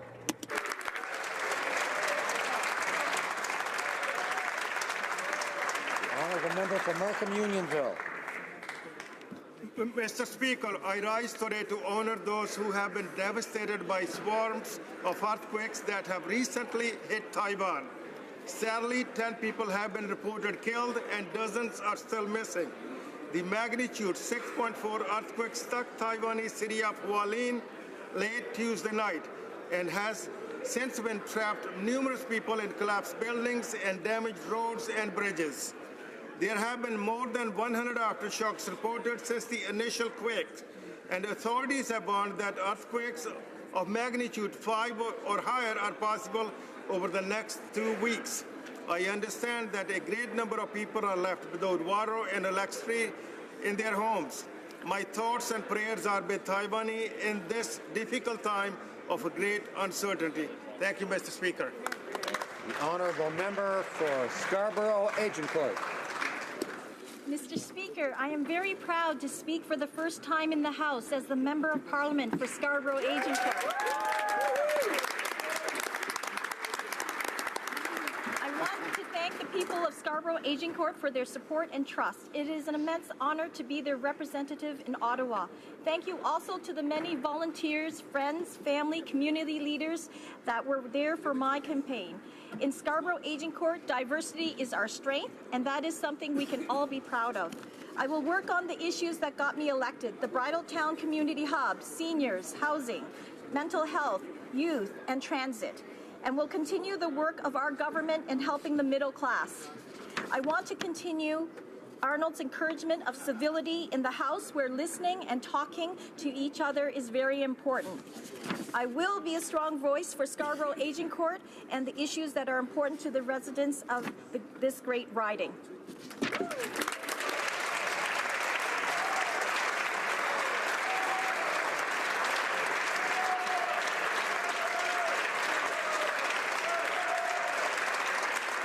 The Honourable Member for Vancouver Kingsway.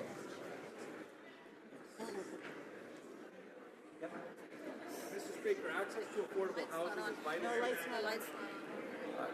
Member for Vancouver Kingsway to start over. Thank you. Access to affordable housing is vital to the health and well-being of all Canadians. It is a fundamental human right. And yet too many Canadians struggle with housing insecurity, particularly in British Columbia. Vancouver is Canada's most expensive housing market, the third highest in the world. It has one of the lowest vacancy rates and the highest rents in the country. This has caused what can only be described as a crisis. Young people are being forced out of the communities they grew up in, families are living in cramped quarters, and businesses can't find the employees they need. That's why New Democrats propose a national housing strategy that commits federal investments for affordable housing of all types, especially for seniors, young families, low-income Canadians, and the special needs community. We should build thousands of new co-op units as well as provide renewed support for existing ones. Mr. Speaker, we need action now. With the 2018 budget upon us, I call on this government to recognize the serious issues facing millions of Canadians and commit to addressing the housing crisis immediately. Hear, hear. Honourable member for Souris Moose Mountain. Mr. Speaker, tomorrow, February 9th, marks the opening ceremonies of the 23rd Winter Olympic Games in Pyeongchang, South Korea. Team Canada, which includes 225 of our best high-performance athletes and 87 coaches, will march into the opening ceremonies led by our flag bearers, figure skating champions Tessa Virtue and Scott Moir. I know that all members in this House are looking forward to cheering on our athletes as they compete against the rest of the world in 102 events. I encourage all Canadians to show your support and your pride for Team Canada in whatever way possible.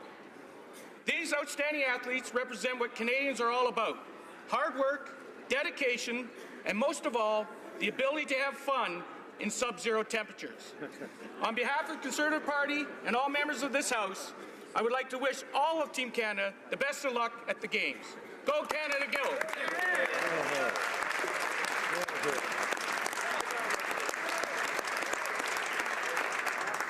The honourable member for Richmond Hill.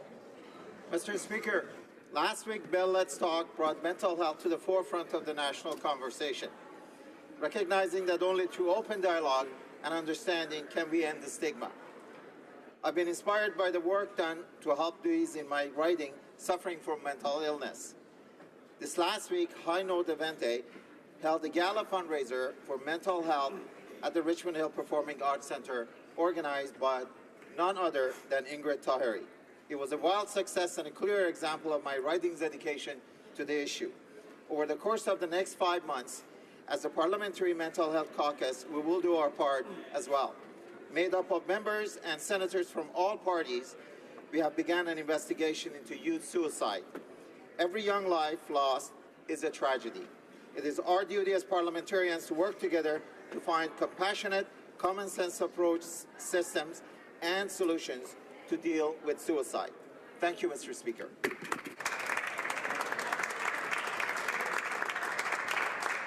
Questions orales, oral questions. The Honourable Leader of the Opposition.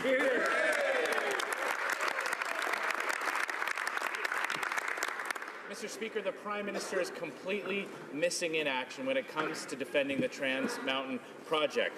As this trade dispute grows between Alberta and British Columbia, the Prime Minister is doing nothing. This week, he's in the United States collecting photographs of his favorite U.S. political heroes, but Canadians are paying the price here at home.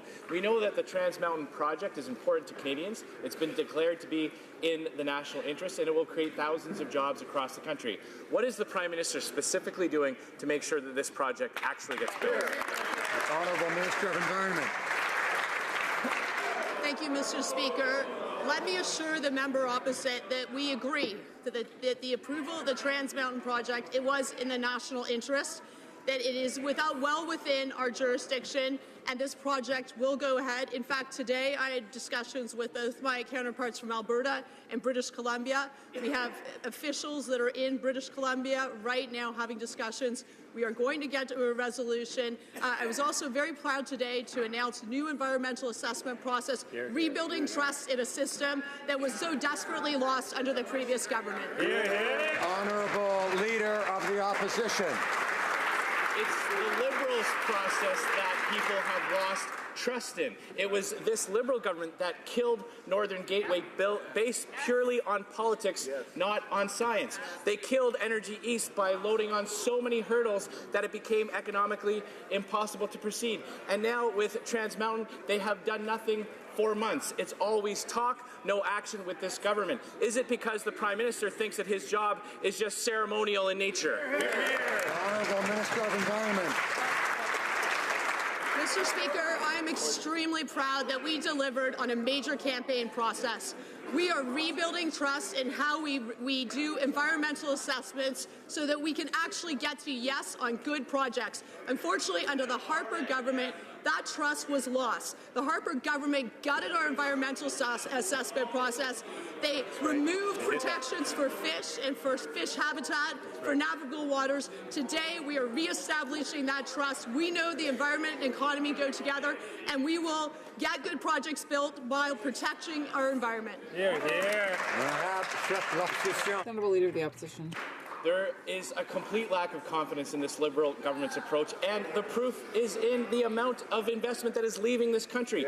Billions of dollars have left the energy sector thanks to this government's process. And when projects do get to a yes, this Prime Minister says no, based on politics. Now, the Minister of Natural Resources said that he wouldn't tolerate unnecessary delays. This project was supposed to start in November. Nothing has been done. Exactly what is the Liberal government's definition of an unnecessary delay? The Honourable Minister of Environment. Thank you, Mr. Speaker.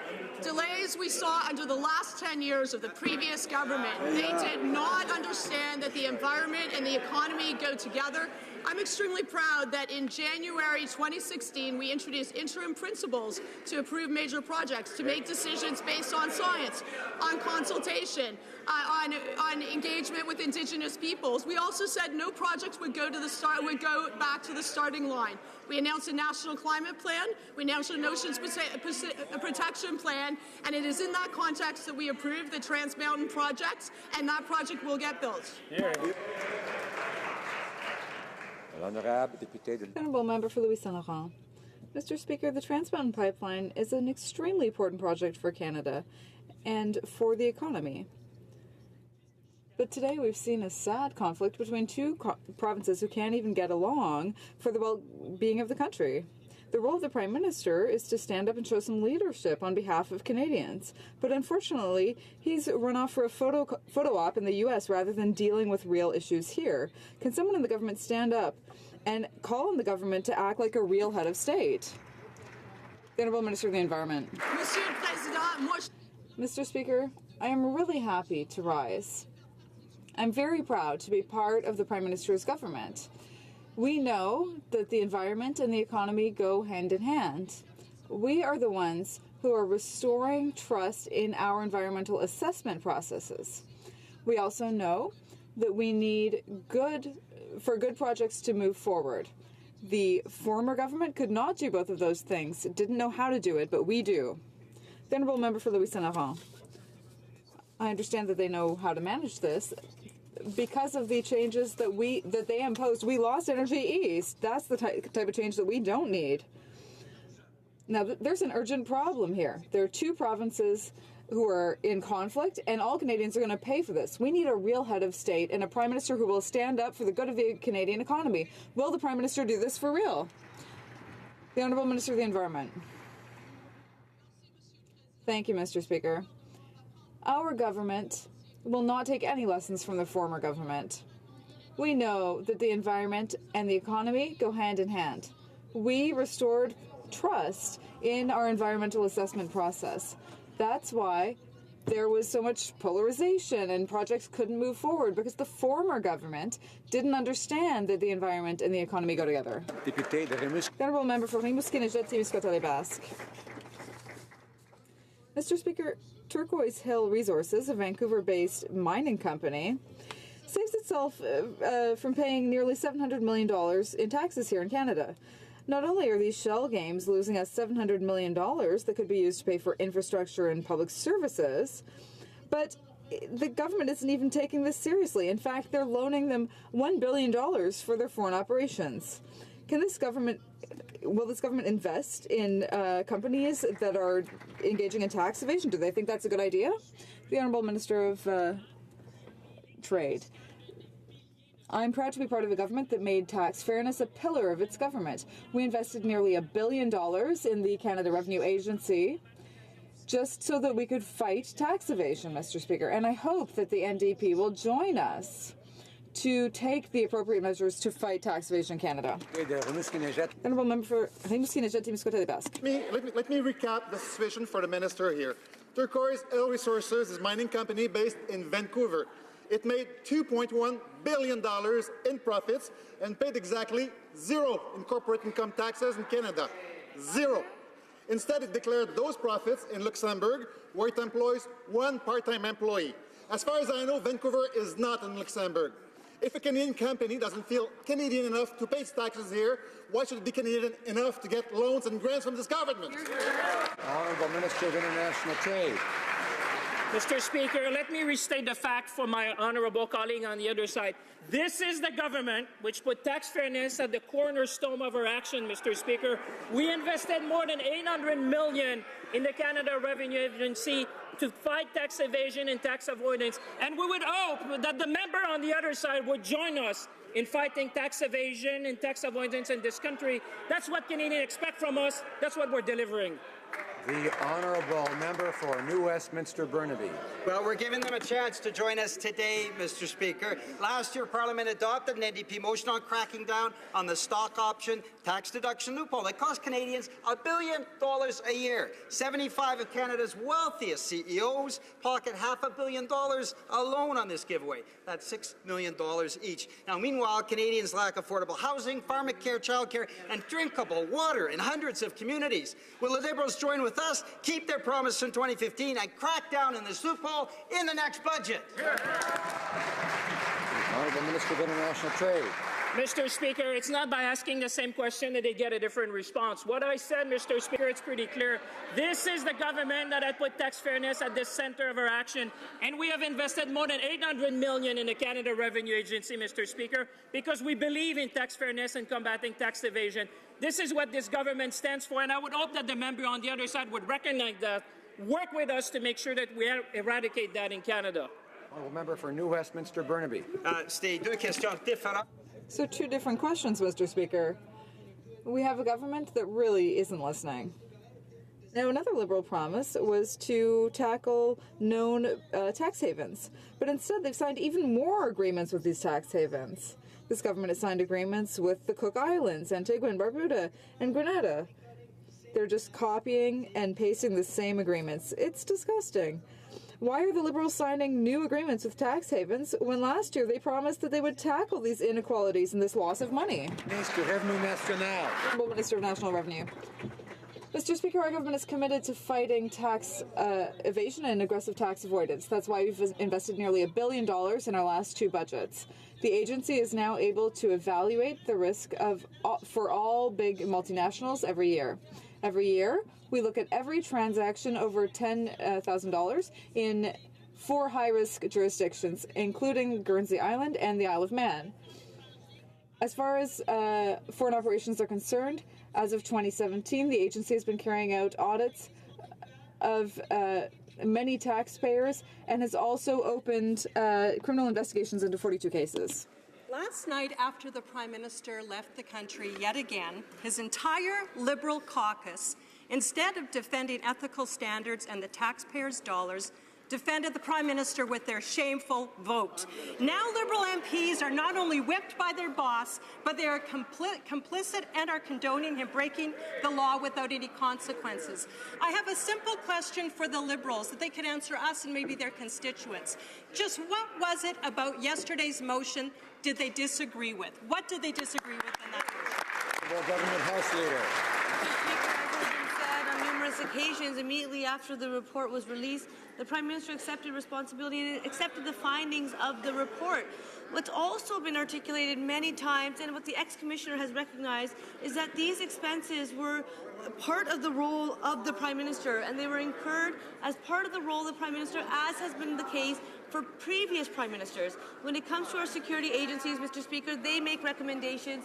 We take their advice, we take their expertise, and we would continue to do so. Thank you, Mr. Speaker. Full Opposition House Leader. No other Prime Minister has broke the ethics code, and he incurred taxpayers' dollars while doing it. Now, other members of Parliament, Liberals, in fact, have repaid thousands of dollars when they broke the rules. The only one who doesn't seem to have to live up to the standard of having consequences for his actions seems to be the Prime Minister. And Canadians are left wondering if this is yet another example of a very bad joke by the Prime Minister, this time played on all Canadians. Why does the Prime Minister act like he is above the law? Honourable Government House Leader. Once again, I have said on numerous occasions, as has been the case for previous Prime Ministers and as is the case for this Prime Minister, whenever and wherever the Prime Minister travels, there are costs related to his security.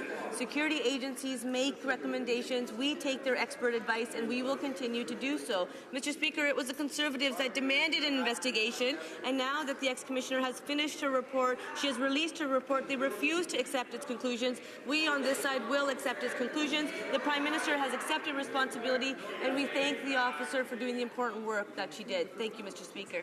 Order. I think probably the honourable member for Abbotsford has heard me say on previous occasions, members will hear things they don't like sometimes, and that they really shouldn't interrupt, and that they should wait, of course, for their turn to speak. The honourable member, Honourable member for Richmond North Athabasca. Mr. Speaker, imagine, yesterday Liberal members voted against the following motion.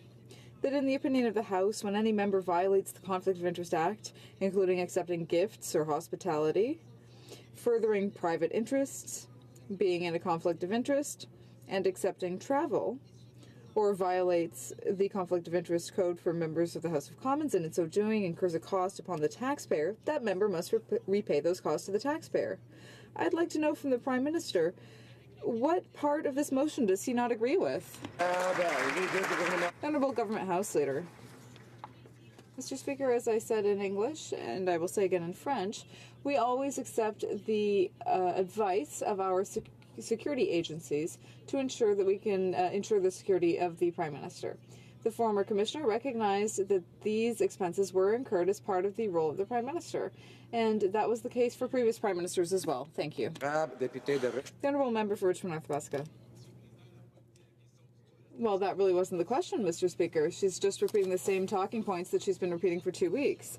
By voting against this motion last night, all Liberal members on the other side of the House became complicit in the Prime Minister's contravention of these 4 sections of the Conflict of Interest Act when he went to a billionaire's private island with his Liberal Party friends at taxpayer expense at a cost of $200,000. So I will repeat my question again. What aspect of this motion does the Prime Minister not agree with? And why did he make his entire caucus vote against the motion? The Honourable Government House Leader. Mr. Speaker, as I've said many times, it was the opposition that asked for the former Commissioner to investigate, and now that she has, and now that she's tabled the report, they're refusing to accept the recommendations. On this side of the House, we accepted the recommendations. The Prime Minister has taken responsibility for this, and as the former Commissioner recognized that these expenses were incurred as part of the role of the Prime Minister, we accept those recommendations. Thank you. For Chilliwack Hope. Yesterday, Liberal MPs were given the opportunity to stand up for the law and stand up for Canadian taxpayers, and they failed miserably, one by one.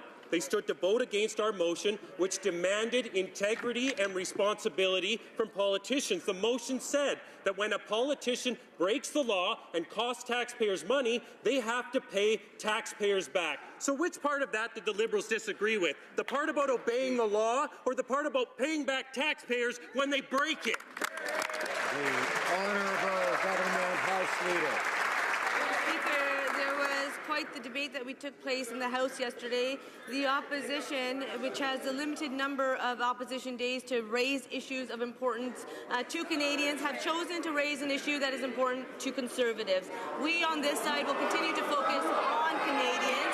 As we know, this Prime Minister, this government will focus on making sure that there is an economy that works for Canadians. Canadians. We will make sure that veterans have the resources that they need and that they deserve. We will make sure that immigration system is working to reunite families and to bring them together. As Conservatives will continue to focus on this Prime Minister and the Conservatives will continue to focus on this government, this Prime Minister will focus on Canadians.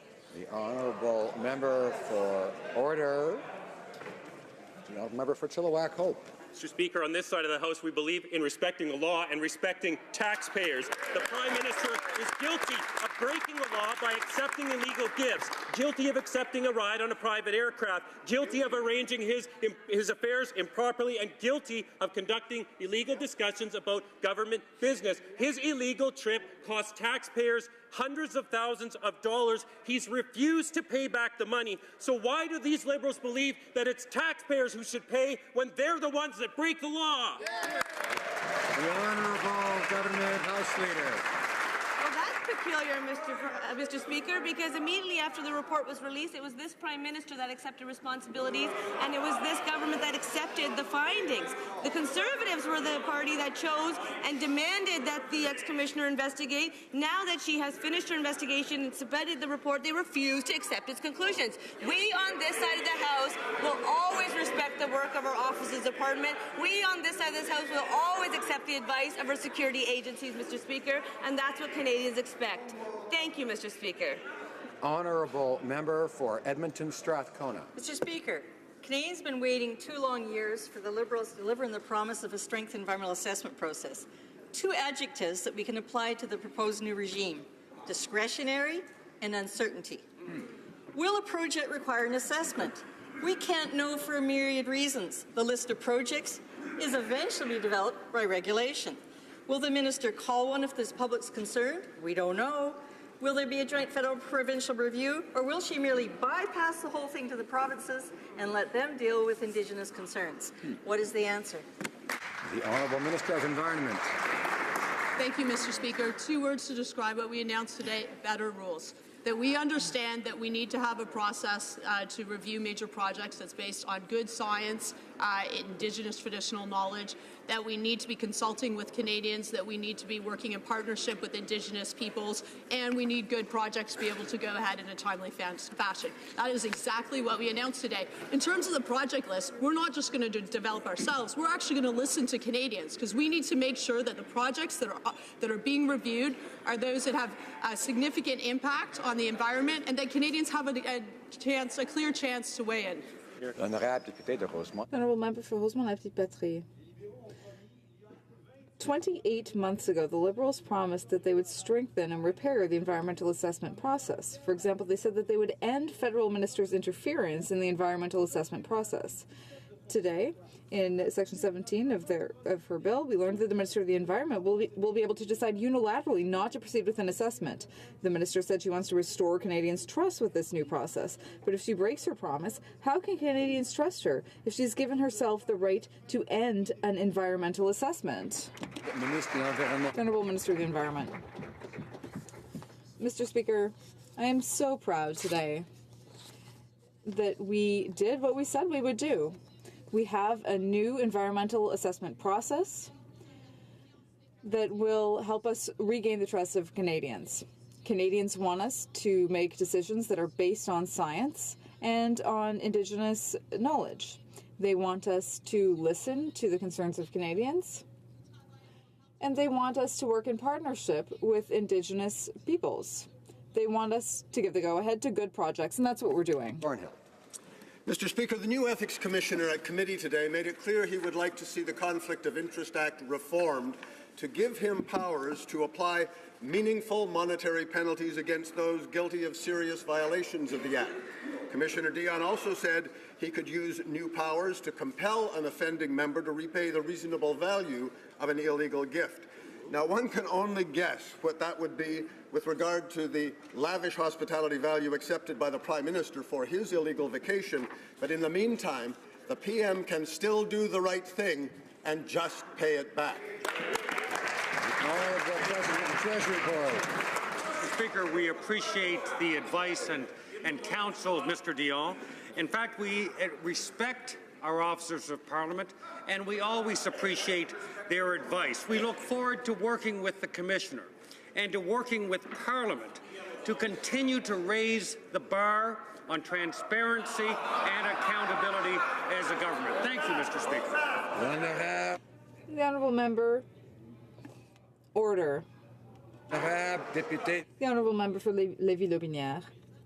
Mr. Speaker, our motion from February 2nd apparently had the same effect on the Prime Minister as the Ethics Commissioner's Trudeau report. It went in one ear and out the other. And then it was voted down. We know beyond any doubt that the Prime Minister's family trip was not due to extraordinary circumstances, nor was it in the national interest, Mr. Speaker. Can the Prime Minister tell us if he disagrees with Section 12 of the report, which says that the Prime Minister should pay back Canadian taxpayers for the trip with his own money? The Honourable Government House Leader. Mr. Speaker, as I've said many times, the former Commissioner recognized that these expenses were incurred as part of the role of the Prime Minister. As in the case of former Prime Ministers and in the case of the current Prime Minister, when Prime Ministers travel, there are security costs associated with that. We are taking the advice of our security agencies. Thank you, Mr. Speaker. For Barrie Innisfil. Mary Dawson conducted a year-long investigation on the Prime Minister's free vacation from a registered lobbyist that cost taxpayers $200,000. Her findings in the Trudeau report are clear. The Prime Minister broke the law by violating 4 sections of the Act. Last night, every Liberal voted against the motion that requires MPs who break ethics and conflicts of interest laws to pay the money back. It means the new norm for the Liberals is that they have no problem accepting gifts or trips from lobbyists, no matter the cost to taxpayers. Mr. Speaker, have they no shame? Hear, hear. The Honourable Government House Leader. This side of the House, we respect officers of Parliament and we respect the work that they do. It was the Conservatives that demanded that the Commissioner investigate. The Commissioner investigated, she released a report, and now they refuse to accept its conclusions. We on this side have accepted its findings. We on this side, the Prime Minister has accepted responsibility. We will continue to work with the Office of the Conflict of Interest and Ethics Commissioner to ensure that all recommendations are followed. Thank you, Mr. Speaker. Honourable Member for Barrie Innisfil. Well, here's what voting against the motion means, Mr. Speaker, that the Heritage Minister can fly off on an all-expense paid vacation with Netflix. The Finance Minister can go to a private Barbados villa with Bay Street executives, and the Industry Minister can be wined and dined, showered with lavish gifts by a Chinese Communist Party company looking to buy Canadian companies. All of this can happen with no consequences now. Why can't the Liberals see how illegal, how immoral, how unethical, how corrupt this is? The Honourable Government House Leader. Speaker, as I have said on numerous occasions, immediately after the report was released, the Prime Minister accepted responsibilities and accepted its findings. What is clear, exactly what the Conservatives did with 10 years in government, undermining offices of Parliament. Now they have been booted to the opposition and they continue to do so. We on this side respect offices of Parliament. We respect the work that they do and we accept their findings, as has been the case on numerous occasions. Thank you, Mr. Speaker. The Honourable Member for Saint-Hyacinthe-Bagotte. Mr. Speaker, the Social Security Tribunal is an utter failure. Some Canadians are waiting over 1 year before being heard. The KPMG report shows that the tribunal costs much more and takes, on average, 5 times longer than the former system. Groups that work with the unemployed are thus calling for a return to the system with a 3-person panel. The Liberals had promised to act, but unemployed Canadians are still waiting. When will the government keep its promise and reform the appeal process? Honourable Minister of Social Development. Thank you, Mr. Speaker, and I'd like to thank my colleague for giving me the opportunity to say how important it is to have a court system that works well and that respects the principles of natural justice. We have to ensure that this system is swift and effective and that it meets the needs of the most vulnerable Canadians. We received a report that is very clear on the fact that the system does not work as it should. It was put in place. It was set up in a poor way, and we will fix that in collaboration with unions, employers, and others. Nukaski. Mr. Speaker, reports aren't going to cut it. It's been 2 years since we knew that the Social Security Tribunal system was broken. The Conservatives broke the system and the Liberals have done nothing to fix it. Hear, Liberal, hear. Tory, same old story. Mr. Speaker, workers are suffering and this government is doing nothing to alleviate those concerns. So my question is, when will the Liberals fix the system, leave the reports aside and actually act on what's in the report to finally show respect to Canadian workers and fix this broken EI system? Honourable Minister of Social Development. Thank you, Mr. Speaker. The EI system needs to be fair. What we have now is a tribunal that does not work. It is too slow, it is unfair, it is complex, it is a source of justice denial. We will correct that system, Mr. Speaker, as we have told employers and unions in the last months. We know we'll be able to depend and to rely and to build on their support. We look forward to the very important work that we need to do. Patrick. The honourable member for Surrey Newton. Thank you, Mr. Speaker. There has been recent media reports that IRCC may consider eliminating a pathway to permanent residency for caregivers. These reports are worrying those who are providing service to our seniors and children with medical needs. Can the Minister please reassure this House and caregivers of our government's position when it comes to a path to permanent residency for caregivers? The Honourable Minister of Immigration. Monsieur le Président, je tiens à Mr. Speaker, I would like to thank my colleague for his question. service for Canadian families. Let me be clear. Our government will continue to ensure a pathway for permanent residency for caregivers. In fact, we are conducting an assessment of the existing programs to improve them. Mr. Speaker, our government slashed wait times for caregivers from up to 7 years under the previous government to 12 months under our government. And there is more good news, Mr. Speaker. The existing cases under the live-in caregiver programs will be eliminated by the end of this year, Mr. Speaker. Honourable member for Niagara Falls. Order. Well, thank you, Mr. Speaker. CTV has reported that the government is trying to kill a class action lawsuit that alleges sexual misconduct and gender discrimination within the Canadian Armed Forces. Frankly, Mr. Speaker, I find this quite disturbing. Can the Prime Minister explain why his self-proclaimed feminist government is trying to silence women who are coming forward with such serious allegations? The Honourable Minister of Justice. Well, Mr. Speaker, to be clear, everybody deserves an environment that is safe, free from harassment and discrimination. I share the concerns that the Prime Minister expressed yesterday with respect to this case.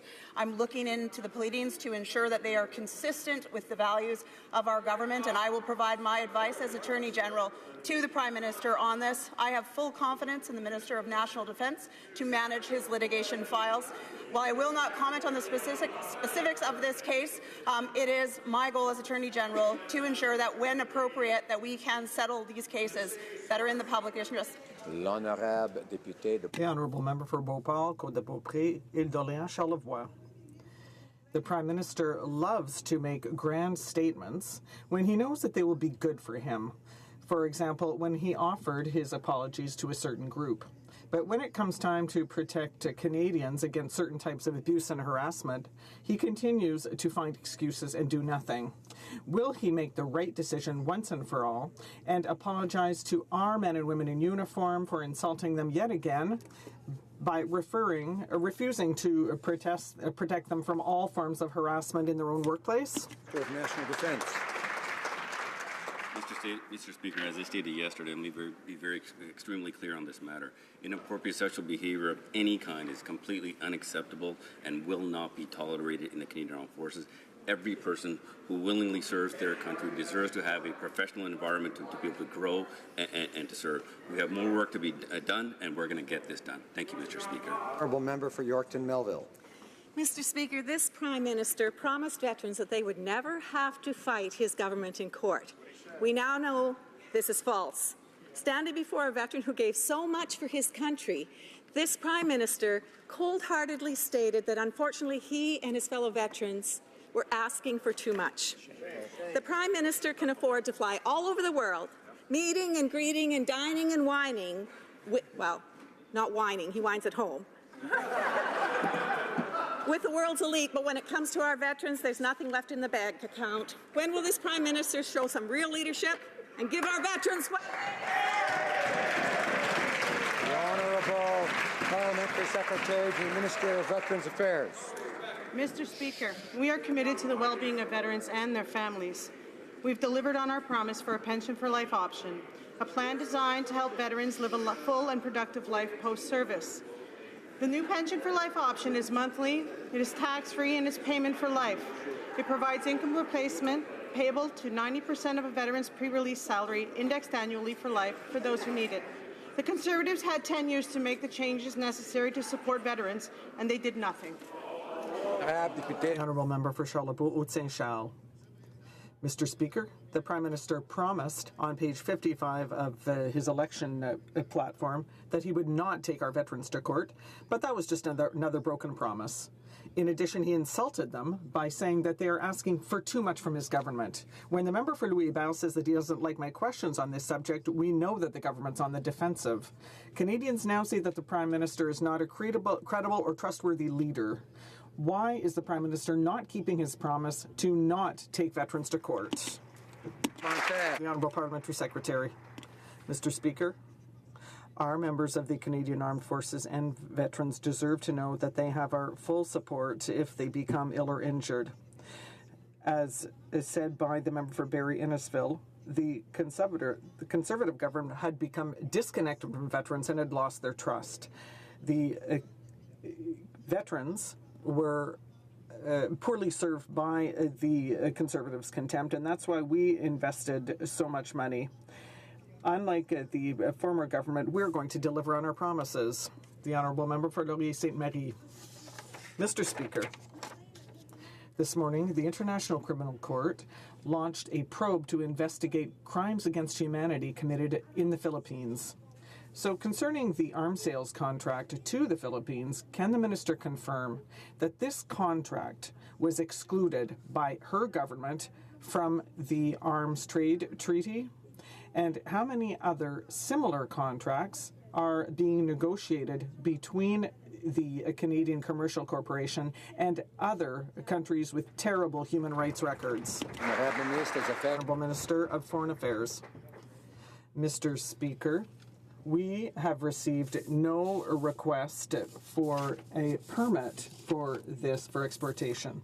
The Prime Minister and I have been very clear about the Duterte regime's human rights violations and extrajudicial killings, including during our visit. I will conduct an extremely rigorous human rights analysis of any potential export permit application related to this contract. I have the power to refuse such a permit if I see that it is bad for human rights, and if that is the case, I will do so. Mr. Speaker, thousands of British Columbians put their bodies in front of Kinder Morgan's pipeline construction on Burnaby Mountain in 2014, with 125 being arrested. I stood with them as these people are my constituents. We saw how disrespectfully the Prime Minister treats pipeline opponents during his town hall in Nanaimo last week. How many more people is the Prime Minister willing to arrest to force his pipeline through our beautiful province? The Honourable Parliamentary Secretary to the Minister of Natural Resources. Thank you, Mr. Speaker. The decision we took on the Trans Mountain Expansion Project was the right decision, and it's based on facts, evidence, and what is in the national interest. Last week, the Prime Minister was in both BC and Alberta and clearly stated his support for this very important project. We look forward to working with every province and territory to ensure a strong future for Canadians, but the facts and evidence do not change. This project will diversify our export markets, be built on improved environmental safety, and ensure a strong future for all Canadians. Thank you, Mr. Honourable Member for Parry Sound, Muskoka. Speaker, again, the Liberals are trying to pull the wool over Canadians' eyes by giving false assurances that all is well with China's takeover of construction giant Aecon. We know this Chinese-run company is rotten with corruption. We also know Aecon is involved with critical Canadian infrastructure projects in the hydro, nuclear, and military sectors. So a simple question, will the minister commit in the House today to formally direct security agencies to undertake a full Section 25 national security review and not just a perfunctory screening? The Honourable Minister of Economic Development. Mr. Speaker, we have been clear on this issue for many, many weeks. When it comes to national security, we never have and never will compromise on that. Every single acquisition or transaction is subject to a national security screening. This is a multi-step process, and the advice that we will receive from our national security agencies will be followed. We always have followed their advice. We have faith in the advice that they give us, and we will make sure that any decision that we make will advance the interests of all Canadians. Member for Calgary-Shepherd. Mr. Speaker, the Chinese company CCCI has a dire reputation. This Chinese state-run company was banned by the World Bank from bidding on construction projects in the Philippines because it engaged in bid rigging. This is a company that helps the Chinese government to violate the international law of the sea. And today, CCCI wants to purchase Aecon, a flagship of Canada's construction industry. Why doesn't this government want to take the time that it needs? Why is it in such a hurry to say yes? Honourable Minister of Economic Development. Mr. Speaker, as a minister responsible for the Investment in Canada Act, we have a very thorough, robust and rigorous process. A process that we will follow, a process that we have followed, a process that will make sure that the outcome is in the best interest of all Canadians. When it comes to national security, we will take the appropriate step and the advice from the national security advisors. And when it comes to Canadians, we will always make sure that any decision that we would make will be in their best interest. Thank you very much, Mr. Speaker. Member for Calgary-Shepherd. Mr. Speaker, the minister keeps doing this. He keeps saying and referring to how robust and rigorous, multi-stage the process will be. Investment Canada data shows that only 5 of the more than 700 foreign takeovers in 2016-2017 underwent a full-scale national security review. The minister claims all foreign takeovers face a national security review when in fact most of them only go through that preliminary step. Now, Mr. Speaker, if the minister trusts our national security agencies like we all do on this side of the House, will he direct them to do the full, in-depth national security review on the Aecon purchase? Honourable Minister of Economic Development. Mr. Speaker, we have been absolutely clear. We have full confidence in our national security agencies. We work with them, we take their advice, and we follow their advice. What I find appalling and concerning is the members opposite have no faith, no confidence in our national security agencies. We do. That is why we'll continue to work with them in order to make a decision that's in the best national interest of all Canadians, Mr. Speaker. A member for Pitt Meadows, Maple Ridge. Monsieur le Président, l'innovation... Mr. Speaker, innovation changes the way we live and work. It creates new opportunities and new challenges for the people in my riding and across Canada who must support their families and hope for a prosperous future. Adult learners in particular, like single moms, supporting a family on their own or newcomers who are starting over, going back to school can be very daunting. Can the minister tell this House what our government is doing to support adults who want to upgrade their skills? Honourable Minister of Employment. Speaker, I'd like to thank my colleague from Pitt Meadows, Maple Ridge for his question and his tireless advocacy for accessible education. You know, as someone who went back to school as a single mom with 2 kids, I know that adult learners face many barriers to accessing further education, and that's why our government's launched Skills Boost, which is a new plan to give learners the support that they need to succeed in the workforce. Through a new $1,600 per year Canada Student Grant and new flexibilities for EI, going back to school will be within reach for 43,000 more Canadians. You know, our government has Canadians covered no matter their circumstances. Thank you, Mr. Speaker. Member for Calgary, Rocky Ridge. Mr. Speaker, when the Canada Revenue Agency changed its policy on the taxation of employee discounts, the minister denied responsibility. When they went after disabled Canadians and single parents, she also denied responsibility. When the Auditor General reported that the agency's call centre is an unmitigated disaster, she denied responsibility.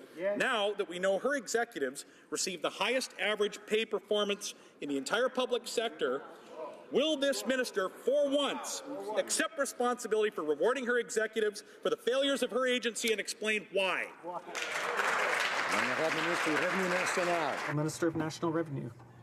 Mr. Speaker, our government has delivered concrete results for Canadians by counting on the essential support of a world-class public service. The former Conservative government chose to undermine the quality of services to Canadians by offering bonuses that had to do with cutting positions. We believe that performance measures for executives must reflect our priorities to serve Canadians and to ensure safer and more diversified workplaces. Senior officials do not receive performance pay if they do not achieve. West. A company owned by the Chinese government wants to take over HoC, one of Canada's largest construction companies. This company's international record has been generously described as problematic. The Liberals and the Conservatives have threatened time and again Canada's sovereignty by allowing the sale of local assets to foreign investors with links to foreign governments. In my riding, HoC is shortlisted to build Canada's top infrastructure project, the Gordie Howe International Bridge to the United States. What effects will this takeover have on the project? What does the United States think about Beijing controlling a company that runs the show on their soil? The Honourable Minister of Economic Development. Mr. Speaker, I'd like to thank the member opposite and the member from Windsor for asking this very thoughtful question. He knows full well that I understand the concerns that he's raised. I've answered this question in the House several times. We've been very clear that under the Investment Canada Act process, it's very thorough. It'll examine both the economic benefits and national security elements of any acquisition that takes place.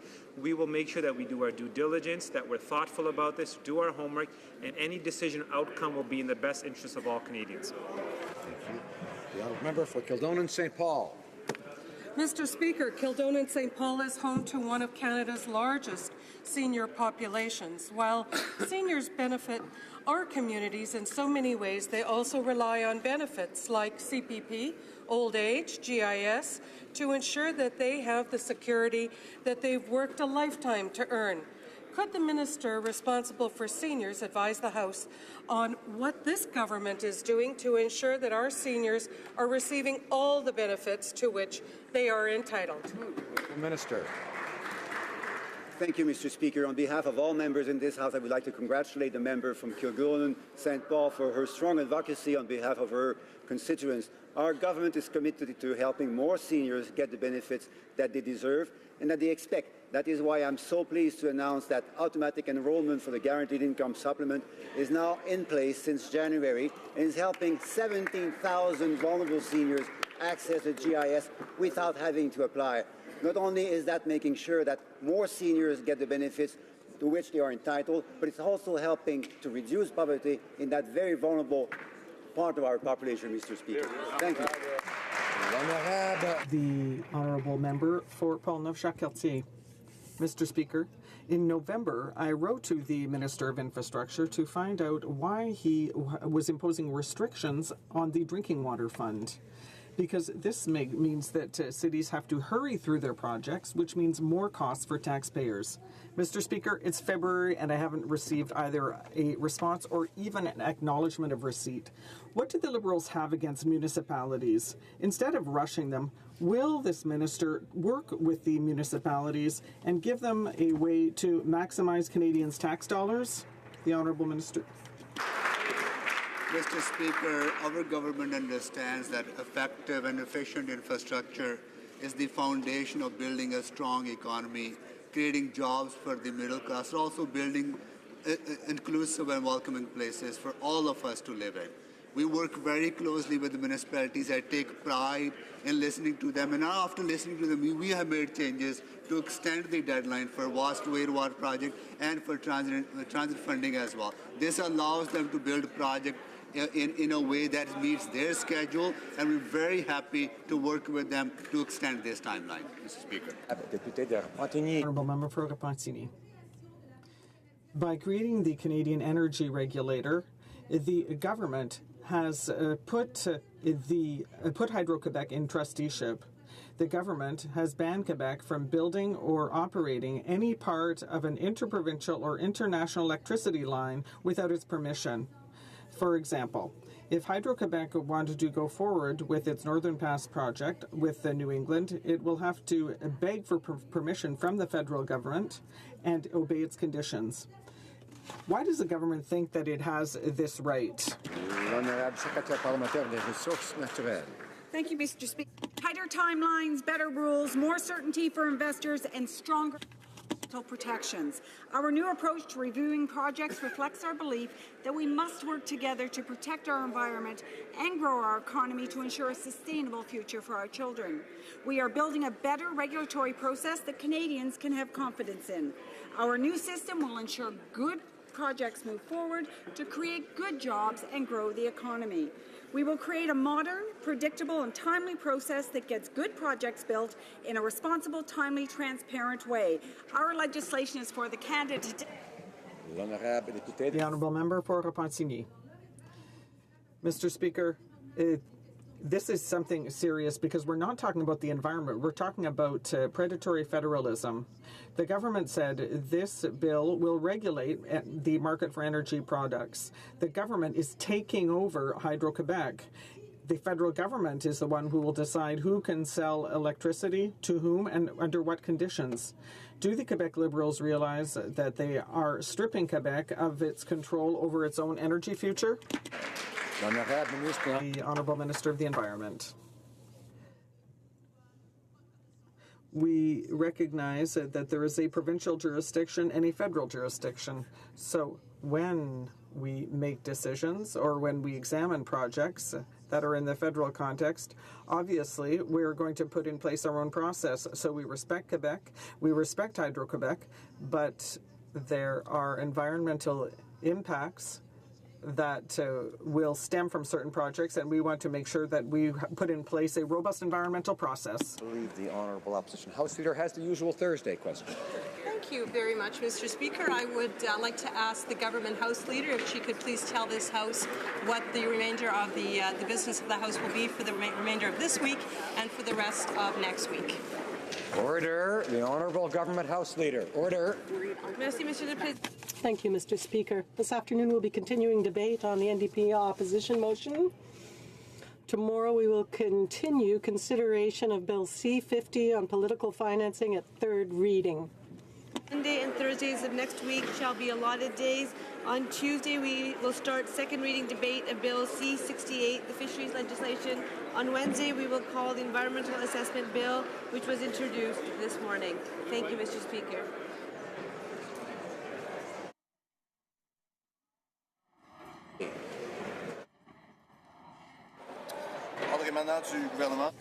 Government orders, business of supply, resuming debate on the opposition motion in the name of Mr. Julian on tax fairness in Budget 2018.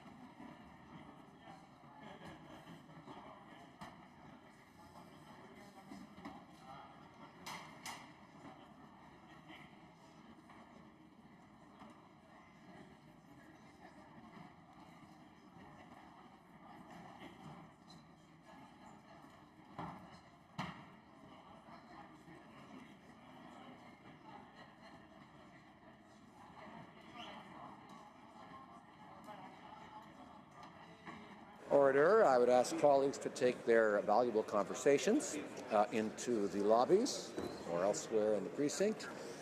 And I would ask members to join me and assist me by saying shh.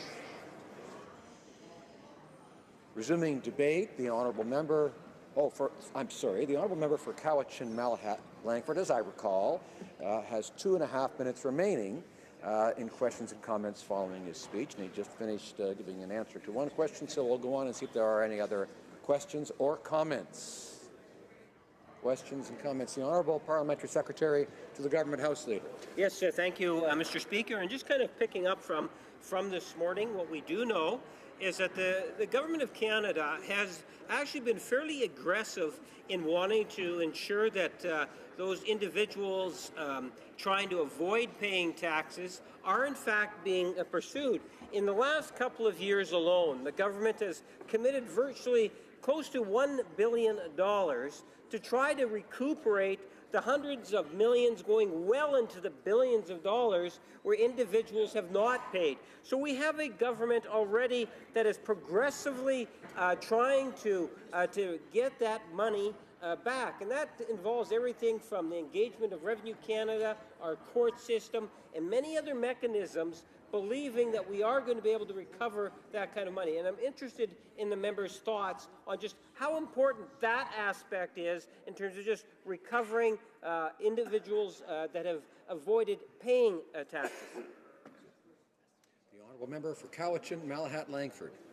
Well, absolutely, Mr. Speaker. We will always applaud any kind of efforts that are made in that regard. But what I want to point out to the Parliamentary Secretary is that since this House of Commons passed the motion last year, his government has signed on to tax information exchange agreements with Cook Island, Antigua, Barbuda, and Grenada. So what kind of actions do those show? It means that the government's intentions in this regard are not really worth the paper they're written on, because they have just signed tax agreements with jurisdictions where Canadian companies can shelter their wealth, bring it back to Canada tax-free. And I just don't think that's a very good example to be leading by. I think it shows a lack of sincerity on the government's part to really enforce these types of measures. Hear, hear. Resuming debate, the Honourable Member for Vaughan Woodbridge. Monsieur le Président.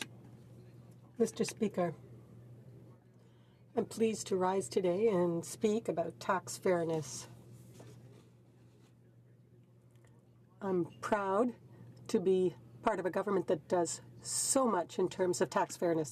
Very happy to rise this afternoon and speak on the Opposition Day motion regarding tax fairness, because our government's record after 2 years speaks for itself, and I'm glad to comment on it.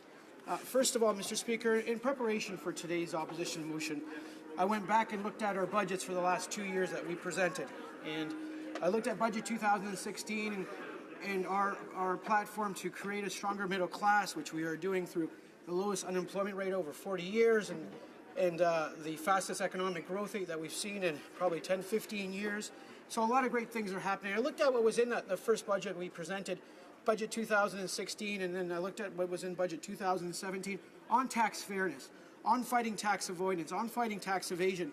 And if we just look at budget 2016 and we take out some of the comments from there, you know, we see Canada and other members of the G20 and the Organization for Economic Cooperation and Development have worked together to develop recommendations aimed at addressing base erosion and profit sharing. We've joined our international partners to fight tax avoidance and tax evasion.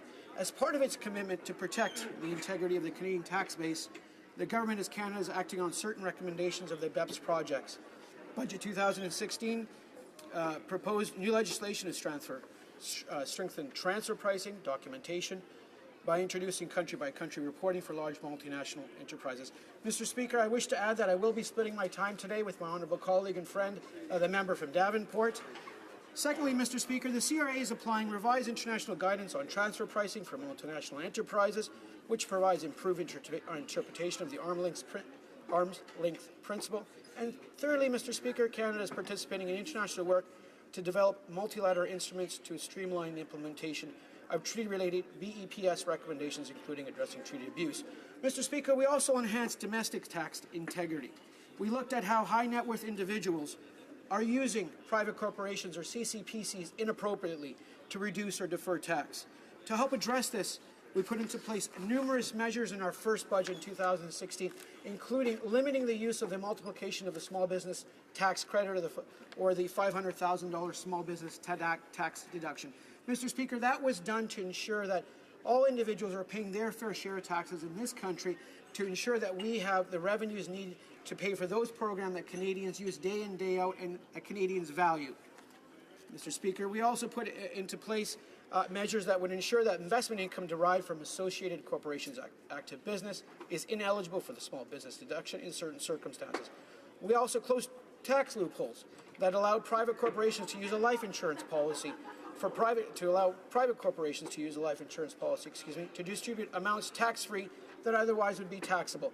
More measures were put in place in Budget 2017, including an additional $444 million that was placed into the CRA so they could have the tools and the resources to combat tax avoidance and tax evasion, and yes, to bring about tax fairness for all Canadians coast to coast to coast. This was on top of the first $500 million we put into place. Now, Budget 2017, we estimated that we would be able to recover, CRA would be able to recover $2.6 billion in additional federal revenues. And, Mr. Speaker, the good work to recover those funds continues. Initial steps have been taken to prevent wealthy individuals from using private corporations to inappropriately reduce their tax payable. We've closed tax loopholes on other measures.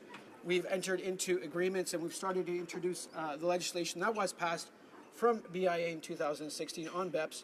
We've eliminated ineffective and inefficient tax measures, and we've also provided greater consistency in tax treatment of similar types of income with and other government priorities and current economic conditions. We've also given CRA, which I think we think about as the most proud thing in terms of this measure, we've given CRA the tools to fight tax avoidance and tax evasion, which the prior government across the aisle cut. They actually cut money and funds from CRA. They didn't give them the tools and the resources that they needed to do their job. And, Mr. Speaker, in 2 years, we've given resources and invested the funds necessary for CRA to do its job. They've increased verification activities. CRA has hired additional auditors and specialists with a focus on the underground economy. They've developed robust business intelligence infrastructure and risk assessment to target high-risk international tax and abusive tax avoidance cases. And they've improved the quality of invested work that targets criminal tax evaders. Mr. Speaker, those are only small parts of the measures that were done in the Budget 2016 and Budget 2017. Both budgets aims at strengthening the middle class, helping those working hard to join the middle class. And, Mr. Speaker, our work is not done. We've done a lot more. First of all, on tax fairness, we've cut the small business tax rate from 11% to 9%. When these measures are fully enacted, every single business in Canada, from coast to coast to coast, will have a reduction in their taxes payable by $7,500. That is $7,500, Mr. Speaker, that they can use to invest in HR training, capital, equipment, to give a raise to their workers.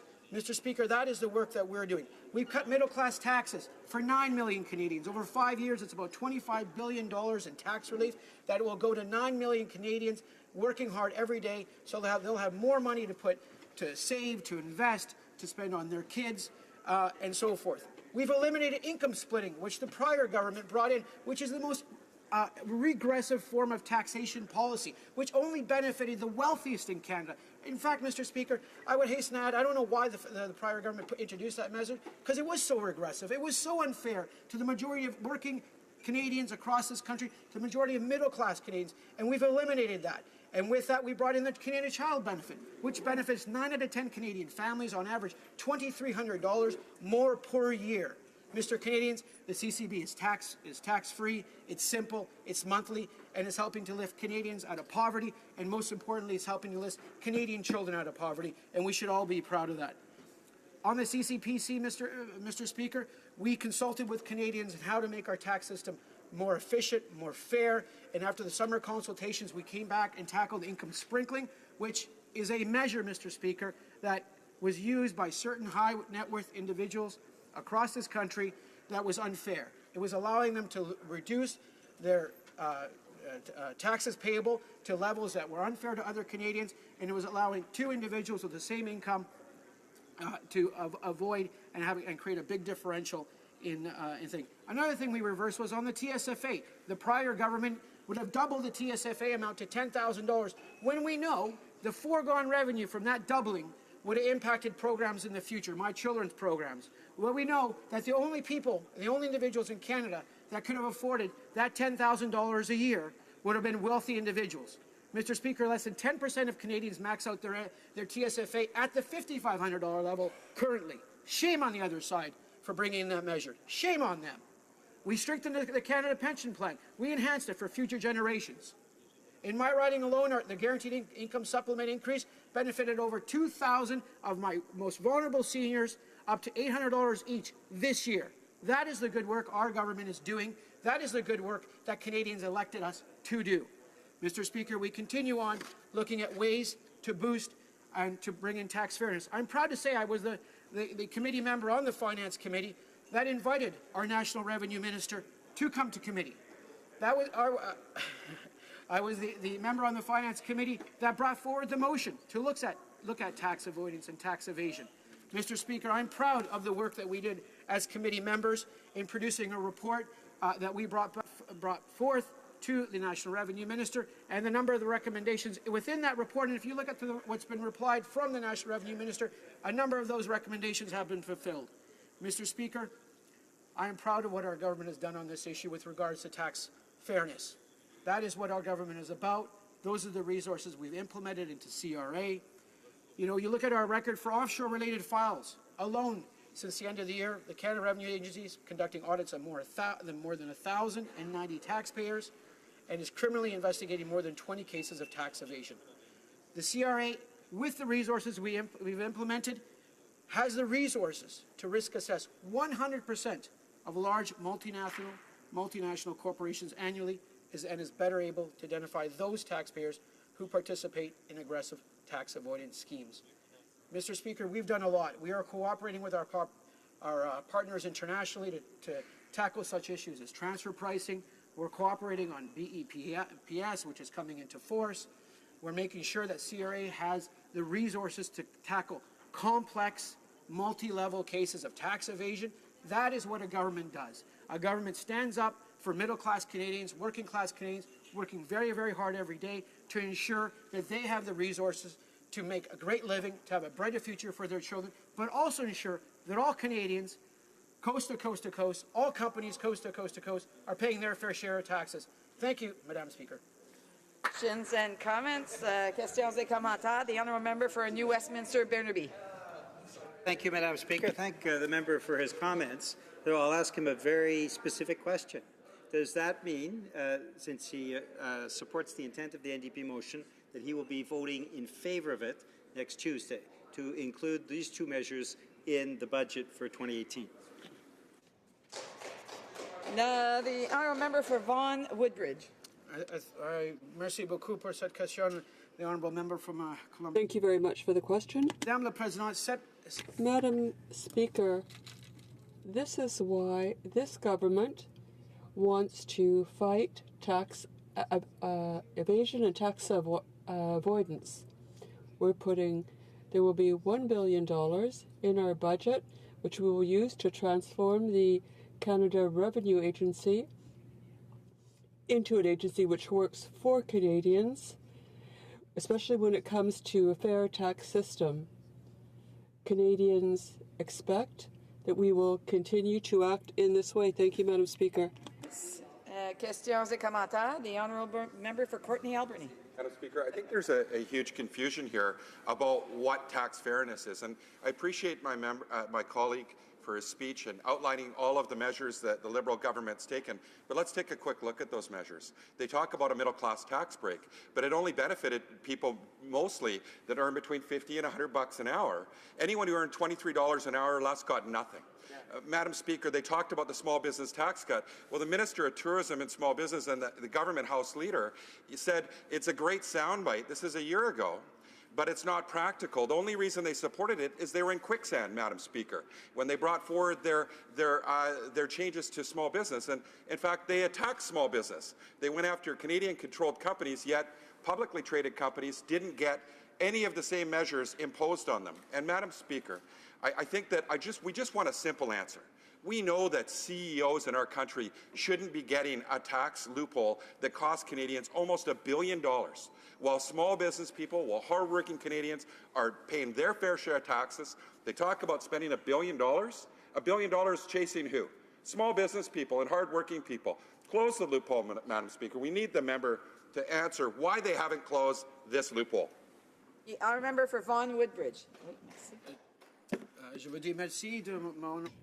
I'd like to say thank you to my honourable colleague. government. It's a central pillar in the first budget in 2016, budget 2016 and 2017. Tax fairness is a continuing pillar for our government to build a strong country and to build a strong middle class, because we know when the middle class works, our economy works. With reference to my honourable colleague's comment about where the tax cut took place, 9 million Canadians benefited from that tax loss. When you study the tax system, those earning between $0 and, say, $30,000, most of them, and majority of them, actually don't have any taxes payable because of the way our tax system has worked through a number of tax credits and also through the exemption amount up to like $13,000, $14,000. So if you studied that portion, you would know that they actually don't have any tax paying. So a tax cut wouldn't assist on that part. We targeted a tax cut that benefited 9 million Canadians, $25 billion of tax relief. That is something that has shown up in our economic results. That is something that is benefiting our economy today and tomorrow. Thank you, Madam Speaker. Questions and comments? The honourable member for Aurora, Oak Ridges, Richmond Hill. The conversation about tax fairness is truly a conversation about trust. We brought in a tax system, the one that we currently have, largely in the 1970s. Since that time, it has become incredibly complex, and so now we're looking at putting in some significant measures around incentivizing people in the economy to have more money and other aspects to go after those that are evading and avoiding taxes. So the conversation is really about the aggregate of all those measures. I wonder if my honourable colleague could tell us not each one of the specific measures, but how all of those measures in conjunction with each other are making our system much more fair and doing the right thing for the middle class in tax fairness. Thank you, Madam Speaker. Very brief answer from the member from Vaughan Woodbridge. Thank you, Madam Chair. Thank you to my honourable friend and colleague who I get to represent the great region of York Region with. I'd like to say when our government was elected, like I said, the pillar for one of our platform policies was tax fairness, and we've been looking at the entire tax system to eliminate those measures that are inefficient, that don't benefit a majority of Canadians, that are regressive, and we are doing that, whether it's getting rid of the income splitting that the prior government brought into place, whether it's limiting the $500,000 business tax deduction that only benefited wealthy Canadians and which was being used inappropriately by many, many businesses. We've done that, and we are growing our economy. Our results show to date 700,000 new jobs since we formed government. Thank you, Madam. Reprise de débat, resuming debate. The honourable member for Davenport. Madam Speaker, it is an absolute pleasure for me to rise here today to speak on this Opposition Day motion regarding tax havens. And as always, I am so happy to speak on behalf of the residents of Davenport, who I'm so proud to represent. As I was reminded recently by Davenport residents at a pre-budget consultation I held in November 2017, tax fairness and the federal government continuing to pursue those companies, organizations, and individuals that avoid paying their fair share of taxes is a top priority for them. It is absolutely very important. Madam Speaker, Canadians work hard to support their families, and most do pay their fair share of taxes. In return, Canadians expect that the Government of Canada will work hard on their behalf to ensure that our tax system is responsive and fair, and that their monies are spent on priorities important to Canadians. Over the past 2 years, and I know we've heard this a number of times over the full day today, but I think it warrants repeating. Over the past 2 years, our government has taken concrete action to go after tax evaders with a historic investment of nearly $1 billion in the combined budgets of 2016 and 2017. No other government has invested this much in the Canada Revenue Agency to crack down on tax evasion and to combat tax avoidance. We started in 2016 with an investment of $444 million in the CRA to enhance their ability to detect, audit, and combat tax evasion and avoidance. Because we saw much success, we invested an additional $523.9 million over 5 years. Because of this huge investment, our government has made significant progress in combating offshore tax evasion and aggressive tax avoidance. Madam Speaker, I encourage all of the honourable members of this House to share with their constituents the progress that the Canada Revenue Agency has made in this area and the steps it will take going forward to ensure a more responsive and fair tax system for all Canadians. Madam Speaker, it was just last September that the Honourable Diane Lebouthillier, the Minister of National Revenue, provided an update to all of us, addressing the recommendations made by the House of Commons Standing Committee on Finance and the actions taken by the CRA on this front. It is an absolute pleasure for me to share with you some of the highlights of the CRA's results achieved between April 1st, 2016 through to March 31st, 2017.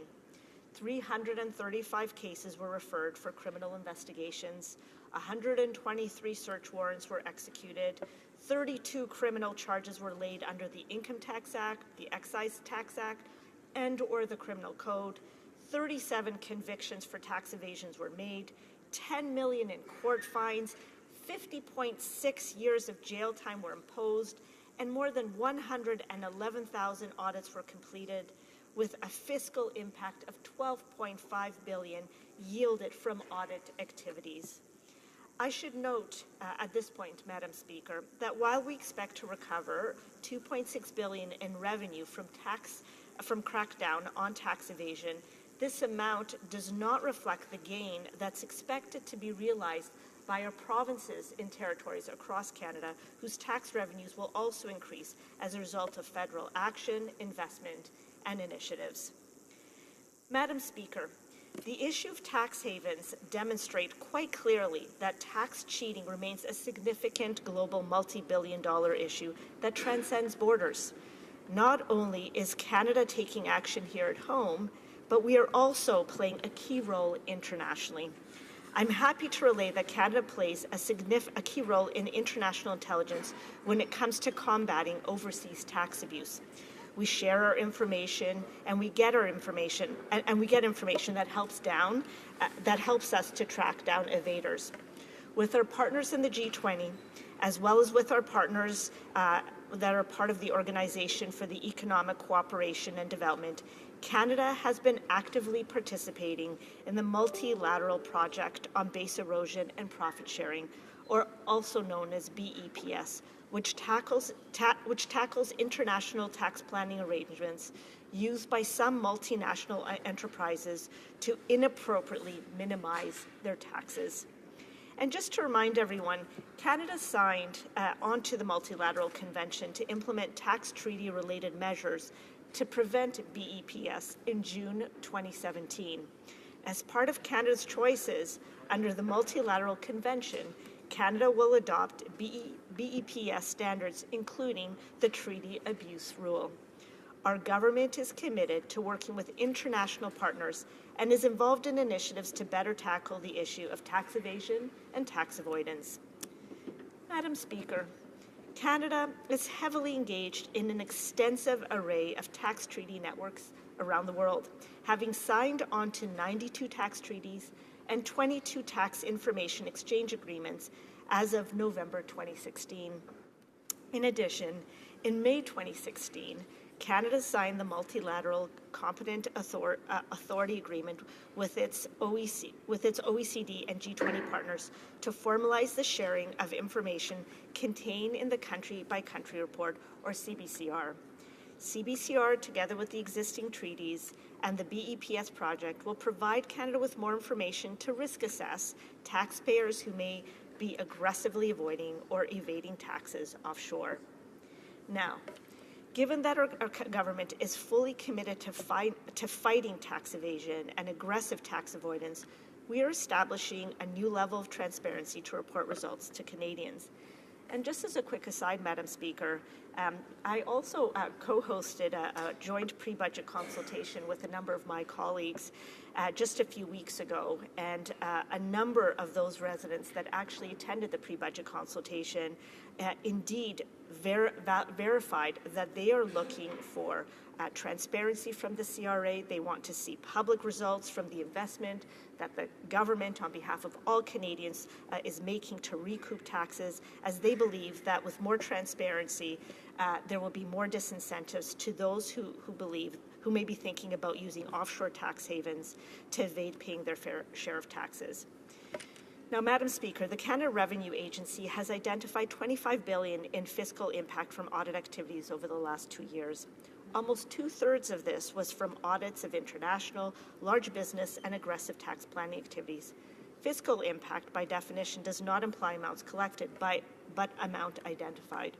For offshore-related files alone, as of December 31st, 2017, the Canada Revenue Agency has been conducting audits on more than 1,090 taxpayers and is criminally investigating more than 20 cases of tax evasion. It will continue to apply penalties to all cases of serious non-compliance. Madam Speaker, as mentioned, Canada is collaborating with international partners. We recognize this is crucial to identifying and taking action against those who are evading and avoiding taxes and paying their fair share. In fact, thanks to these actions starting this year, Canada will be able to automatically exchange information with other countries to identify taxpayers with offshore accounts through the OECD Common Reporting Standard. As you may recall, Madam Speaker, legislation was passed in December 2016 to implement the standard in Canada as of July 1st, 2017.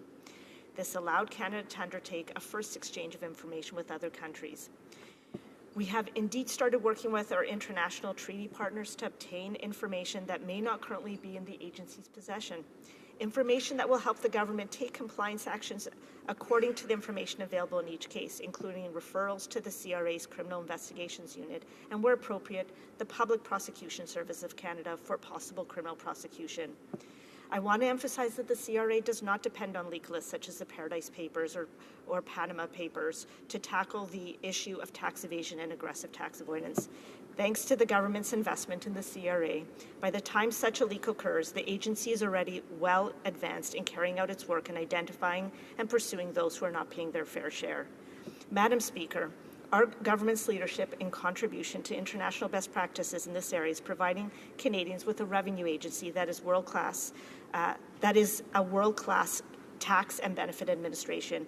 Canadians expect no less from us, and we are delivering on our promises. The CRA will continue to build on its capacity to detect and combat tax cheating and ensure that those who choose to break the law face the consequences. We will close in on any wealthy individuals or corporations that try to avoid paying their fair share of taxes and that drain resources away from the services that support and improve the lives of all Canadians. Madam Speaker, aggressive tax avoidance and tax evasion continues to be a concern, not only here in Canada, but also abroad. Like most Canadians, I'm frustrated to hear about individuals who try to avoid paying their fair share of taxes. As Canadians know, Madam Speaker, not only is it unfair and against the law, it robs the government of the revenues needed to deliver the programs Canadians have come to rely to improve their quality of life. Hardworking Canadians who pay their fair share of taxes expect the government to do its part to crack down on tax cheating. This is what Canadians expect, and this is what the government will deliver. Thank you, Madam Speaker. Questions and comments? The honourable member of Cowichan, Malahat, Langford. Thank you, Madam Speaker, and thank you to my colleague from Davenport for her speech. During the last two election campaigns, both 2011 and 2015, the Liberals made a very clear promise to set a cap on how much can be claimed through the stock option deduction. In Budget 2016, Budget 2017, we still have seen no measures to really tackle this specific problem. And the Liberals' platform, Madam Speaker, even noted that this loophole was used primarily by an estimated 8,000 very high-income Canadians who deduct an average of $400,000 from their taxable incomes via stock options. So I have two very clear questions for the honourable member through you, Madam Speaker.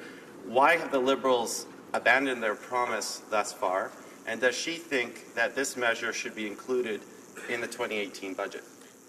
The honourable member for Davenport. Thank you, Madam Speaker, and I'm sorry that this is stuck in my hair here. I think one of the key promises we made in the 2015 election is around tax fairness, and I'm very proud that our government has actually taken a number of steps towards tax fairness. Not only have we, and ad nauseum, we have talked about the $1 billion we've actually invested to actually go after tax evaders and tax cheats, and all the international cooperation agreements that we've actually signed globally to continue to combat tax evaders. But we've also taken a number of moves to move forward on tax fairness. the middle class tax cuts, the changes around the Canadian-controlled private corporations, the changes around income splitting, the Canada Child Benefit, and the TFSA contribution limit. So all of these are steps that are showing that we consistently are reviewing our tax code, we're looking at our measures, and we are doing all we can to move us towards tax fairness. Thanks so much, Madam Speaker. Questions and comments? The honourable member for Vancouver East. Speaker, and I thank the member for her comments as well. The member says that she wants to ensure that there are aggressive measures from the government to go after those who are not paying their fair shares, like tax havens. So then, if she can explain, does she agree with the government's approach in creating additional tax haven treaties with Cook Islands, Antigua, Bermuda, and Grenada? Is that consistent with the rhetoric that we hear from the government? And if she thinks that these loopholes should be closed, will she support this very motion that's before her in the House today? The honourable member for Davenport. Thank you so much, Madam Speaker, and I very much appreciate the honourable member's question. You know, never before has any other government invested as much money to go after tax evaders and tax avoidance. So that's $1 billion. That actually allows a significant amount of tools and also enough resources to be able for our CRA working in conjunction with their international partners to go after tax evaders right around the world. And so I'm very proud of the steps we've taken. I know that we're going to continue to take more steps because the issue of tax fairness and going after tax fairness is extremely important to all Canadians. Thanks so much, Madam Speaker. Questions and comments? The honourable member for Calgary Rocky Ridge. A quick question. Yes, a quick question. How much of that $1 billion was directed to offshore evaders as opposed to domestic tax evasion? The honourable member for Davenport. Thank you so much, Madam Speaker. I think that's an excellent question by the honourable member. I actually don't know the answer to that question. I think it is a great one, and as my colleague is kind of saying in front of me, that might be a great question for a Minister of Finance. But rest assured, every single penny of that, almost $1 billion, is going towards tax fairness and going after tax evaders. Thanks so much. Resuming debate. Reprise au débat. The honourable member for Courtenay Alberni. Madam Speaker, thank you. Madam Speaker, I'll be splitting my time with the member from Vancouver East. Thank you. Madam Speaker, it's a huge honour today to speak on this motion as the critic for small business and tourism and as the new critic for Veterans Affairs, Madam Speaker. And it's a huge honour today to rise under that new portfolio for the first time.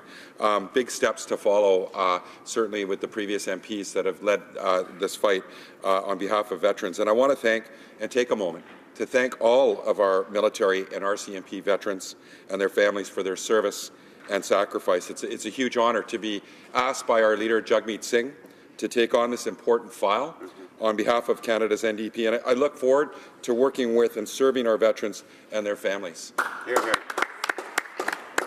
Madam Speaker, today we're speaking to a motion that was brought a year ago, March 8th in 2017, by the member from New Westminster, Burnaby.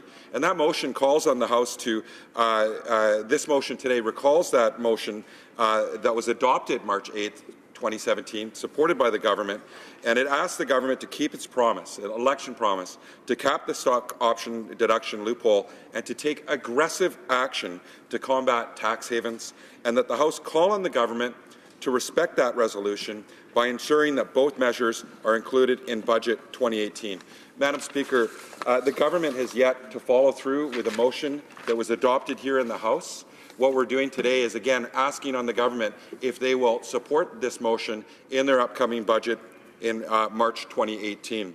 Madam Speaker, increasingly we're seeing two worlds in Canada. The world for Canadians' most unaffordable and people that are struggling with precarious work, and the other world with the elite, the well-connected, the wealthy, and people at the top and the most powerful, Madam Speaker.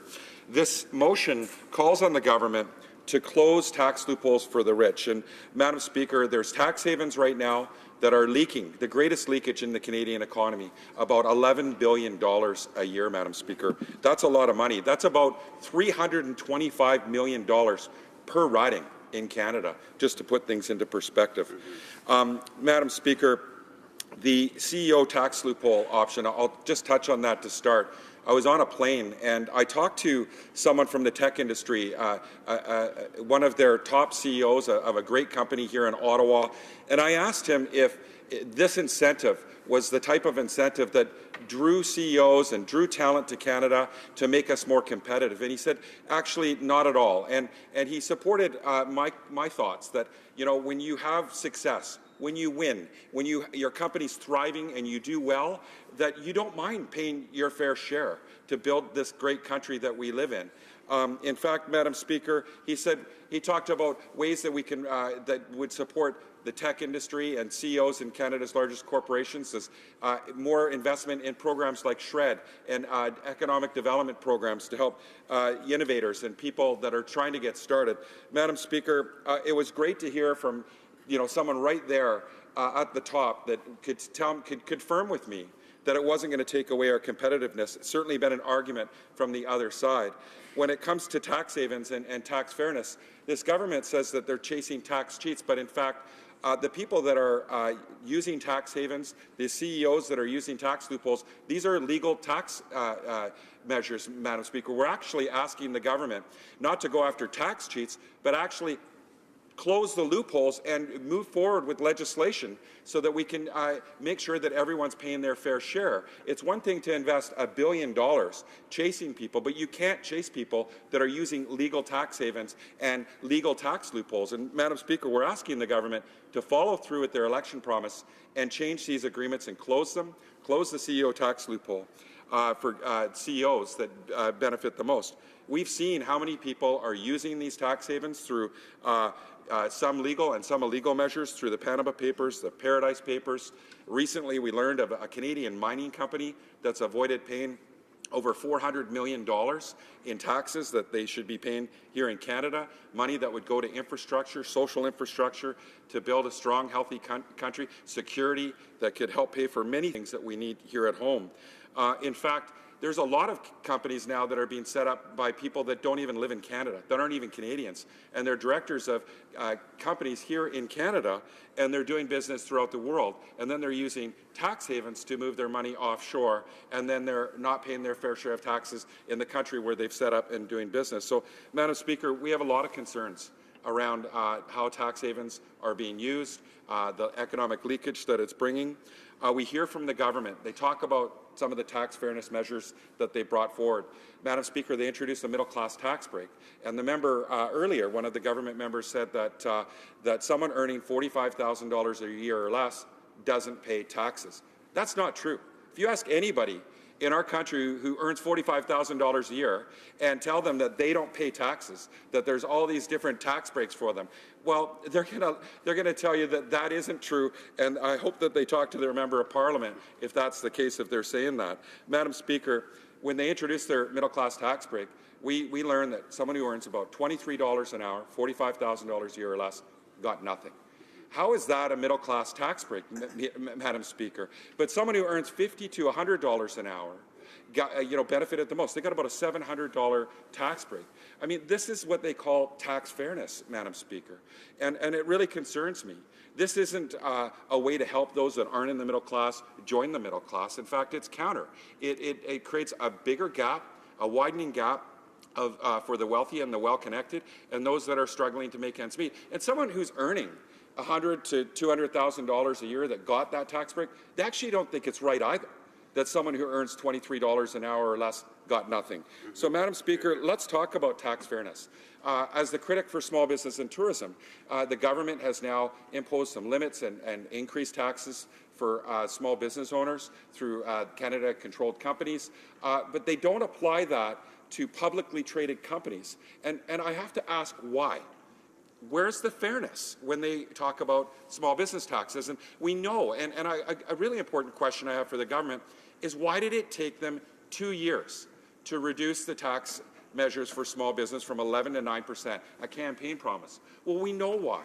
They weren't going to do it. They were in quicksand over their rushed tax proposals that they were going to impose on Canada's small business owners, and they got caught.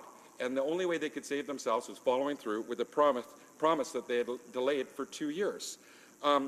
We see how they treat foreign companies, you know, on the internet that are doing business in our country, like Netflix.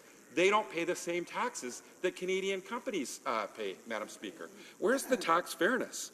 I asked the Minister of Climate Change and Environment last year when they were going to remove subsidies and for oil and gas companies, something that they promised in the 2015 election. She said, we've got started. We've just got started. That's not good enough, Madam Speaker. Not when we have so many options and things that we can do. Madam Speaker, this government's fighting First Nations in court instead of, you know, changing legislation to close tax loopholes for CEOs and for wealthy individuals. They're spending government money in places, they're not collecting government money where it could be used. And like I said, $325 million per riding in this country is right now leaking through these tax havens, through CEO tax loopholes, money that could be going to salmon enhancement when we've got endangered species on the West Coast, money that could be going to First Nations communities that desperately need it, to environmental protection, to clean energy programs like a home energy retrofit program, to marine infrastructure, clean water, and return to work policies. Well, we've got 1.2 million Canadians that aren't working, that have been injured in the workplace. We're not putting our time and energy into them. Instead, we're protecting, this government is protecting CEO stock option loopholes and tax havens and the rich and the wealthiest. And we could be, you know, spending that money, that $11 billion a year, fighting climate change through some of the programs I've outlined. We could be investing in pharmacare and making sure that people that are living on the street have a roof over their head. Madam Speaker, when we don't invest in these things that I've talked about, these proposals, in communities and regions like mine, and in my community, Port Alberni, which has the highest poverty rate in British Columbia, we've been waiting for investments from Ottawa to come to our community, to build on the economic opportunities that we presented to government, but instead, those economic opportunities haven't been supported. The government's spending money elsewhere, like outside, on their $8 million skating rink that no one in my riding is going to use, and they're spending their time protecting CEOs, executives that don't need a hand, Madam Speaker, protecting Canada's largest corporations and wealthiest individuals with tax havens. And instead, they should be collecting that money and making sure that that money is invested in communities like mine, like every other hardworking person. They should be paying their fair share of taxes, Madam Speaker. Questions and comments? And remember for Aurora, Oak Ridges, Richmond Hill. Thank you very much, Madam Speaker. I'm wondering if my honourable colleague opposite could give us some insight into the actual numbers. I know he mentioned a bunch of numbers, but could he give us the value of the overall estimated tax liability that is being missed? What percentage of our overall tax revenue that is representative of, and how we compare with other countries in terms of leakage or this tax avoidance for foreign havens, and therefore are we performing better or worse than our peers? Thank you, Madam. The honourable member for Courtenay Alberni. Well, Madam Speaker, I'm not the finance minister or working for the government. They have access to that information, actually, to tell us exactly how much money it is comparison overall that's leaking from our economy. But $11 billion is a lot of money. I know that, Madam Speaker. And $325 million per riding, when you divide 338 ridings by $11 billion, is a lot of money. And that could do a lot in a community like mine. Where I live, we have the highest poverty in British Columbia. Why is this government protecting people on Bay Street, CEOs that can afford to pay their fair share, and Canada's largest corporations, instead of investing in our communities, Madam Speaker? They should be paying their fair share, just like everybody who goes to work every day and pays their fair share of taxes, just like small business people that struggle to make ends meet, that employ people. They need to make sure, this government, that they honour that everybody pays their fair share, and they're not doing that.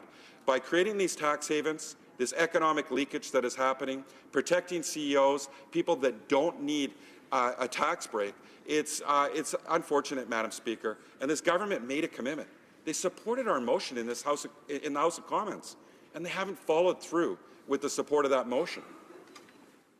Questions and comments? The honourable member for the Honourable Parliamentary Secretary to the Government House Leader. Yes, thank you, Madam Speaker. You know, it's truly amazing in terms of the types of comments the member opposite is actually making. You know, you would think that you know, the NDP had forgotten about their commitments, such as having a balanced budget. You know, the government is virtually doing many of the things in a very progressive fashion, and the NDP consistently vote against them. So, for example, we talked about small businesses. There is a small business tax. Of course, it's not quick enough. Everything is never quick enough for the NDP. If they were in government, they would have done it yesterday, apparently, Mr. Speaker. You could never do anything quick enough to please the NDP. You know, it's almost as if they're this pie-in-the-sky attitude, as if you wave this wand and all the problems. And let me give a specific question to the member. A member earlier said, well, you know, they're having these tax agreements abroad, and that's going to allow for more tax cheating. When in fact, having these tax agreements allows us, before you can get some of that tax money back, you need to give Canada Revenue the authority and have some of those tax agreements so that we can get and track that money so we can get some of that back. I'm wondering if, in fact, if the member could tell us, is there anything that he believes that the government could be doing that it is not doing? I just want to remind the member from New Westminster Burnaby that he may have an opportunity to ask a question, and I would just hope that he can hold himself back long enough to be able to do that without interrupting other people who are already speaking. The honourable member for Courtenay Alberni. Madam Speaker, that's a lot to unpack, but it's, you know, to start with, $11 billion would have done a lot to actually getting closer to balancing the budget to start with. You know, Madam Speaker, this government's on a spending spree. They're helping their friends out on Bay Street. They're careless in terms of how they're managing their money, and they bring forward proposals. They talk about a middle-class tax break that cost $3.2 billion that benefited 9 million Canadians in the upper threshold of the so-called middle class, but they forgot about 17.9 million Canadians. So, you know, we could talk, Madam Speaker, about the tax fairness. We could talk about what $11 billion could do and what we would do to at least achieve, you know, a better way of moving forward with managing the finances of this country. We've done that. We've presented our ideas, but certainly this is a measure that the government could do fairly quickly. It's important. This isn't a measure that is important for economic growth for Canadians, only for the ultra-rich. So, Madam Speaker, it's misleading to be telling this side and Canadians that we need these in place. We need these tax agreements in place for who? We know who they're for, Madam Speaker. They're for the ultra-rich, for the well-connected, and for Liberal insiders. Hear, hear. Resuming debate, reprise de débat, the honourable member for Vancouver East. Thank you very much, Madam Speaker. And I'm very pleased to rise in the House today to support the motion tabled by my colleague, the member from New Westminster Burnaby. Now, 11 years ago, Madam Speaker, the government members voted in support of the NDP motion that recognized the federal government was losing tens of billions of dollars annually to tax loopholes, to deductions and exemptions that mostly benefited the ultra-rich, and the use of offshore tax havens was costing the government more than $7 billion annually. The government members voted in support of the NDP's call to close those loopholes. So almost a year later, where are we at, Madam Speaker, on the promise to act? Sadly, we are still losing more than $7 billion annually due to offshore tax havens, and we're still losing nearly $1 billion annually to the stock option deduction loophole. By continuing to refuse to tackle tax havens and tax loopholes, the Liberal government is showing us what their priorities really are, and that those priorities are not everyday Canadians or even our national heroes. Breaking an election promise, the Liberals have refused to reinstate lifelong disability pensions for our veterans. Our Prime Minister even had the audacity to tell a wounded veteran in Edmonton this Monday that the government cannot afford to take care of the people who have sacrificed their health, their limbs, their lives for our country. Worse still, in Vancouver, there are some 100 veterans who are homeless or at risk of being homeless. Housing is a basic human right that should be afforded to every single Canadian, especially those who have fought to protect our rights and our freedom. On the topic of basic human rights, in BC right now, there are 19 drinking water advisories in effect in 17 First Nations communities. 3 of those being do not consume advisories. What that means is that for those First Nation communities, the water is not safe to use even after boiling. I ask members of this House to just imagine what that's like and ask yourself this question.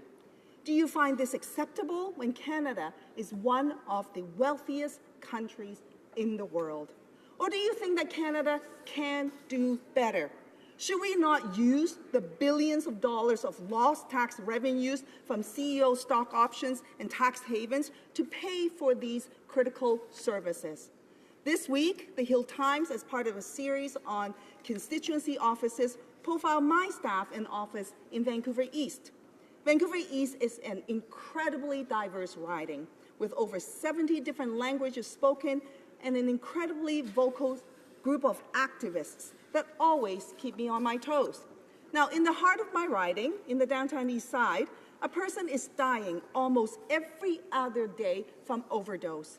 It was estimated in December 2017 that the number of opioid-related deaths in Canada could exceed 4,000 for 2017, and yet the federal government still refuses to acknowledge this crisis as a national health emergency. How is that possible? The downtown east side is the epicenter of Canada's opioid crisis. Frontline workers and first responders in my riding are struggling to keep up. Over the holiday season, I visited all the fire halls in my riding.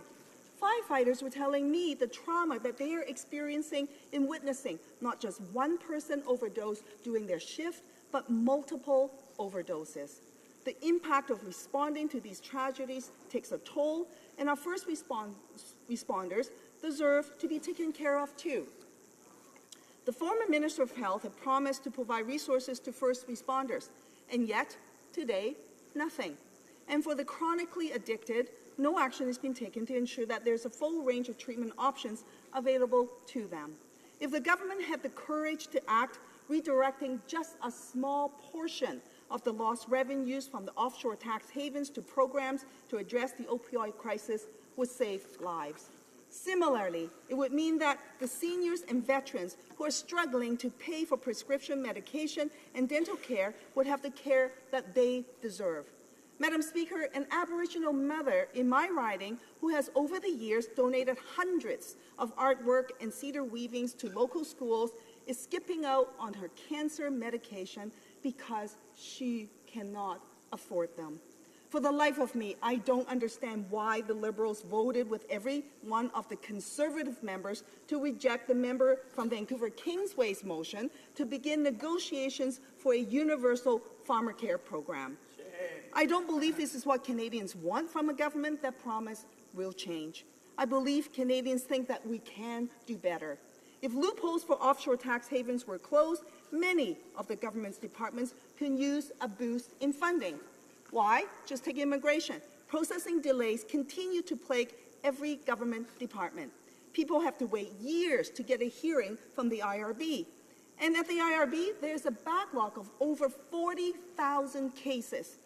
Our government phone lines, whether they are IRCC, Service Canada, or the CRA, are underfunded and understaffed. My constituents complain every day that they cannot get through to anyone on those phone lines. Last week, a constituent called my office in tears because she could not get through to Service Canada to report her father's death and requested that our office instead call and relay this information on her behalf.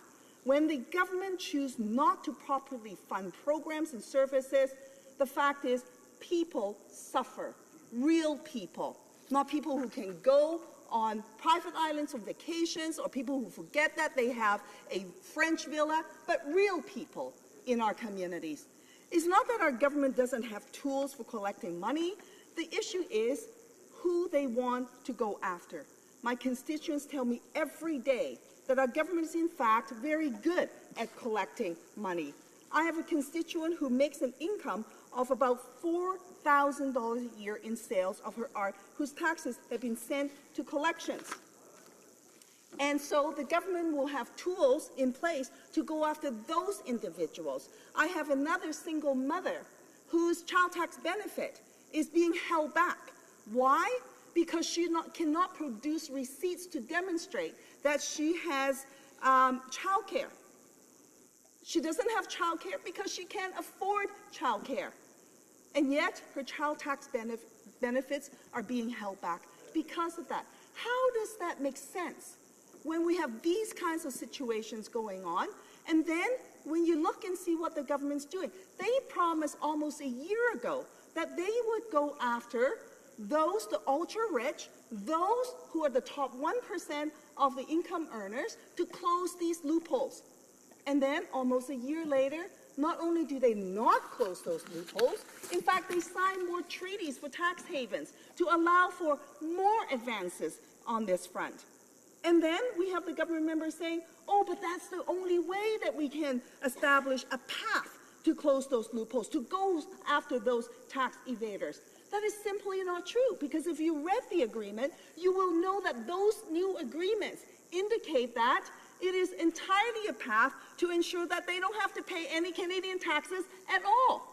It further legitimizes these kinds of tax evasive maneuvers and, frankly, legalizes them and authorizes them to go forward. When we're talking about tens of billions of dollars, imagine what that money could do in every single riding in this entire chamber. Imagine what that would mean for a family who could not afford to put food on the table, people who are living from paycheck to paycheck, people who suffer mental health challenges and all of a sudden find themselves on the street.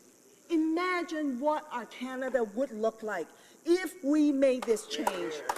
The government says that we cannot do it, but we're doing so much already. And the NDP is always demanding more. Of course we're demanding more. Who are we demanding this for? Why are we sitting around this table? I'm around this table because of my constituents need their voices heard. They want Parliament to work for them, not for those that the government say that are the middle income that are working hard to try and get there. Because the government's not really working for them. They're working for the fat cats. They're working for the people who already made it. This is not what this is about. This motion is about making a change. The question is, will the government have the courage to do that? And if they do, show it in Budget 2018. Thank you, Madam Speaker. Questions and comments. The Honourable Parliamentary Secretary to the Minister of Families, Children and Social Development. I want to first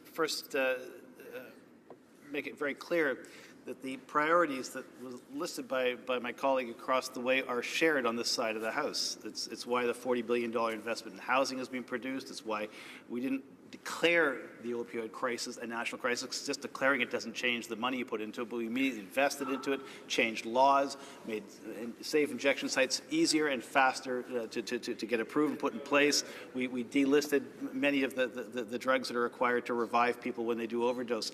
And I share the analysis that going after tax evasion brings resources back to the country and allows us to spend them on things like the Canada Child Benefit and fixing the water situation on reserves and traditional territories. These are all really good ideas, and that's why this government is so heavily invested in producing results in them. But to get at those tax revenues that are hidden offshore, you need tax treaties. You need a legal framework in order to access the court system in other countries, and you need accords. And so when the NDP says they don't want tax treaties, how would they access foreign courts without those treaties?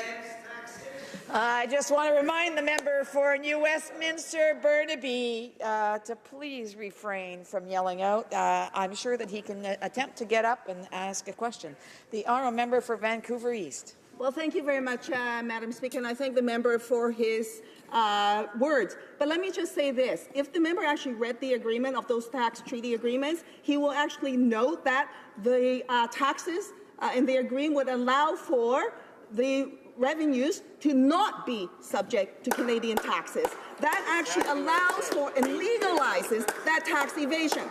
Now, the member says, oh, but we care so deeply and we've done so much. Let me just actually go back on that a little bit. On the issue around the housing, let's just remind this entire House that it was the federal Liberals who canceled the National Affordable Housing Program back in 1993. As a result of that, this country lost more than 500,000 units of affordable housing that otherwise would be in our communities today. And by the way, the big fanfare that they announced about the housing announcement, the national program that they talked about, guess what? 90% of that funding won't flow until after the next election, as though people who are homeless today could wait until after the next election to find housing. So we need action.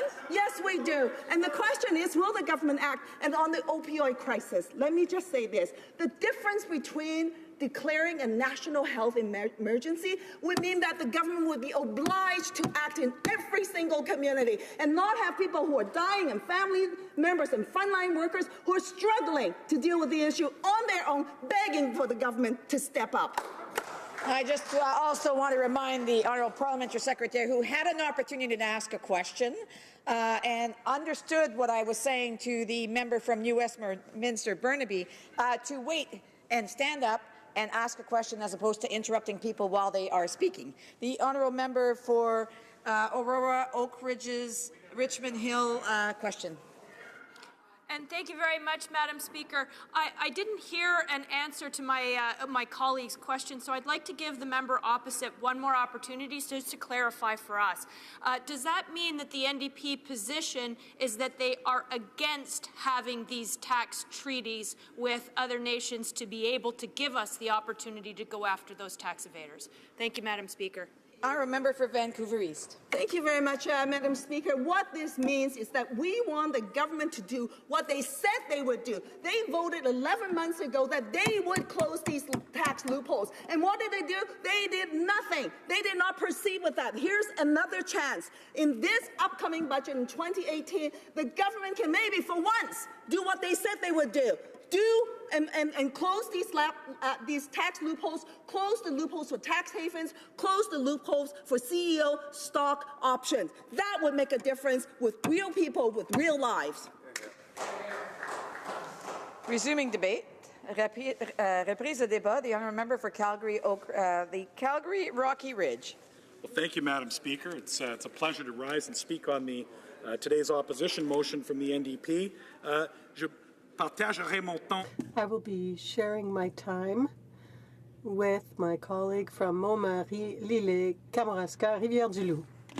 So it's a pleasure to speak, as always, in this House. And today's motion from the NDP is it's a motion that there's much in this and much sentiment behind it that I have sympathy with and would maybe agree with some of the objectives there, but I'm not going to be supporting it, and I'm going to explain why. It's a two-part motion, and Part A talks about what they characterize as the loophole for stock option deduction. And I'm going to start by saying I don't agree that the ability to declare income from exercising stock options as a capital gain as opposed to income is a loophole. A loophole is something that is an unintended consequence or a runaround that one does to get around the intent of the law or the intent of a rule. And the existence of the ability to deduct exercise stock profits from stock options was a deliberate policy choice. It wasn't a loophole, something that people are sneaking around to do. And it was a policy choice originally made for important reasons. It was designed to encourage entrepreneurialism. It was designed to encourage Canadians to, and not just Canadians, this is tax policy that exists in other countries as well, to encourage Canadians, in this case, to go into business, to be able to offer employees or the proprietors of a business to defer compensation, to be able at the startup stage of an enterprise to put all of the money that is available and all capital into getting the business off the ground. When one agrees to compensation by stock option, they are inherently taking on significant risk. If the enterprise fails, then there is no compensation.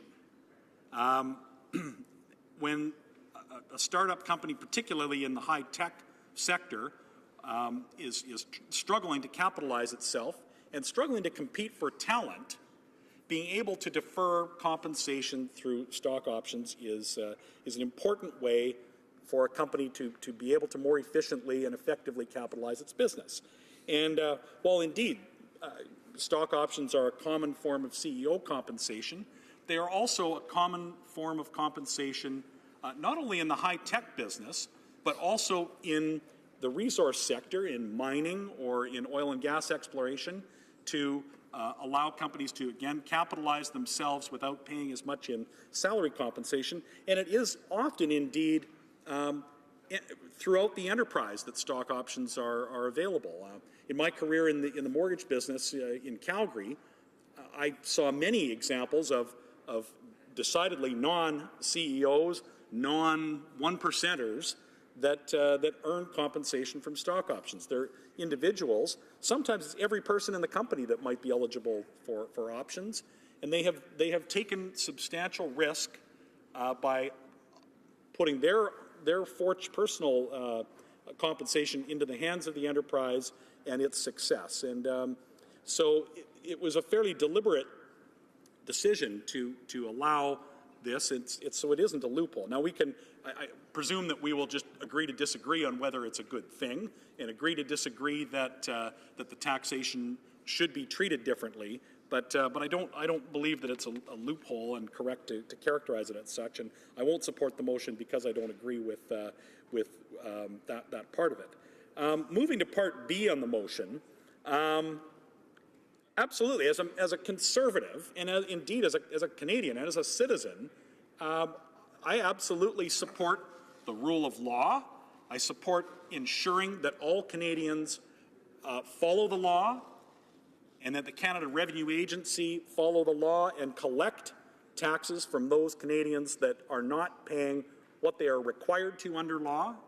It's extremely important that Canadians, especially in the self-reporting system, that Canadians all understand that following the law and obeying the law is important. And it is troubling to know that there are people that deliberately subvert the law through offshore tax arrangements. And indeed, in some cases where Canadians are following the law but subverting its intent or its spirit is troubling, and where that is the case, the law should indeed be changed as required. But we've heard a lot in this debate about tax fairness. We've heard it in speeches for the motion, and we have heard it from the government side. And when we have heard those speaking from the government side of the aisle, it's quite troubling to hear some of the things that have been brought into the discussion. The patting on the back for a job well done. We heard the speaker before the NDP talked about $1 billion going into the tax avoidance and evasion. Was unable to answer the question about whether or not how much of that was targeted to offshore evasion, which is the subject of the motion. And the truth is, Madam Speaker, that numbers like the expenditures of the agency have been thrown about repeatedly in this House in debate. We have found that the Minister of National Revenue, her own department, has revealed that much of this is quite misleading. They talk about recovering $20 billion worth of taxes in answers to questions from the NDP around recovering offshore evasion. And when they talk about recovering $20 billion, in fact, budgeting that money, and to have then her own department reveal that they believe only a small fraction of that will ever be captured, and that most of the money under that number is really domestic taxes and not the foreign taxes that were the subject of that motion and the subject of this motion and many of the questions that have been raised. So we've heard, many times, again, they speak of fairness. And what does tax fairness look like under these Liberals and this minister's Canada Revenue Agency? Is targeting disabled Canadians by changing the documentation on the disability tax credit on May 2nd, then denying for months that anything has changed, even while the acceptance rate goes from 80% to an 80% rejection rate. Is that tax fairness? Changing the folio, which gives instruction to professional tax preparers that they are going to tax the employee discounts for retail and restaurant workers, and then again, blaming it on the bureaucrats once it comes to light, saying, well, this is not actual government policy. Well, it was. It was published in its folio, and only came to the attention of Canadians when the agency itself reported this to the media. Is that tax fairness, going after low-wage workers? How about we heard in the previous, earlier in one of the speeches, about targeting single parents? Is denying the child tax benefit to single mums and single dads? Is that tax fairness? Is saying to a single parent that you have to go out and hire a lawyer, prepare a separation agreement, go through all the work in a failed marriage or failed partnership to go and find the other parent and get them to agree to it, submit it to the CRA, and then have them again say, well, no, sorry, that's not good enough. That's not acceptable evidence of being a single parent. And we've heard these stories from MPs in their constituency offices. So targeting single parents, diabetics, low-wage workers, this isn't, I don't think, very many people's idea of tax fairness. That's right. We talked about all the additional money that is going to the Canada Revenue Agency. So this money has been going in each year. We're in the third year of this government. Right now, there is an 18-month delay for appeals at the Canada Revenue Agency. So if their agency improperly assesses one goes to appeal, the interest clock starts ticking. They've got 18 months of delay before their hearing takes place. Is that tax fairness? Is it fair when a taxpayer phones the CRA and 64% of the time is hung up on? That's not tax fairness. Neither is being told the wrong information. We won't support this bill. I'll leave it at that for questions and comments. Questions and comments? The honourable member for Courtenay Alberni. Speaker, I appreciate the speech from my colleague from Calgary, Rocky Ridge. He talked about the stock option loophole for CEOs not being a loophole. Well, when there's a capital gain that's taxed at half the rate of regular income, and it's flowing to 92% of that money is flowing to the richest Canadians, I would call it a loophole. I would call it a loophole, Madam Speaker. And when we heard the Prime Minister in Edmonton, in his home province of Alberta, last week tell a veteran who had been promised benefits, pension benefits, and the government wasn't fulfilling them, the Prime Minister told him that the government can't afford to pay the benefits that they promised him. Madam Speaker, I have a really hard time that CEOs aren't paying their fair share of taxes, that they're getting a tax break, they're paying half the tax of regular income. And at the same time, the government saying we can't fulfill the promises to the people that have paid the ultimate sacrifice, gone to war for our country, served for our country. Madam Speaker, I hope the member can maybe speak to that. The honourable member for Calgary, Rocky Ridge. I completely share this member's outrage over what happened in Edmonton. It was shameful. And in speaking, we'll just have to agree to disagree on whether or not the deduction should exist. But I will grant the NDP, certainly they have every right to be upset and point out that this does constitute a broken promise. Whether I agree that it's bad policy or good policy to allow the deduction for stock options, they did promise to make that change. and they didn't do it. So we add that to the litany of broken promises that include broken promises to veterans, include broken promises of the size of their deficit, include the broken promises of return to surplus.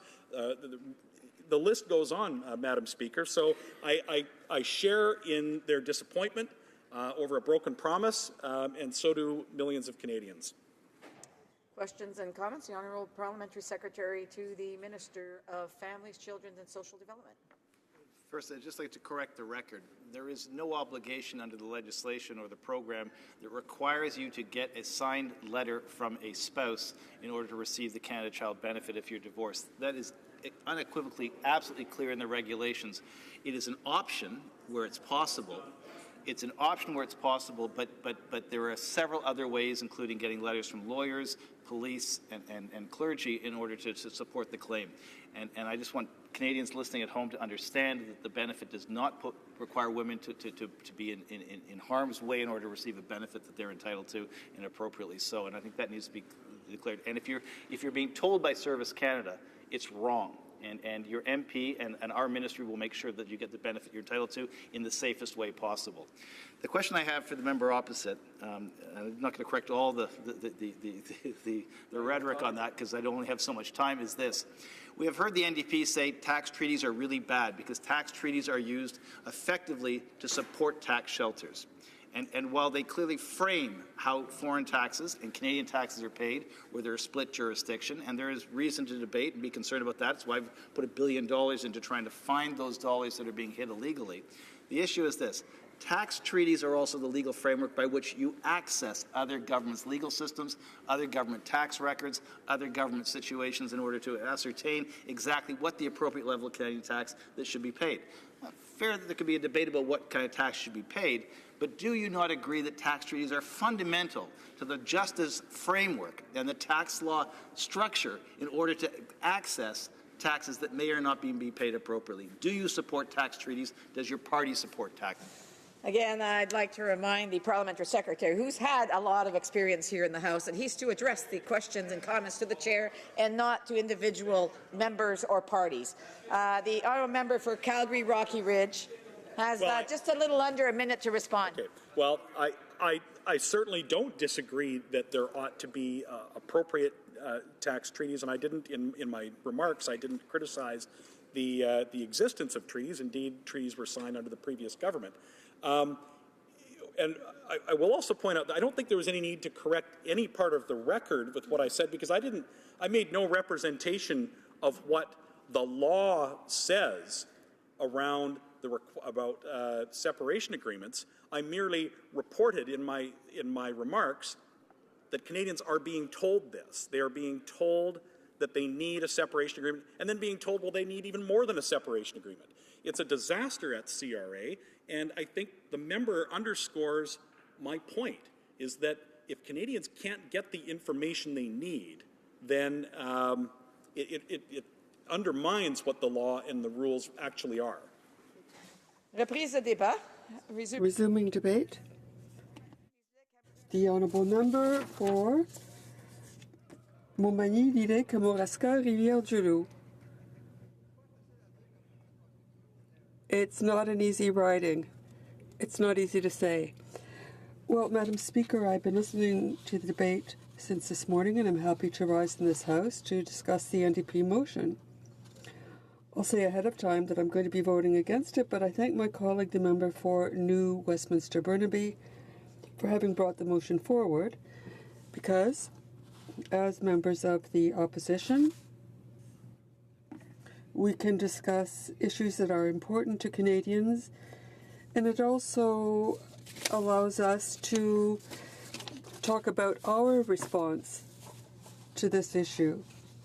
Now, at first blush, Madam Speaker, it must be acknowledged that the motion is rather misleading with the way it tries to mix two very different issues.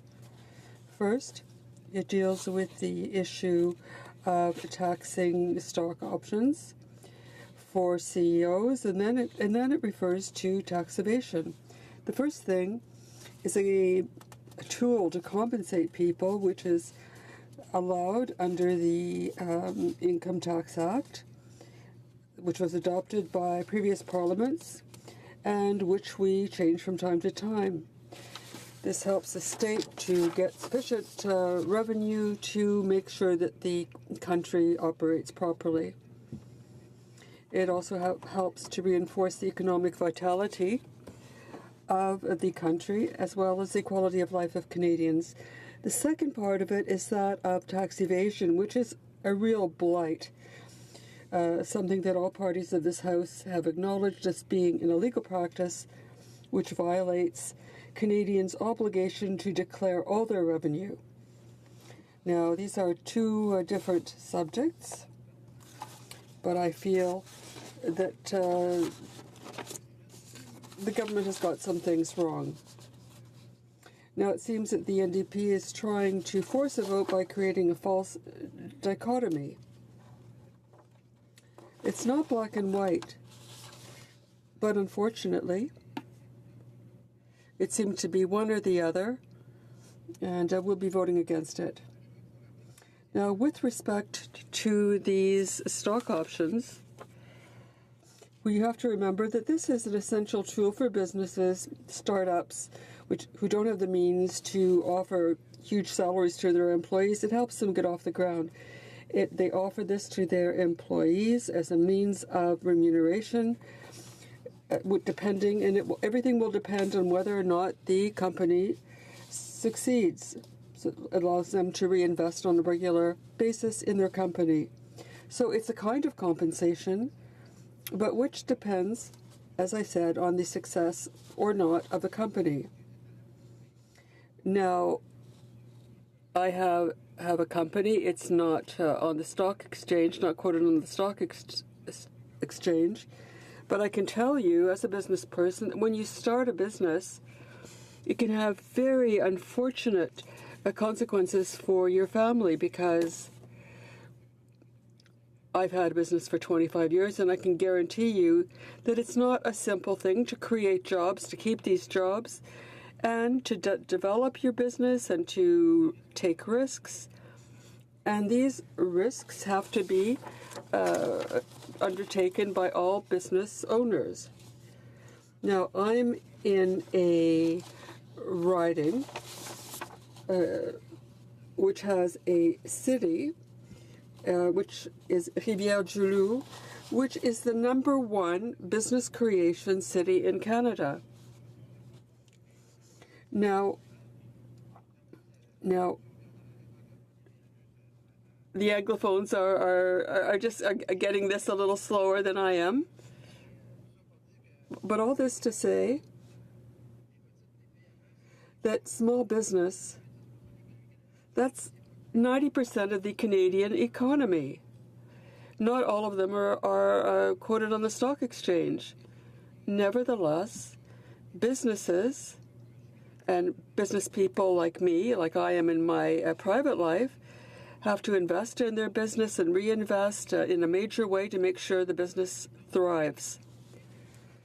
So entrepreneurs often find themselves in a precarious situation. They put their own money up without any foreseeable income, no pension fund, no employment insurance. So there are also risks taken for the family of the entrepreneur. When I began, things were very difficult, and success is not guaranteed. So only 50% of small businesses last for more than 5 years. Now, the NDP is denouncing these purchase of stock options, but many businesses see themselves with stocks that are worth nothing after a while. Now, I'd just like to point out that the Dow lost 1,000 points today. That's extraordinary. So there are things that have lost 80% of their value. That's huge. So I think that this motion is misleading to people because it creates resentment against people who have succeeded in business. They say that these people had to pay 15% of what they made to the federal government. But the fact is that it's close to 11% because there is a basic exemption on the first $12,000. And business can be taxed up to 33% on the higher amount if it's more than $235,000. So anything that's above $205,000 by the federal government. So people have to pay 16.5% in federal tax when they sell, and this is without even taking into account a corporate tax, which has to be paid to the tune of about 11 to 15%. So they're paying a percentage that is equal to or more than most average salaried Canadians. This motion would also take away a very important tool for businesses, and these increases in tax that the NDP wants would make businesses move to other countries. And now we get to the issue of tax evasion. I think that the best way to fight tax evasion is to promote a business climate which is competitive and which makes it not necessary to try to hide your money somewhere else. The parties in this House are all in agreement, but this is unacceptable that people not pay their tax. We expect the CRA to use its resources of investigation and its powers of prosecution to discourage anyone who acts illegally, and I would encourage all Canadians to denounce any kind of tax evasion. But it seems that the CRA, under the present Minister of Revenue, are extraordinarily incompetent, absolutely astonishing. The minister keeps saying that the government has invested $1 billion to fight against tax avoidance. This has allowed us to recover $25 billion. We know that story. We've heard it over and over, but the fact remains that the minister had to apologize in this House before Christmas because she had misled the House, saying that this much ballyhooed number of $25 billion was not based on facts.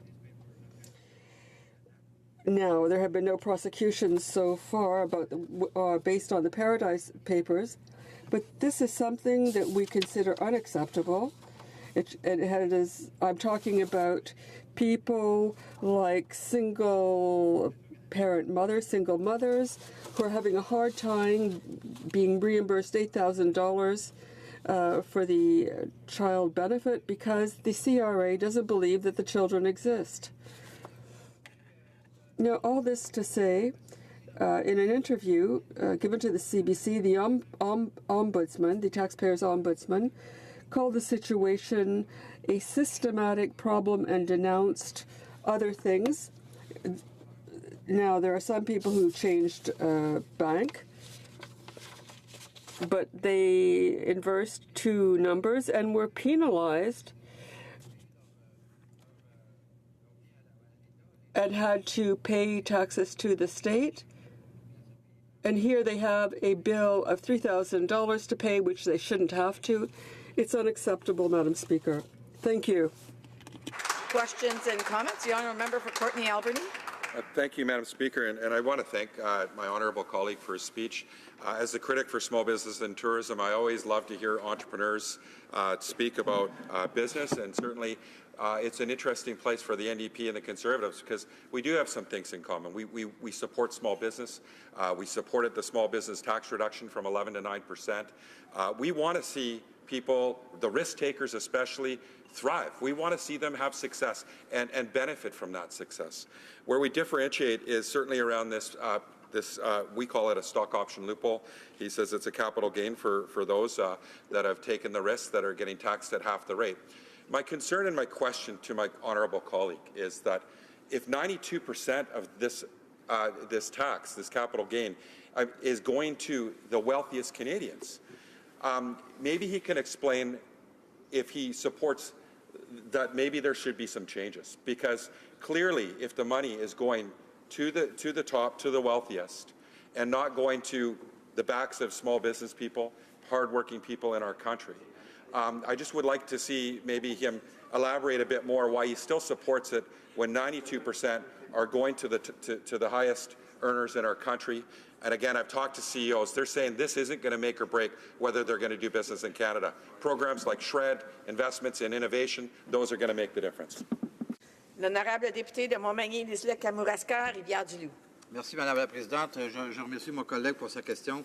Évidemment, quand on regarde, ça peut donner l'impression que ces gens-là qui ont des options d'achat d'actions qui représentent un petit montant d'individus ou de personnes qui ramassent une grande partie de tous ces montants-là, ça peut paraître un peu affreux, mais dans la réalité, le NPD...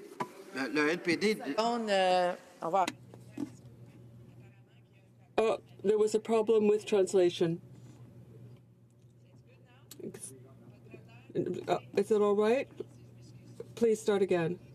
Well, what I was saying is that it might seem that it's just a small number of people or business people who are raking in big amounts of money through these stock options. But even with this motion and this money that the NDP thinks it can collect, the NDP talked about bringing in a new form of health insurance that would cost billions of dollars. So there's a kind of nonsense in all of this. Thank you. I shouldn't have said translation, I should have said interpretation. Questions and comments? The Honourable Parliamentary Secretary to the House Leader.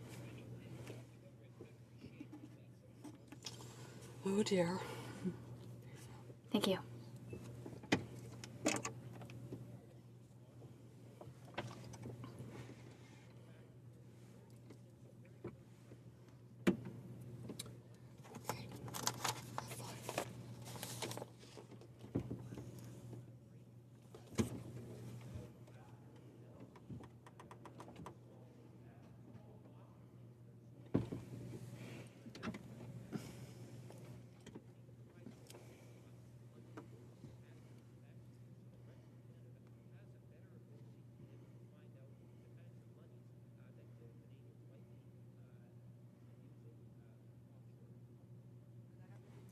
The Honourable Member for Montmagny. Madam Speaker, we can't be against virtue.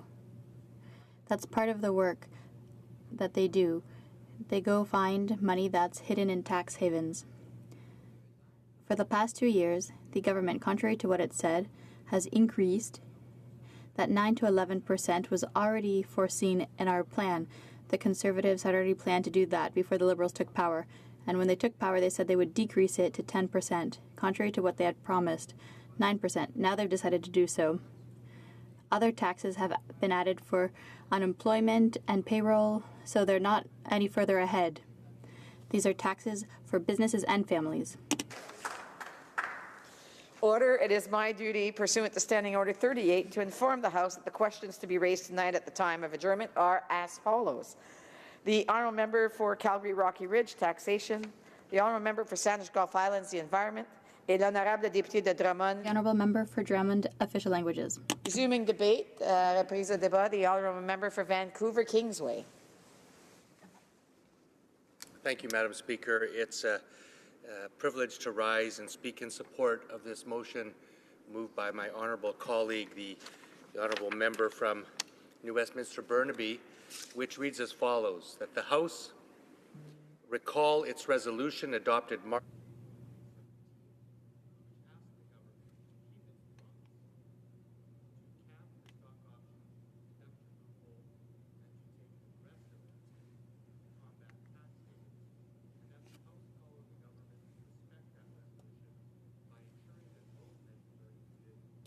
Is red or green off?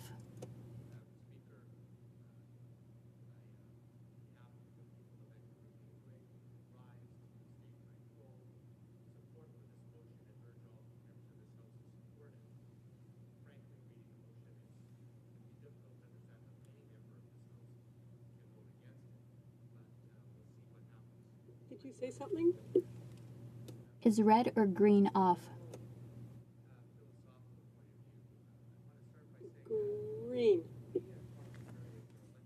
people of our ridings to come here to Ottawa to pass laws for the governance of Canada. And when we do so, I think a question that's with us every day is what fundamental underlying principles and objectives and values that ought to come into play when we discharge those duties. And I think first and foremost that one of our most sacred obligations here as parliamentarians entrusted with the governance of our country is to make sure that the citizens of our country are safe and secure. Now, safety, of course, starts from a basic physical point of view. We want to make sure that every person in this country has the right to fully embrace the rights afforded by our Constitution and that are given in a free and democratic society such as Canada, and that they do so with their physical integrity completely intact. At the same time, I don't think safety and security are limited just to the physical realm. I know that I, as a member of the New Democratic Party, come here with a very fundamental commitment to the concept that all citizens of this country also have a right to live their lives with a decent security of person economically, socially, culturally as well. Now, I think one of the fundamental issues in society is, and one of our fundamental obligations as parliamentarians, is to pass laws and take measures that have as their uppermost consideration the welfare of our citizens. I think that the ability of each individual in our country, every man, woman, and child, and people that identify in every expression in between, can achieve a decent standard of living. I think that's something that we as Canadians are proud of. We believe that every single person in this country should have a minimum standard of living as a feature of dignity of living in a modern, democratic, advanced society. Now, I think at least we in the New Democratic Party understand the critical role that government plays in that. We wholly respect that the market is a critical part of our economy and delivers many, many things in an efficient and effective way that only the market can do. The full breadth of consumer items, the services that Canadians rely on, the innovation, creation, and production of all of the gamut of commodities and services and resources that Canadians treasure and that are part and parcel of a modern economy in the 21st century are adequately provided by our market. But we in the New Democrats, I think, fundamentally understand that the market doesn't produce everything. There are some things that the market cannot do effectively or efficiently. It can't produce housing for every single person. The market can't make sure that every single child is educated in this country. And I'm not just saying that as a matter of philosophy. This is, and anybody who understands history will know, that left completely to the marketplace, which is motivated by the profit, the underlying profit criterion, that capital will flow to where it's most profitably applied. And there are victims of that. There are people who, for various reasons, whether they're poor, whether they're disabled, whether through the vagaries of life, circumstances have put them in a place where they're not able to prosper, compete, get left behind. And that's where the role of government and the state come in. It is, I think, accepted by most Canadians that they want a strong government that'll fill in those gaps that the market can't provide. And what that does is it helps provide the standard of living that we want every single citizen in this country to achieve. So government provides health care. It provides education. It provides social programs, things like employment insurance to be a social safety net to catch people when, through no fault of their own, they find themselves thrown out of work, whether by technological change or by business failure. Social programs include workers' compensation, so a worker who gets hurt at work, again, through no fault of their own, who's unable to work any longer, is not cast upon the heap of poverty, but rather we as a society recognize that there has to be a safety net for people like that. Immigrants who come here, we understand as a country of immigrants, and I dare say everybody other than the Indigenous members of this House traces our roots to an immigrant at one point or another have received some support of some type to help them integrate, because we recognize that people need some assistance to fully integrate in society. And we recognize that this basic floor financial protection and standard of living that we want for everybody in this country is actually a foundation. It's a foundation that makes meaningful participation in our democracy possible. People cannot fully exercise their rights as citizens in this country to pursue their dreams, to pursue careers, to participate in our democratic traditions if they don't have their fundamental needs met. Things like basic housing, enough food, basic clothing, and the essential ingredients that make meaningful participation in our society possible. So the question then comes, Madam Speaker, how does the government fund these programs? How much money must the government raise in order to adequately provide the funds to discharge those responsibilities that I think everybody in the New Democratic Party believes every citizen deserves? And the second question, of course, is how do we raise that money? From whom? So these raise fundamental questions, I think, about why we're here as parliamentarians. And it strikes at the heart, I think, of government and what we do. Now, the motion here, I think, touches on those fundamental questions in the following way. It calls on the government to act on a promise it made to Canadians in the 2015 election, where the Prime Minister and other Liberal candidates who ran for office told the electors in their riding that if they were elected, if they received the trust of those voters, that they would come to this place and they would address an issue of inequity in our tax system. And what they said they would do is that they would close they would close or cap the stock option loophole, and they would take aggressive action to combat tax havens. Now, in keeping with this, when the Liberal government was elected, 2015 and 2016 passed with little or no action on those promises. So it led the New Democrats to move a motion last year, which was passed in this House on March 8, 2017, almost a full year ago, that asked the government to address tax loopholes that primarily benefit the wealthy, including keeping that Liberal campaign promise of closing the stock option deduction loophole.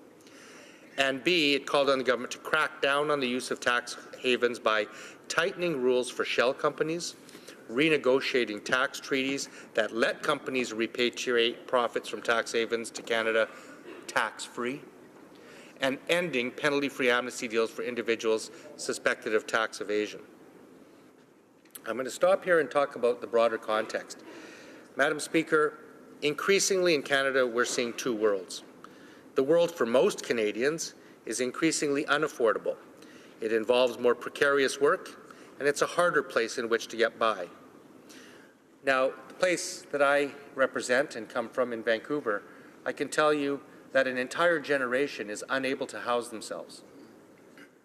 Young people, students, young families, seniors, frankly, middle-class families are being driven out of Vancouver and the Lower Mainland. They're being driven out of places like Victoria, not because they want to. These are communities that they've lived in and made careers in and have family in, but they're being driven out because they can't afford to locate any kind of housing that is affordable, whether to own or whether to rent. I think that story is replicating itself in communities across this country, including in the GTA and other places. If you talk to anybody in their 20s, they will tell you that it's every year that passes, it's increasingly difficult to find a job that's permanent, that's full-time, that has a pension, that pays benefits, like people of my generation once counted on as a matter of course. Instead, they're faced with part-time jobs, temporary jobs, jobs with no benefits, jobs that are, as we call them, precarious.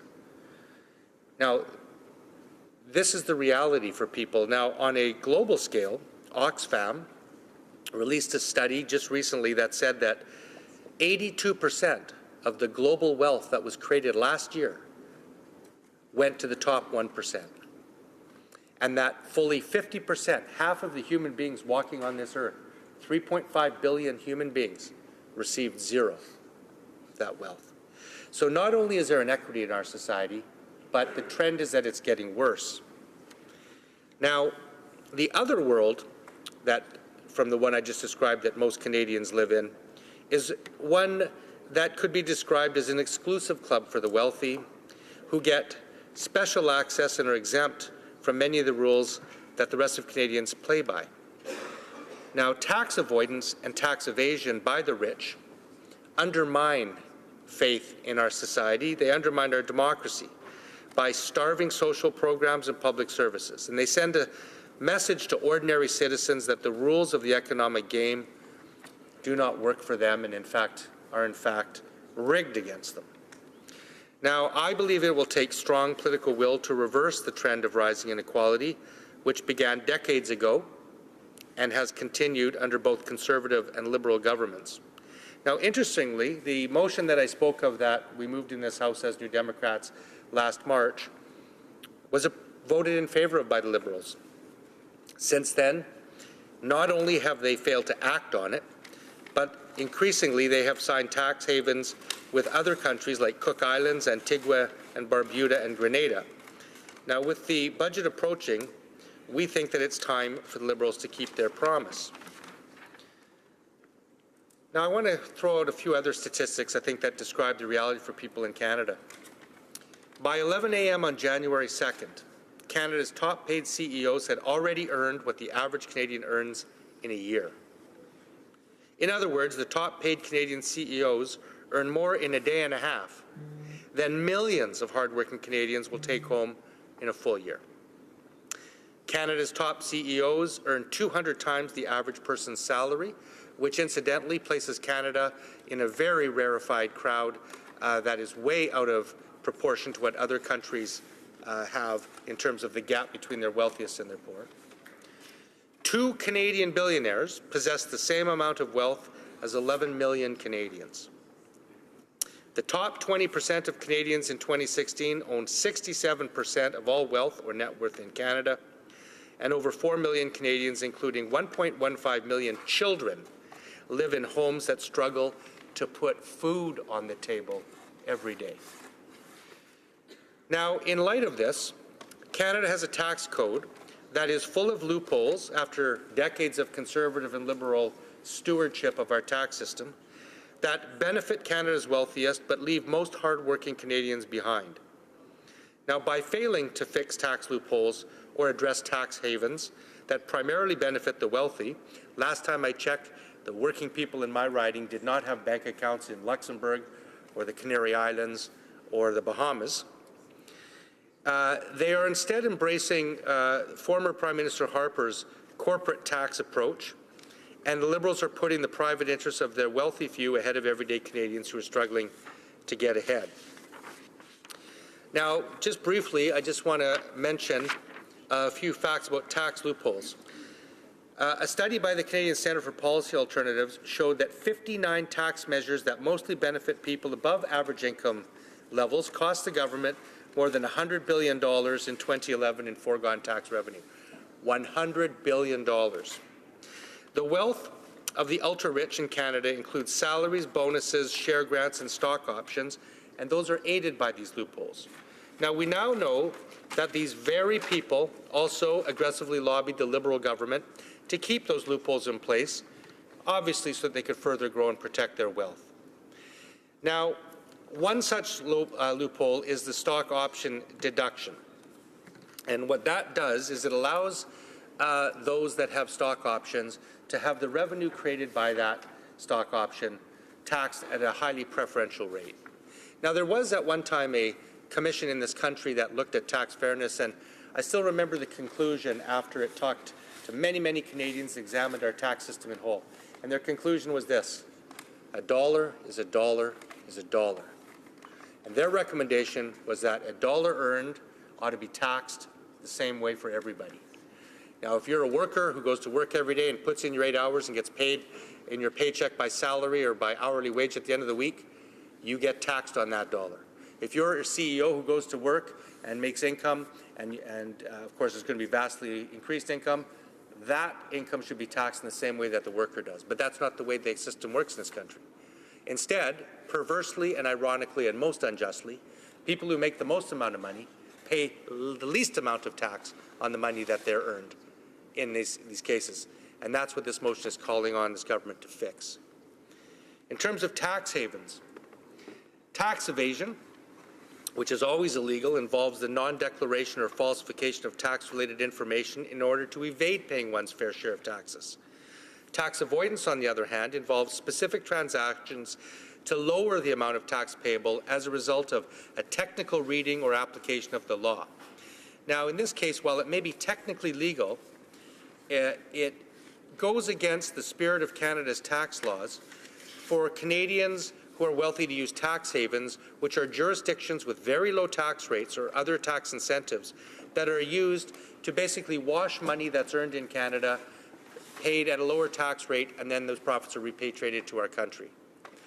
These are the kinds of mechanisms that are available to a very small percentage of Canadians in this country, and what it does is it starves the government of revenue that ought to be paid here that would then be used to address those fundamental obligations that I described at the beginning of my speech.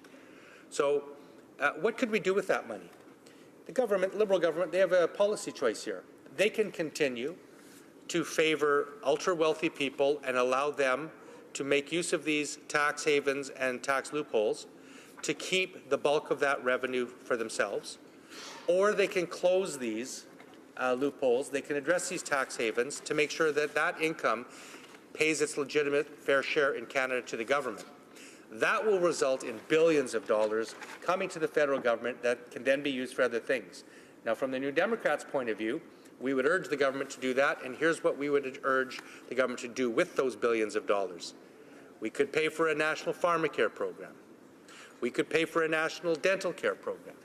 We could make sure that every family in this country can have access to affordable, secure, quality daycare for every single child in this country.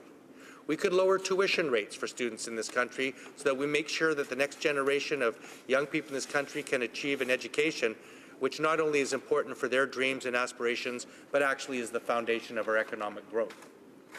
We could implement what the New Democrats have been calling for a decade, a national housing program.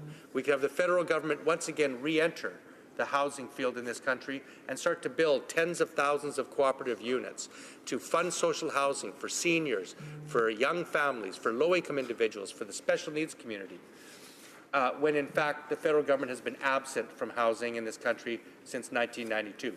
By the way, I want to conclude by talking about integrity in the process. The Liberals told Canadians if you elect them, they'll close the stock option loophole in 2015. Now they're saying they won't do it. I hear them say they didn't do it now. Well, any Canadian go back and read the Liberal platform. They said that they would bring in electoral reform.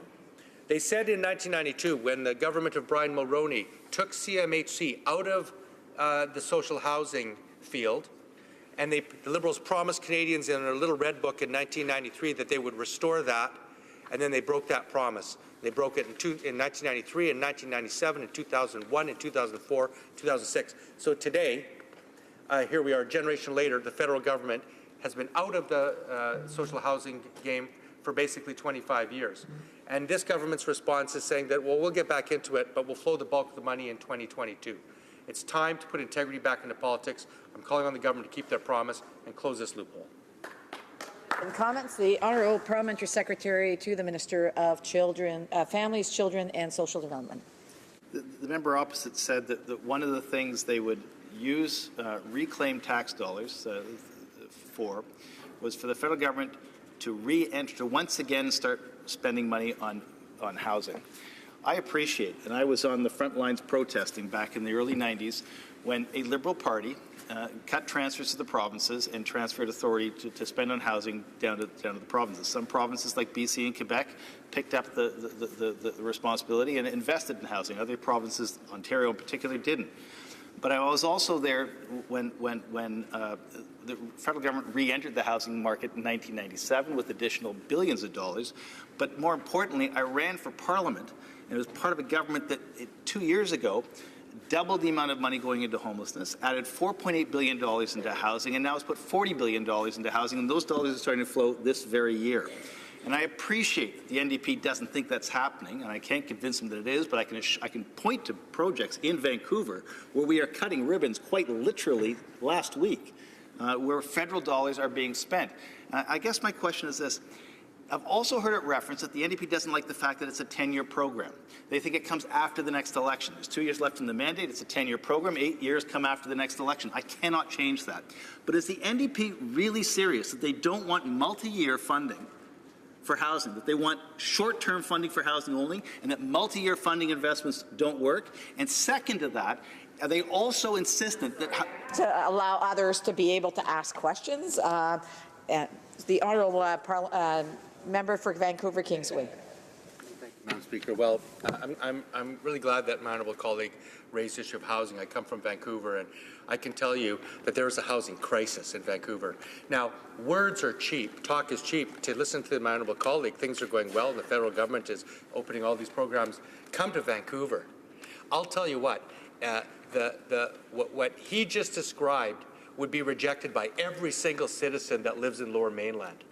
2.2 million people would say to that honourable member, you don't know what you're talking about. Because we have people in the city of Vancouver and Burnaby and Richmond and North Vancouver and Coquitlam and Maple Ridge and Surrey who can't buy a house anymore because the average house costs $1.6 million. The average one-bedroom apartment in Vancouver is $1,500 to $2,500. We have generations of people who are leaving Vancouver because they can't live there. We have employers every day who are saying, we can't find workers to work in our enterprises because there's no place to house them. That's the reality in Vancouver. So for him to say in this House, oh, you know, we're actually doing things about this and there's progress being made, that absolutely is not the case. And I think it's not the case in the GTA either. So come to Vancouver. I asked my honourable colleague, come to Vancouver and stand up in a public forum and tell him and have him tell the people of Vancouver how good his government is doing on housing, and we'll see what the response is. Questions and comments? Questions et commentaires. The honourable member for Cowichan, Malahat, Langford. Thank you, Madam Speaker, and I'd like to thank my colleague from Vancouver Kingsway for his speech. You know, I overheard a Liberal across the way mention that the promise not to set a cap on the stock option was not a part of their Liberal platform, when in fact it actually was. We have a direct quote from the Liberal campaign booklet, and they did run under that in 2011 and 2015. And furthermore, I do remember the Liberal candidate in Cowichan, Malahat, Langford making that promise right alongside me. So I just want to set the record straight. This was a clear Liberal promise. They have broken it so far. 2018 is going to be their chance to put it back in. Just going back to my colleague's speech, you know, I think today's overall theme is about injecting some fairness back into our tax system. And if we look at the last several decades, the imbalance that now exists between what individuals pay in taxes and what corporations and the wealthy get away with, and we're going down a trajectory which I think is going to be critically unstable for us as a country if we allow wealth to continue to accumulate at the upper echelons of our society. That is going to be a structural source of instability. And I would just like to hear my honourable colleague's thoughts on that. Like, what kind of a threat this actually represents to us as a stable, democratic nation if we allow this trend to continue. The honourable member for Vancouver Kingsway. Well, thank you. There's two very important points mentioned there. The first I'd like to talk about is how toxic it is to a democracy to have political parties who completely renege on their campaign promises that they make during a campaign once they're elected. What that does is it creates a cynicism and a distrust in government that goes far beyond just partisan purposes, but it actually eats at the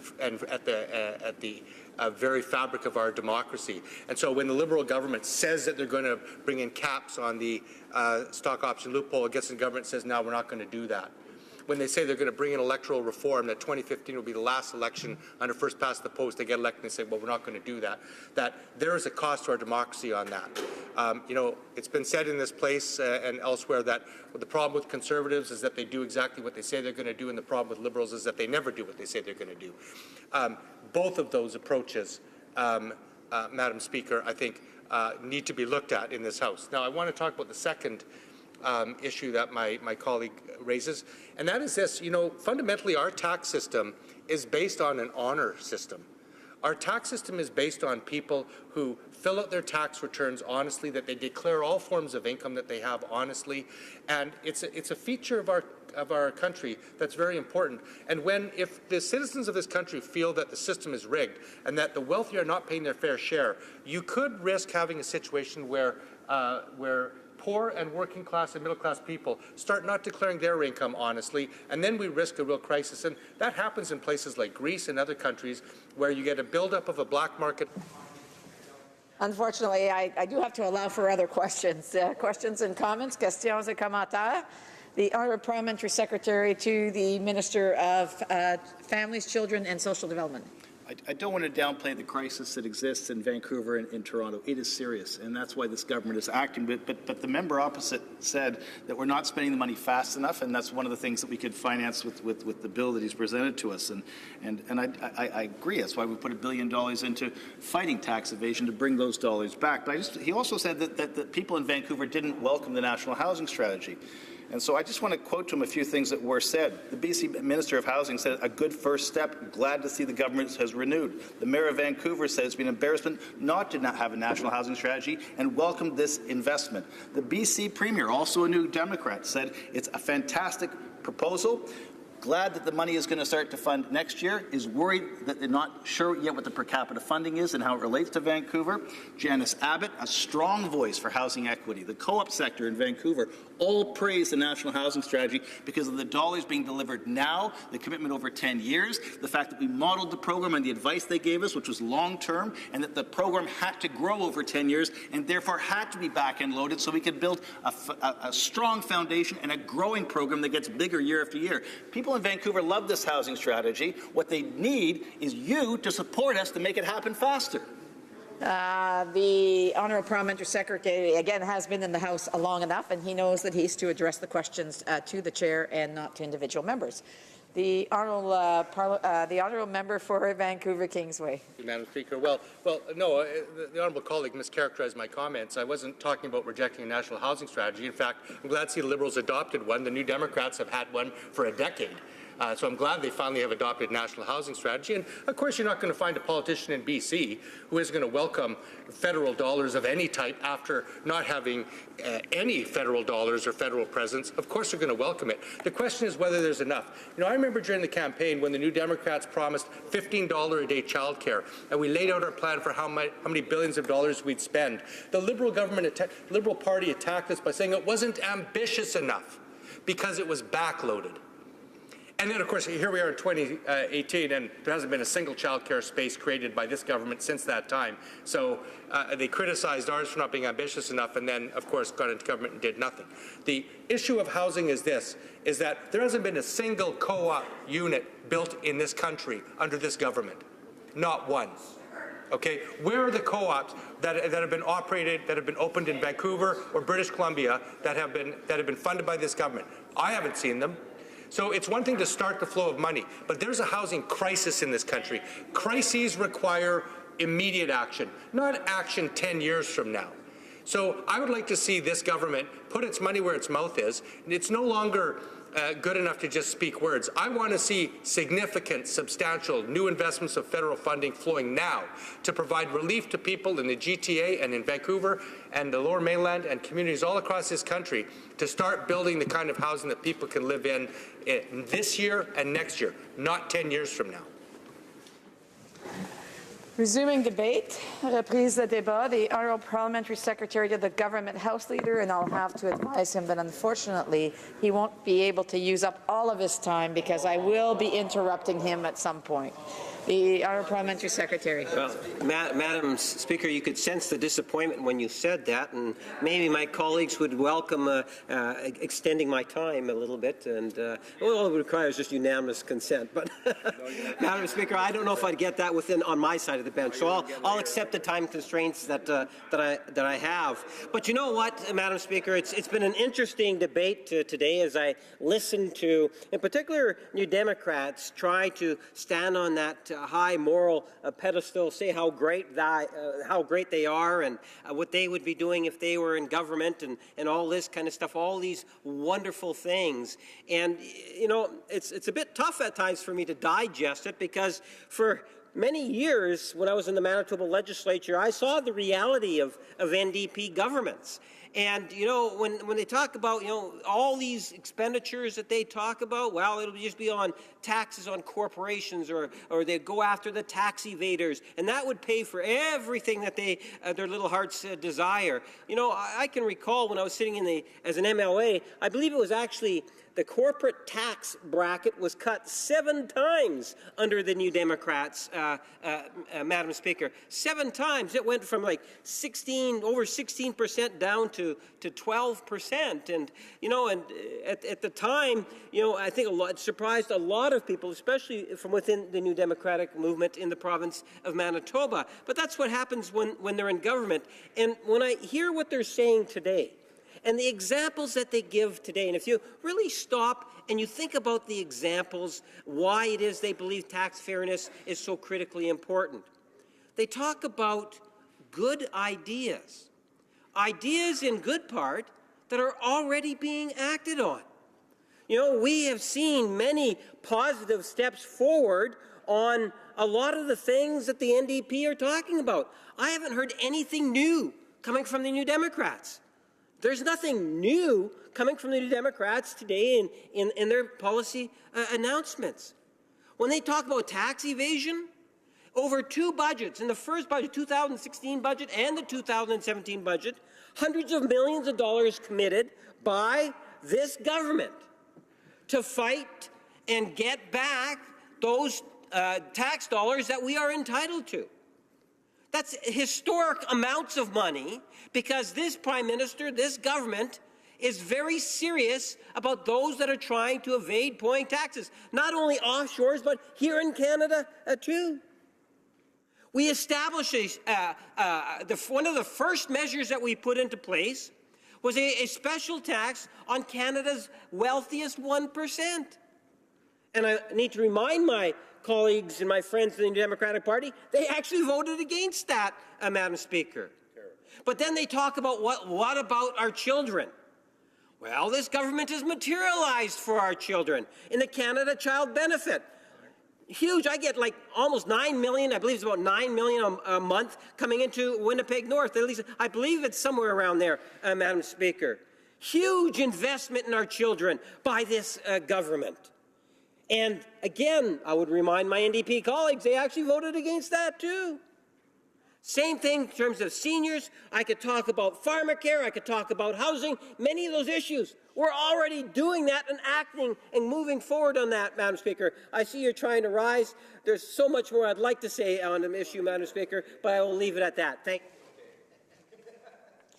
Comme il est 17h15. It being 5:15 p.m.,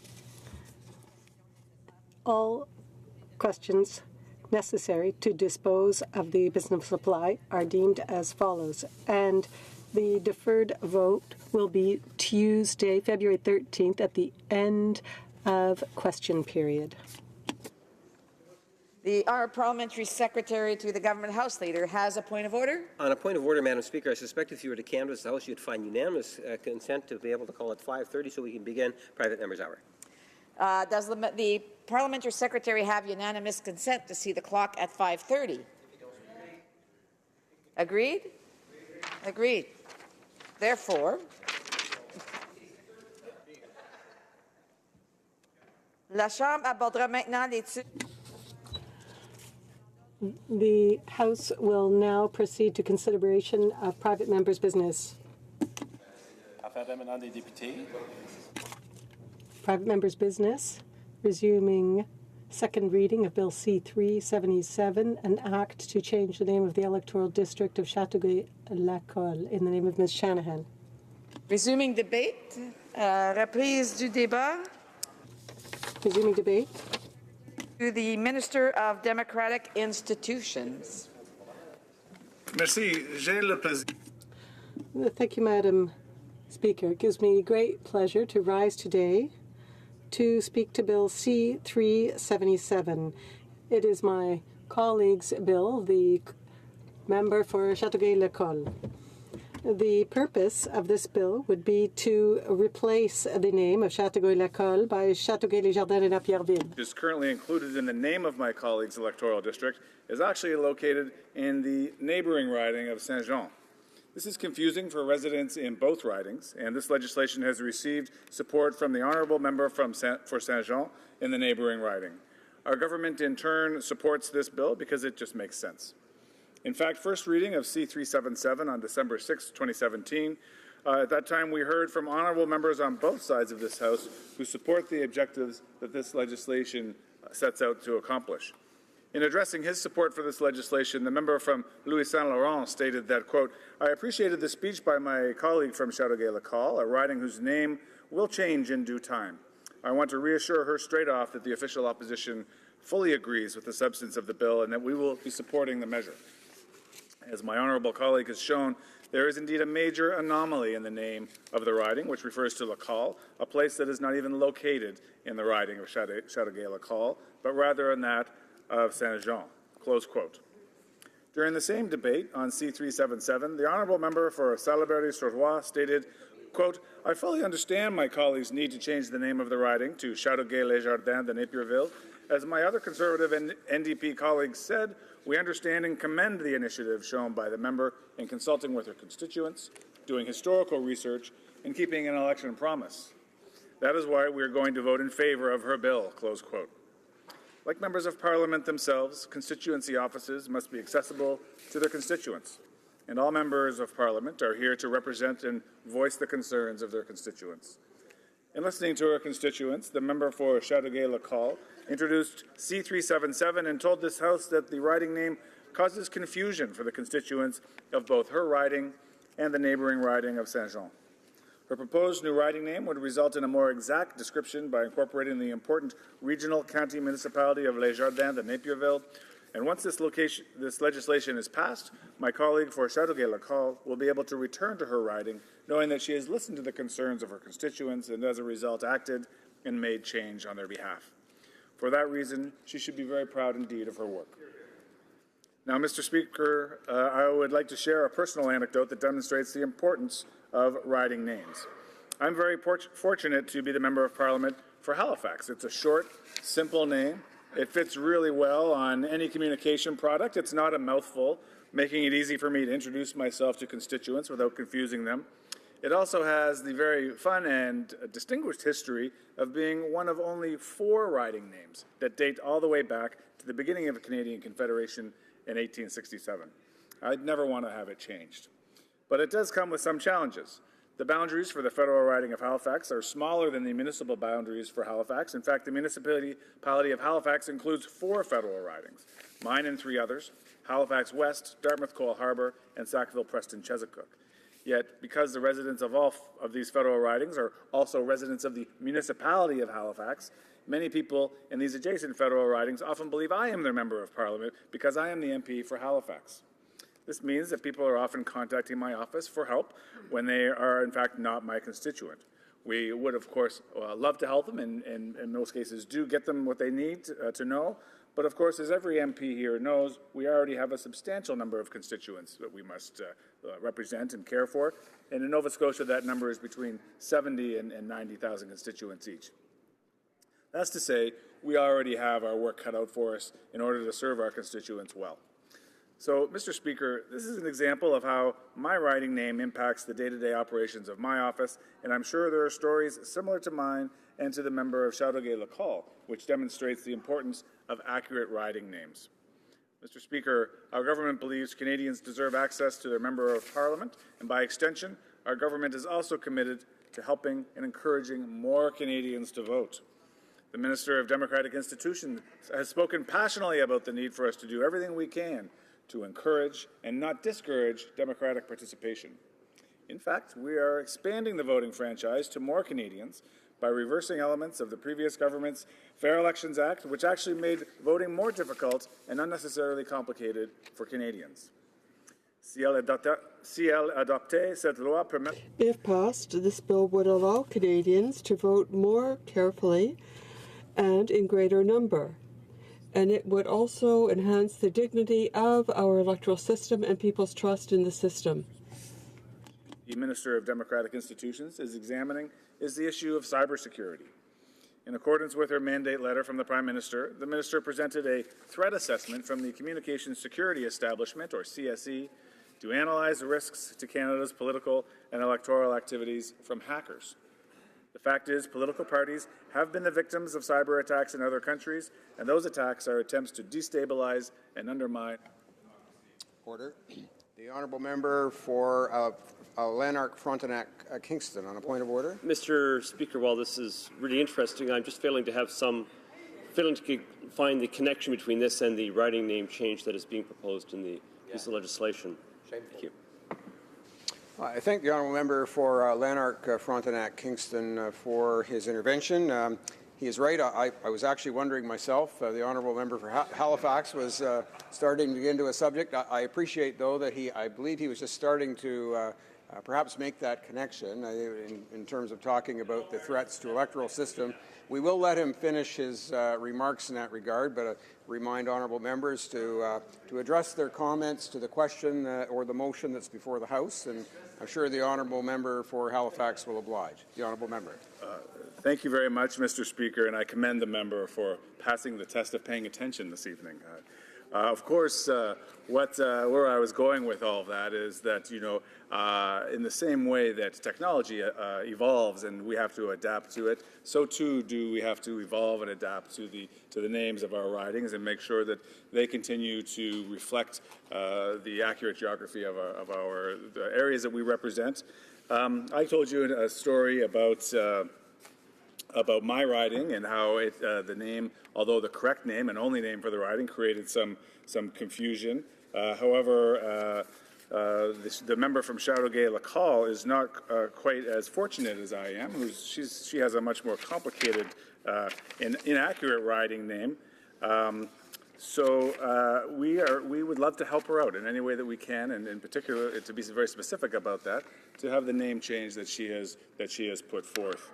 That we're discussing tonight. And Mr. Speaker, I think we can imagine that there are a great number of riding names in the House of Commons that we're represented that we maybe do not actually reflect the accurate geographical boundaries, so that we very likely could expect to hear more such PMBs arising to make sure that we are giving Canadians the most clear and direct understanding of which riding they actually live in and which member of Parliament to contact. So I guess I'll conclude there, Mr. Speaker, with saying that Bill C-377 will ensure that my colleague and her neighbouring colleagues can clearly identify their riding names, resulting in less confusion when citizens go to the polls and when accessing their member of Parliament, as they do on a very regular basis with my colleague and all colleagues on a day-to-day basis. Voilà pourquoi notre gouvernement est... This is why our government is proud to support this private member's bill.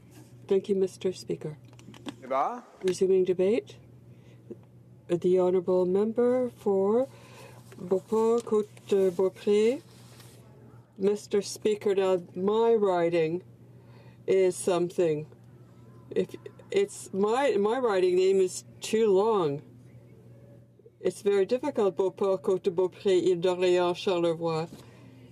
Now, I would never have the name of my riding changed here in the House. I would have used the means that Parliament provides. I would consult to see if anyone wanted to make a change. I would have talked to people in the NDP and the Liberals. If they agreed and if they said yes, that would be that's it, that's all. But here we have a bill, and even though we're for it, the honourable member for Louis Saint Laurent talked in favor of this bill, I, on my side, think it's a really big waste of time. It's a waste of time because when you get to the point where you're presenting a bill to change the name of your riding so you can put something, post on Facebook, I think we have far more important things to discuss here in the House, things that are far more important for Canadians. People in my riding know that I represent them well, that my riding is a long one. Félix, Leclerc, Le Saint-Laurent, the St. Lawrence River, they know that as an MP, I represent them, and I don't need to draft a bill to change the name of my riding when there are other votes we could have here in the House. I find it deplorable that the party across the way has taken up a significant amount of time to deal with this bill. Now, I'm not saying that it isn't important for the Member of Parliament in question, but when we have such important issues to debate and deal with, such as the illegal trip made by our Prime Minister and the amount of money he should be paying back, I think that might be something to discuss. And for the Liberal Party across the way to give us the impression that because the Prime Minister travels, everyone knows that Prime Ministers travel. Everyone in Canada knows that when a Prime Minister travels, he needs security.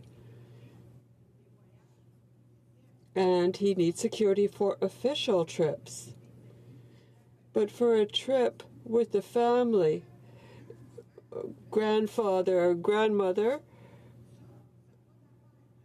I don't think that's has any business being there. So he was acknowledged guilty, not just once, but 4 times. And that's why it might have been important to have a bill on that subject. But the Liberal Party felt that the Conflict of Interest Act was well written and didn't need any changes. But I'd like to get back to this bill, C-377. I find it a real pity that we're taking up time this evening to deal with a bill that could have been dealt with adequately elsewhere. I'm going to vote for it, but because everyone might want to change the name of their riding, but I hope it won't take a bill to be able to put a nice post on Facebook. I think that we might be able to spend our time more effectively for our citizens. I look at the people here on both sides, and I see people who have extraordinary riding names,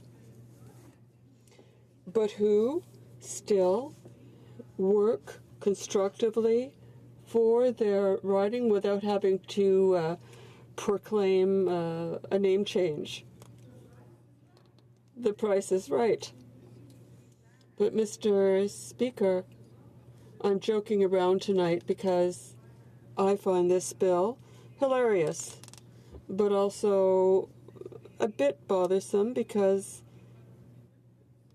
I don't know, trying to talk about it for 10 minutes, whoa. Well, perhaps I might think there might be changes to my writing, but I would have never thought to bring in a private member's bill. I would have used the ordinary means to change the writing name, and that would have been, fair and square. We didn't need the bill. So, yes, Mr. Speaker, I'm going to vote for C-377, not because I find it interesting, but because I think that for all members here in this House, I hope they won't bring in this kind of bill, and that they will use the already existent legal means to make these changes. Thank you, Mr. Speaker. Reprise de débat. Resuming debate. Reprise de débat. En conséquence. Resuming debate. Well, I will invite the honourable member for Châteauguay-Lacolle to make her reply. She will have up to 5 minutes for her comments. The honourable member for Châteauguay-Lacolle. Thank you, Mr. Speaker. What an honour to speak once again in this House and to debate my bill, which is to change the name of my riding of Châteauguay-Lacolle to Châteauguay-les-Jardins de Napierville. What a beautiful riding name. As I said during the first hour of debate in December, the name of Châteauguay-Lacolle is a mistake because the municipality of Lacolle is rather on the territory of the riding of my honourable colleague, the member for Saint-Jean. It's rather Saint-Bernard-de-Lacolle, which is in my riding. Some of the people in my riding said that they disagreed with the name because it created confusion and harmed a feeling of belonging, as well as it harmed the pride of the residents of Saint-Bernard-de-Lacolle for their area.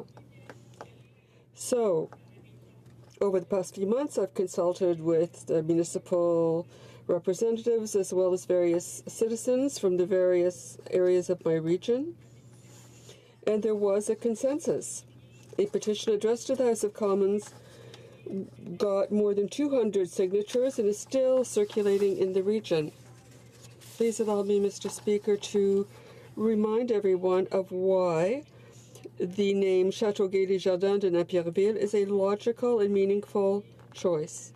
First of all, Jardins de Napierville is the name of a municipal area which includes 9 of our 15 municipalities. Secondly, all citizens will identify with this name. The main city, Châteauguay, is in the extreme northwest of the riding. The residents of 5 municipalities can identify with the expression of Greater Châteauguay, and in the municipal region of Jardins de Napierville, there are 9 other municipalities. Thirdly, the municipal region of Jardins de Napierville, whose beauty is symbolized by the word jardin or gardens, is the #1 region for producing market vegetables. It's a partly urban, partly rural riding. Colleagues from Louis Saint Laurent, Newmarket Aurora, Edmonton Riverbend, and the neighboring riding Salaberry-sur-Roi have all expressed their support for C-377 during the first hour of debate. I dare say that they and other members of the House will remember how I clearly and carefully demonstrated that the name I'm proposing meets all guidelines and technical requirements as outlined by Elections Canada. For example, the requirement that the name not exceed 50 characters, and that for a combination-style name there be proper usage of dashes, hyphens, and spaces. En conclusion, Monsieur le Président, j'aimerais... In conclusion, Mr. Speaker, I'd like to underscore some of the reasons why my fellow citizens and I are so proud of where we live and why we want to change the riding name for one with which we can truly identify. The rural area is built on a region that was called the Black Earth, or the Black Land, Black Earth, because of how much it produces. It's been called the Pantry of Quebec. Along the same vein, I'd like to pay tribute to the tourism in the area, the fresh air, and also the environmental preservation methods. There is a wild animal reserve on the Ile Saint-Bernard of Châteauguay. This is also the homeland of Marguerite Touville and the Grey Sisters, and I cannot not mention Saint-Cyprien de Napierville and the Regional Park of Saint-Bernard. I'm pleased, Mr. Speaker, to sponsor this bill which would allow me to celebrate all the riches of our splendid part of the country and the pride its residents have in it by giving our riding a name which would suit it to a T, Châteauguay des Jardins de Napierville. Thank you, Mr. Speaker. Alors, la question est la... So the question is as follows. Ms. Shanahan, seconded by Mr. Rioux, moves that Bill C-377, an act to change the name of the electoral district of Châteauguay-Lacolle, be now read a second time and referred to the Standing Committee on Procedure and House Affairs. Is it the pleasure of the House to adopt the motion? Not hearing any noes. Adopté. Carried. En conséquence, ce projet de loi est renvoyé au comité. This bill is referred to the Standing Committee on Procedure and House Affairs. And now, in accordance with Standing Order 38, a motion to adjourn the House is deemed to have been made and seconded at this time. Therefore, the question is that this House do now adjourn. The Honourable Member for Calgary, Rocky Ridge. Thank you, Mr. Speaker. Well, thank you. So I rise tonight at adjournment proceedings to talk about the answers that I received to a couple of questions back in October. And for those that don't recall the events then, there was quite a bit of confusion over Thanksgiving weekend and the days that followed that, where it was reported by the Globe and Mail over that weekend that it was the intention of the Canada Revenue Agency to begin taxing the benefits of retail employees.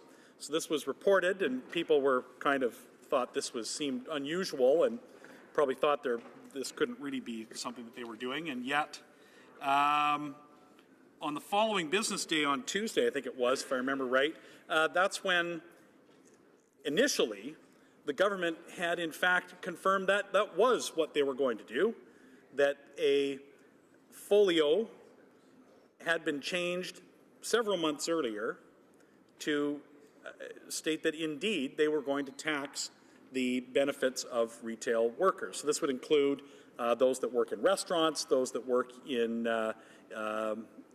shops, low-wage earners for the most part. So this was, in fact, initially confirmed by the government, and I can't remember for sure who it was. I seem to recall it was the president of the Treasury Board actually went on a television program and confirmed that this is what they were doing.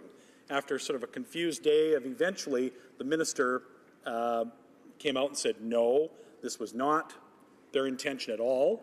She said at that time that, if I recall, that no, this was not an intention of the government, and that they were going to reverse that decision and change the folio to make it so that they were not going to tax retail workers. So I raised the question in question period. The answer that I had was, as you can see from Hansard, the parliamentary secretary talked about the middle class and other things, and stated that the document from the agency did not reflect the intentions of our government.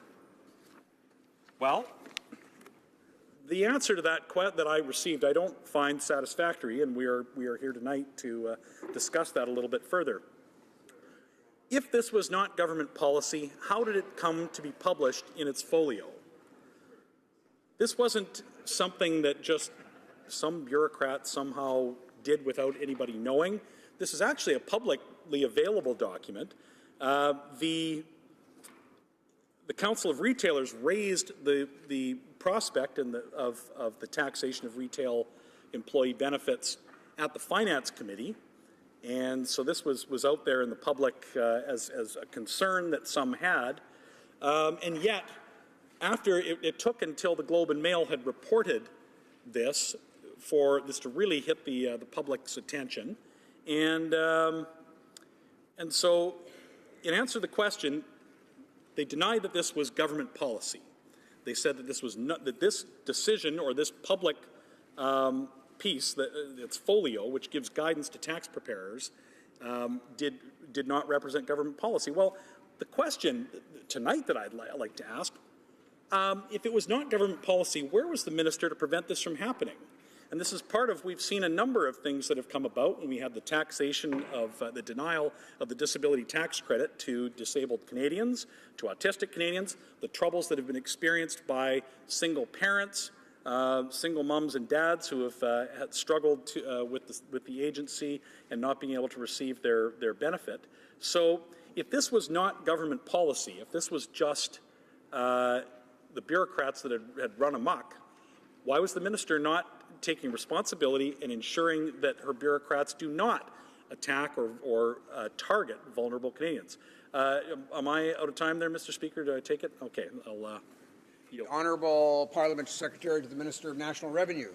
Thank you, Mr. Speaker. Mr. Speaker, I rise this evening to put a stop once again to the misinformation that has been spread in recent months by some members of the opposition with the sole intent of confusing Canadians. In fact, Mr. Speaker, I'm quite taken back by the misleading allegations they made on the subject of employee benefits. I'm pleased to have this opportunity to set the record straight by separating myth from reality and letting the members of opposite know the truth of the matter.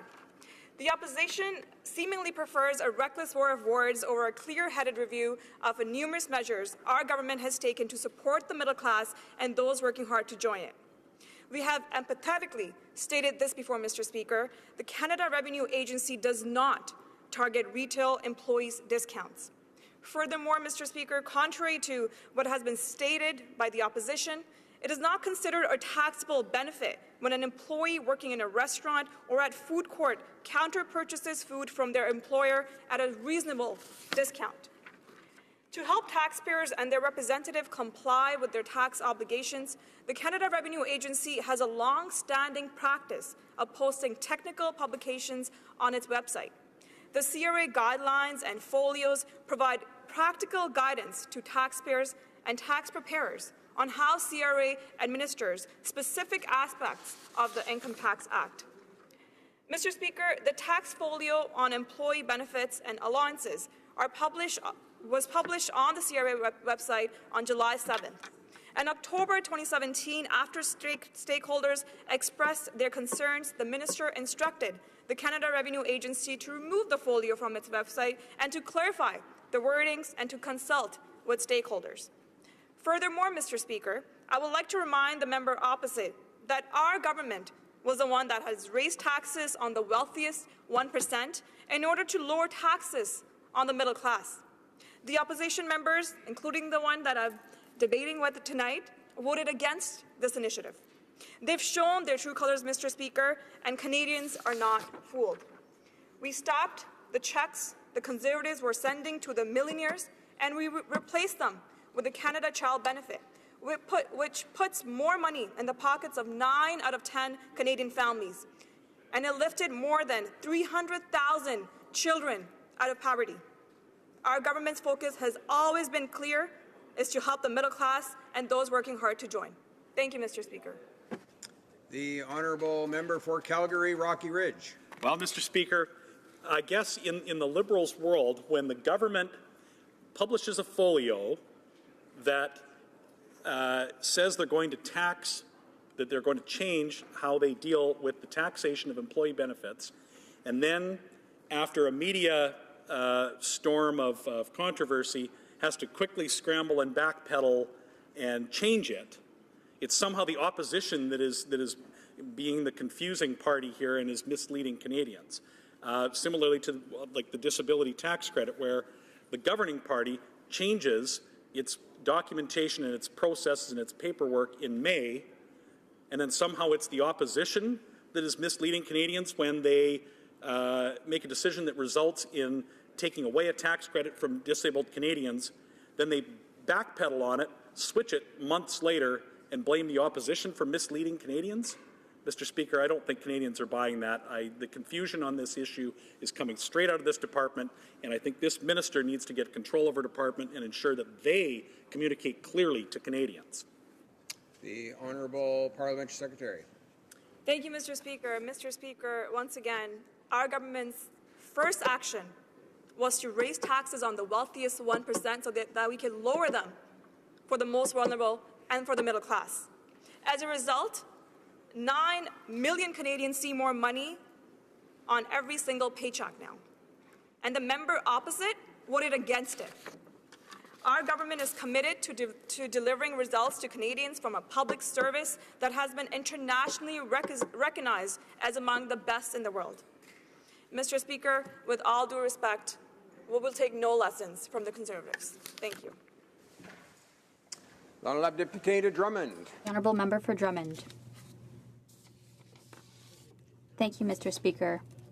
It's a pleasure for me to rise in the House once again to speak to official languages and the importance of investing in our official language minority communities throughout the country. On February 1st, I had the opportunity to ask a question that was extremely important to the Canadian Heritage Minister, the Minister of Official Languages, regarding the importance of being heard and listening to the call of community organizations for official language communities regarding the underinvestment that these communities have been subjected to throughout the country. It's been over 10 years, Mr. Speaker, that organizations haven't received additional funds. Their funds are just indexed, whereas the cost of living continues to increase. They're at the end of their rope, and they're calling for stable, adequate funding that's consistent with their needs so they can ensure the development of these communities. It's time for the Liberals and the Minister to walk the talk for official languages. So as I said in my question, it's time to act. For now, they're unable to deliver the goods. We haven't seen anything concrete. On the contrary, they seem to be twiddling their thumbs. We see problems everywhere. Organizations that have to lay off all of their employees, survive with volunteers, organizations that no longer have office space. I can give you two concrete examples, Mr. Speaker, of problems that are currently occurring. The first is in terms of literacy. Essential skills. Regarding essential skills, there's project funding rather than core funding. The RESDAC network that focuses on literacy and essential skills has survived thanks to their incredible approach of finding projects here and there, but for the last 2 years, all of their projects have been refused. They've survived despite the fact that their funding ran out in March. There is no longer any funding. In November or December, they held a major press conference with the FCFA to say things are not going well. They don't have any funding left. They're on life support. It's volunteers that are doing whatever services they can still offer. There's no longer a network to support literacy and essential skills throughout the country for official languages. It's incredible. There was even a complaint to the Official Languages Commissioner. A complaint was received, and 2 recommendations were issued, and we're still waiting for a response. It'll take 6 months for a response, but the needs are now. Something needs to be done to address this urgent situation to help this network. Another problem, Mr. Speaker, is the chronic underinvestment for communities, for community media. Radios have lost over 80%. Newspapers, community newspapers in official languages have lost over 80% of their funding in advertising. 80% of their funding has disappeared. So, Mr. Speaker, I'd like to know what the government plans to do. Can it respond to this ultimatum? The Honourable Parliamentary Secretary to the Minister of Canadian Heritage and Multiculturalism. Thank you very much, Mr. Speaker. Thank you to my colleague from Drummond.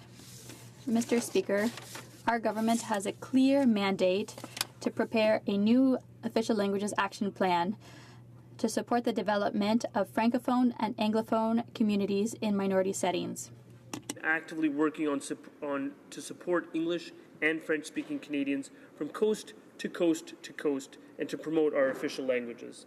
We'd like to highlight that since the summer of 2016, we've held 22 roundtables throughout the country to listen to our official language communities, to work with them, to take on the challenge of their cultural development and their vitality.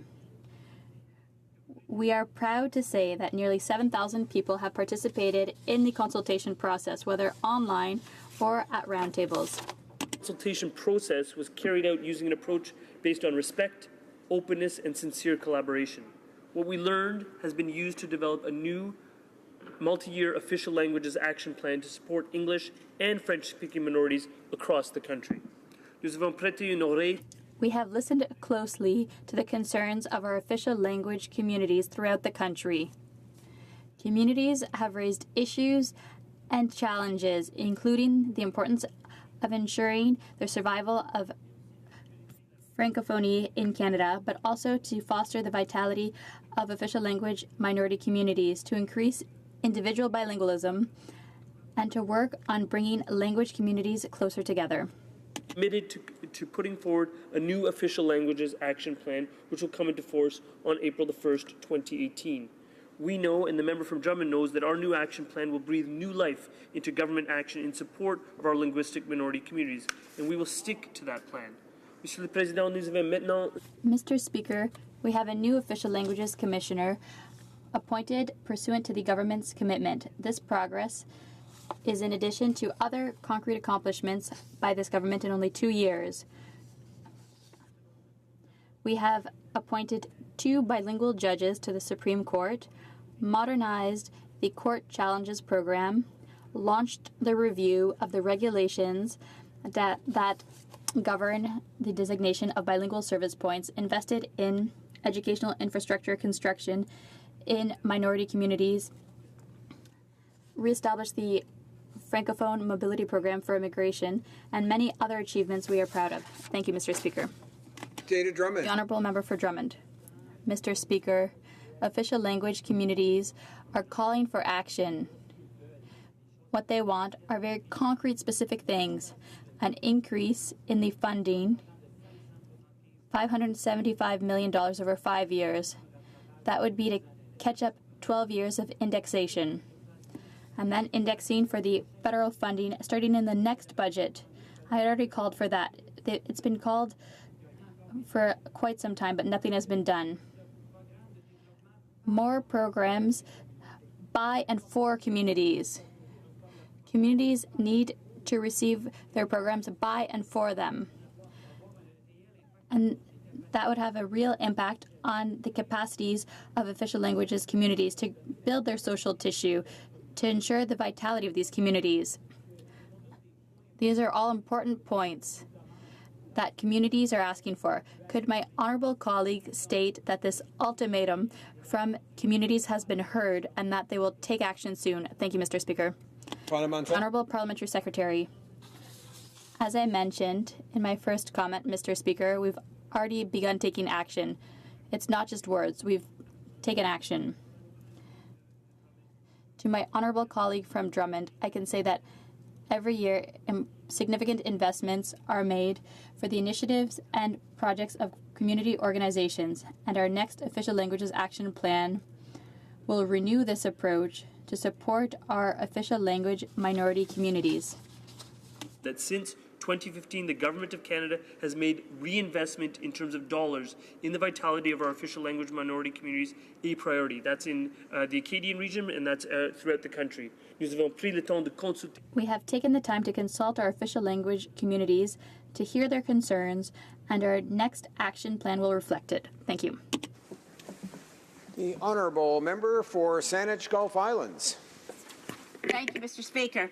I'm speaking tonight in adjournment proceedings, and the timing is almost impossible to believe that on October 20th, I was attempting to warn the Minister of Environment and the Prime Minister of how very dangerous it would be to give the offshore petroleum boards in Atlantic Canada any power or role in environmental assessment. The idea that the Canada-Nova Scotia Offshore Petroleum Board or Canada-Newfoundland Offshore Petroleum Board, Canada-Newfoundland-Labrador Offshore Petroleum Board, should have any role in environmental assessment of projects over which they have regulatory authority is so desperately worrying. And I say that because these boards are created by legislation which create a mandate to expand offshore oil and gas. That is their role. They have a mandate to expand offshore oil and gas. So my question to the Minister October 20th was that offshore petroleum boards in Atlantic Canada have legislated mandates to expand oil and gas activity. They have never had any role in environmental assessment. If they did, it would be a conflict of interest. Now it appears that the Liberals are following through on Stephen Harper's plans to put these boards into environmental assessments where they should not be. I'll have to say that my final question to the Minister of Environment was, can she assure this House that she will keep the offshore boards out of environmental assessment? Well, her answer wasn't very clear on October 20th. The answer is really clear today because we now have Omnibus Bill C-69, which entrenches a role for these very boards in environmental assessment where they have no business being. There has been a bit of fancy footwork in the Liberal talking points. Both expert panels that reviewed the broken laws left after the Harper era caused by Omnibus Budget Bills C-38 and C-45. We had massive consultations. Very high-powered expert boards were commissioned to look at the National Energy Board and provide recommendations, to look at the environmental assessment process and provide recommendations. Both recommended that energy regulators should play no role in environmental assessment. There should be a standalone environmental assessment agency. And in some ways, if you just read the press releases and the talking points, you might think that's what was just done today in C-69. There's one agency called the Impact Assessment Agency, except for one thing.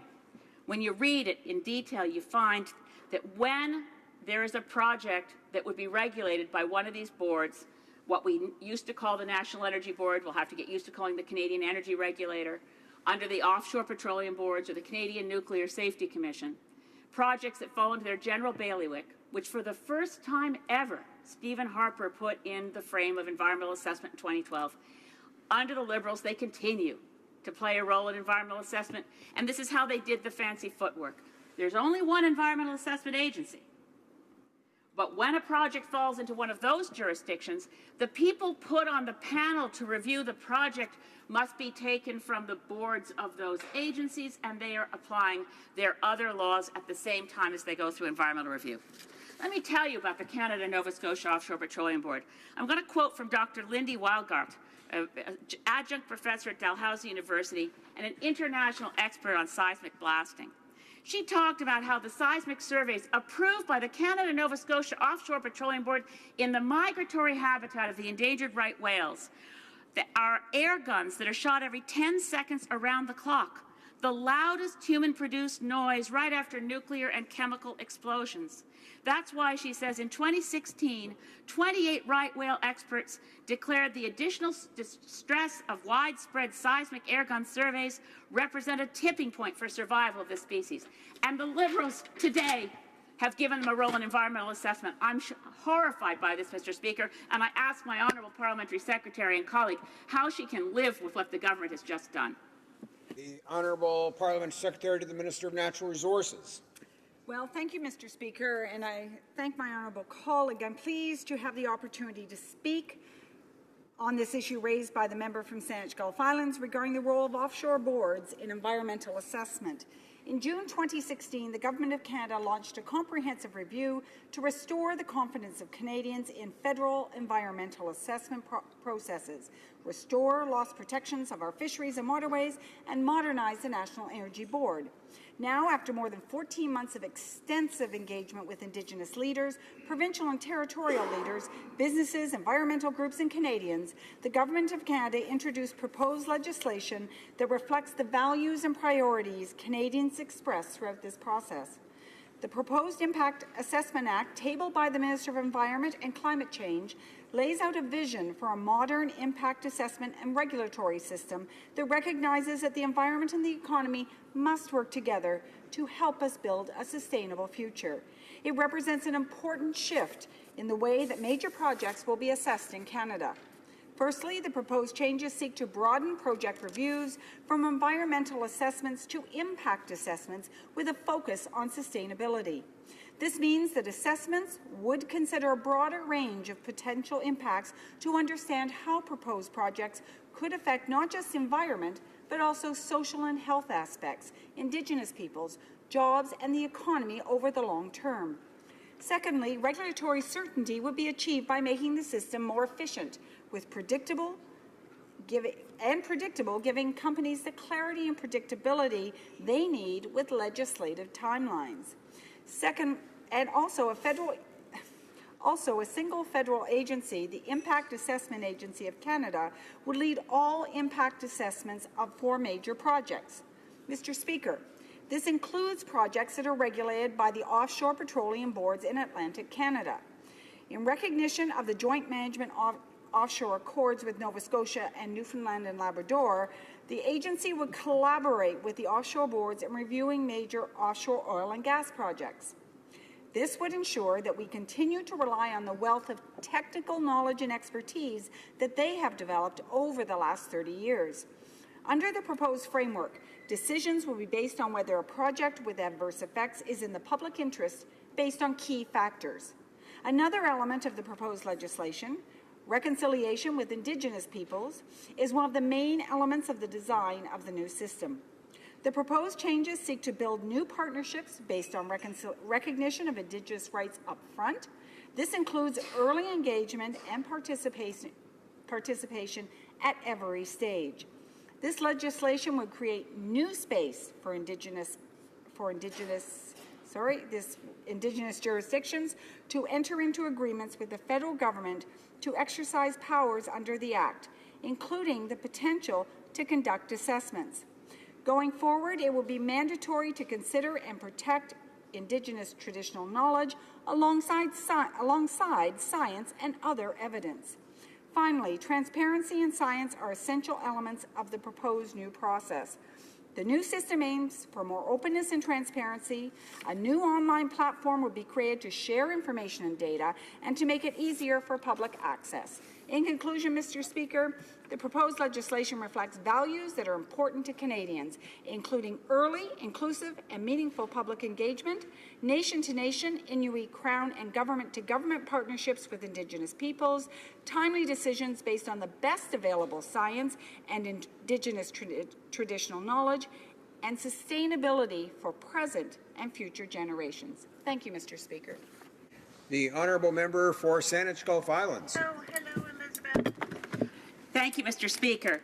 It's an honour to take up the point that the honourable member has made, that the offshore petroleum boards have developed technical work and expertise. I've worked with these bodies. Their technical work and expertise means the fox is guarding the henhouse. This board, let me repeat, the Canada-Nova Scotia Offshore Petroleum Board in 2010 knowingly approved seismic testing in the Gulf of St. Lawrence when the most endangered whale species on the planet was making its transit. These boards are irresponsible. They are reckless. They are captured by industry because their mandate in their legislation is to expand offshore oil and gas. They must be removed from anything to do with environmental assessment. And it's not as if the government wasn't warned. The Mi'kmaq, Maliseet, and Passamaquoddy First Nations wrote to the government and told them they had no confidence in these bodies, begged them, as well as the fisheries organizations and environmental groups throughout Atlantic Canada, do not put the offshore boards anywhere near environmental assessment. They've ignored the warnings on that side of the House. They've betrayed the whales, Atlantic Canadians, fishermen, and First Nations, and they must get these boards out of environmental assessment. The Honourable Parliamentary Secretary. Thank you, Mr. Speaker.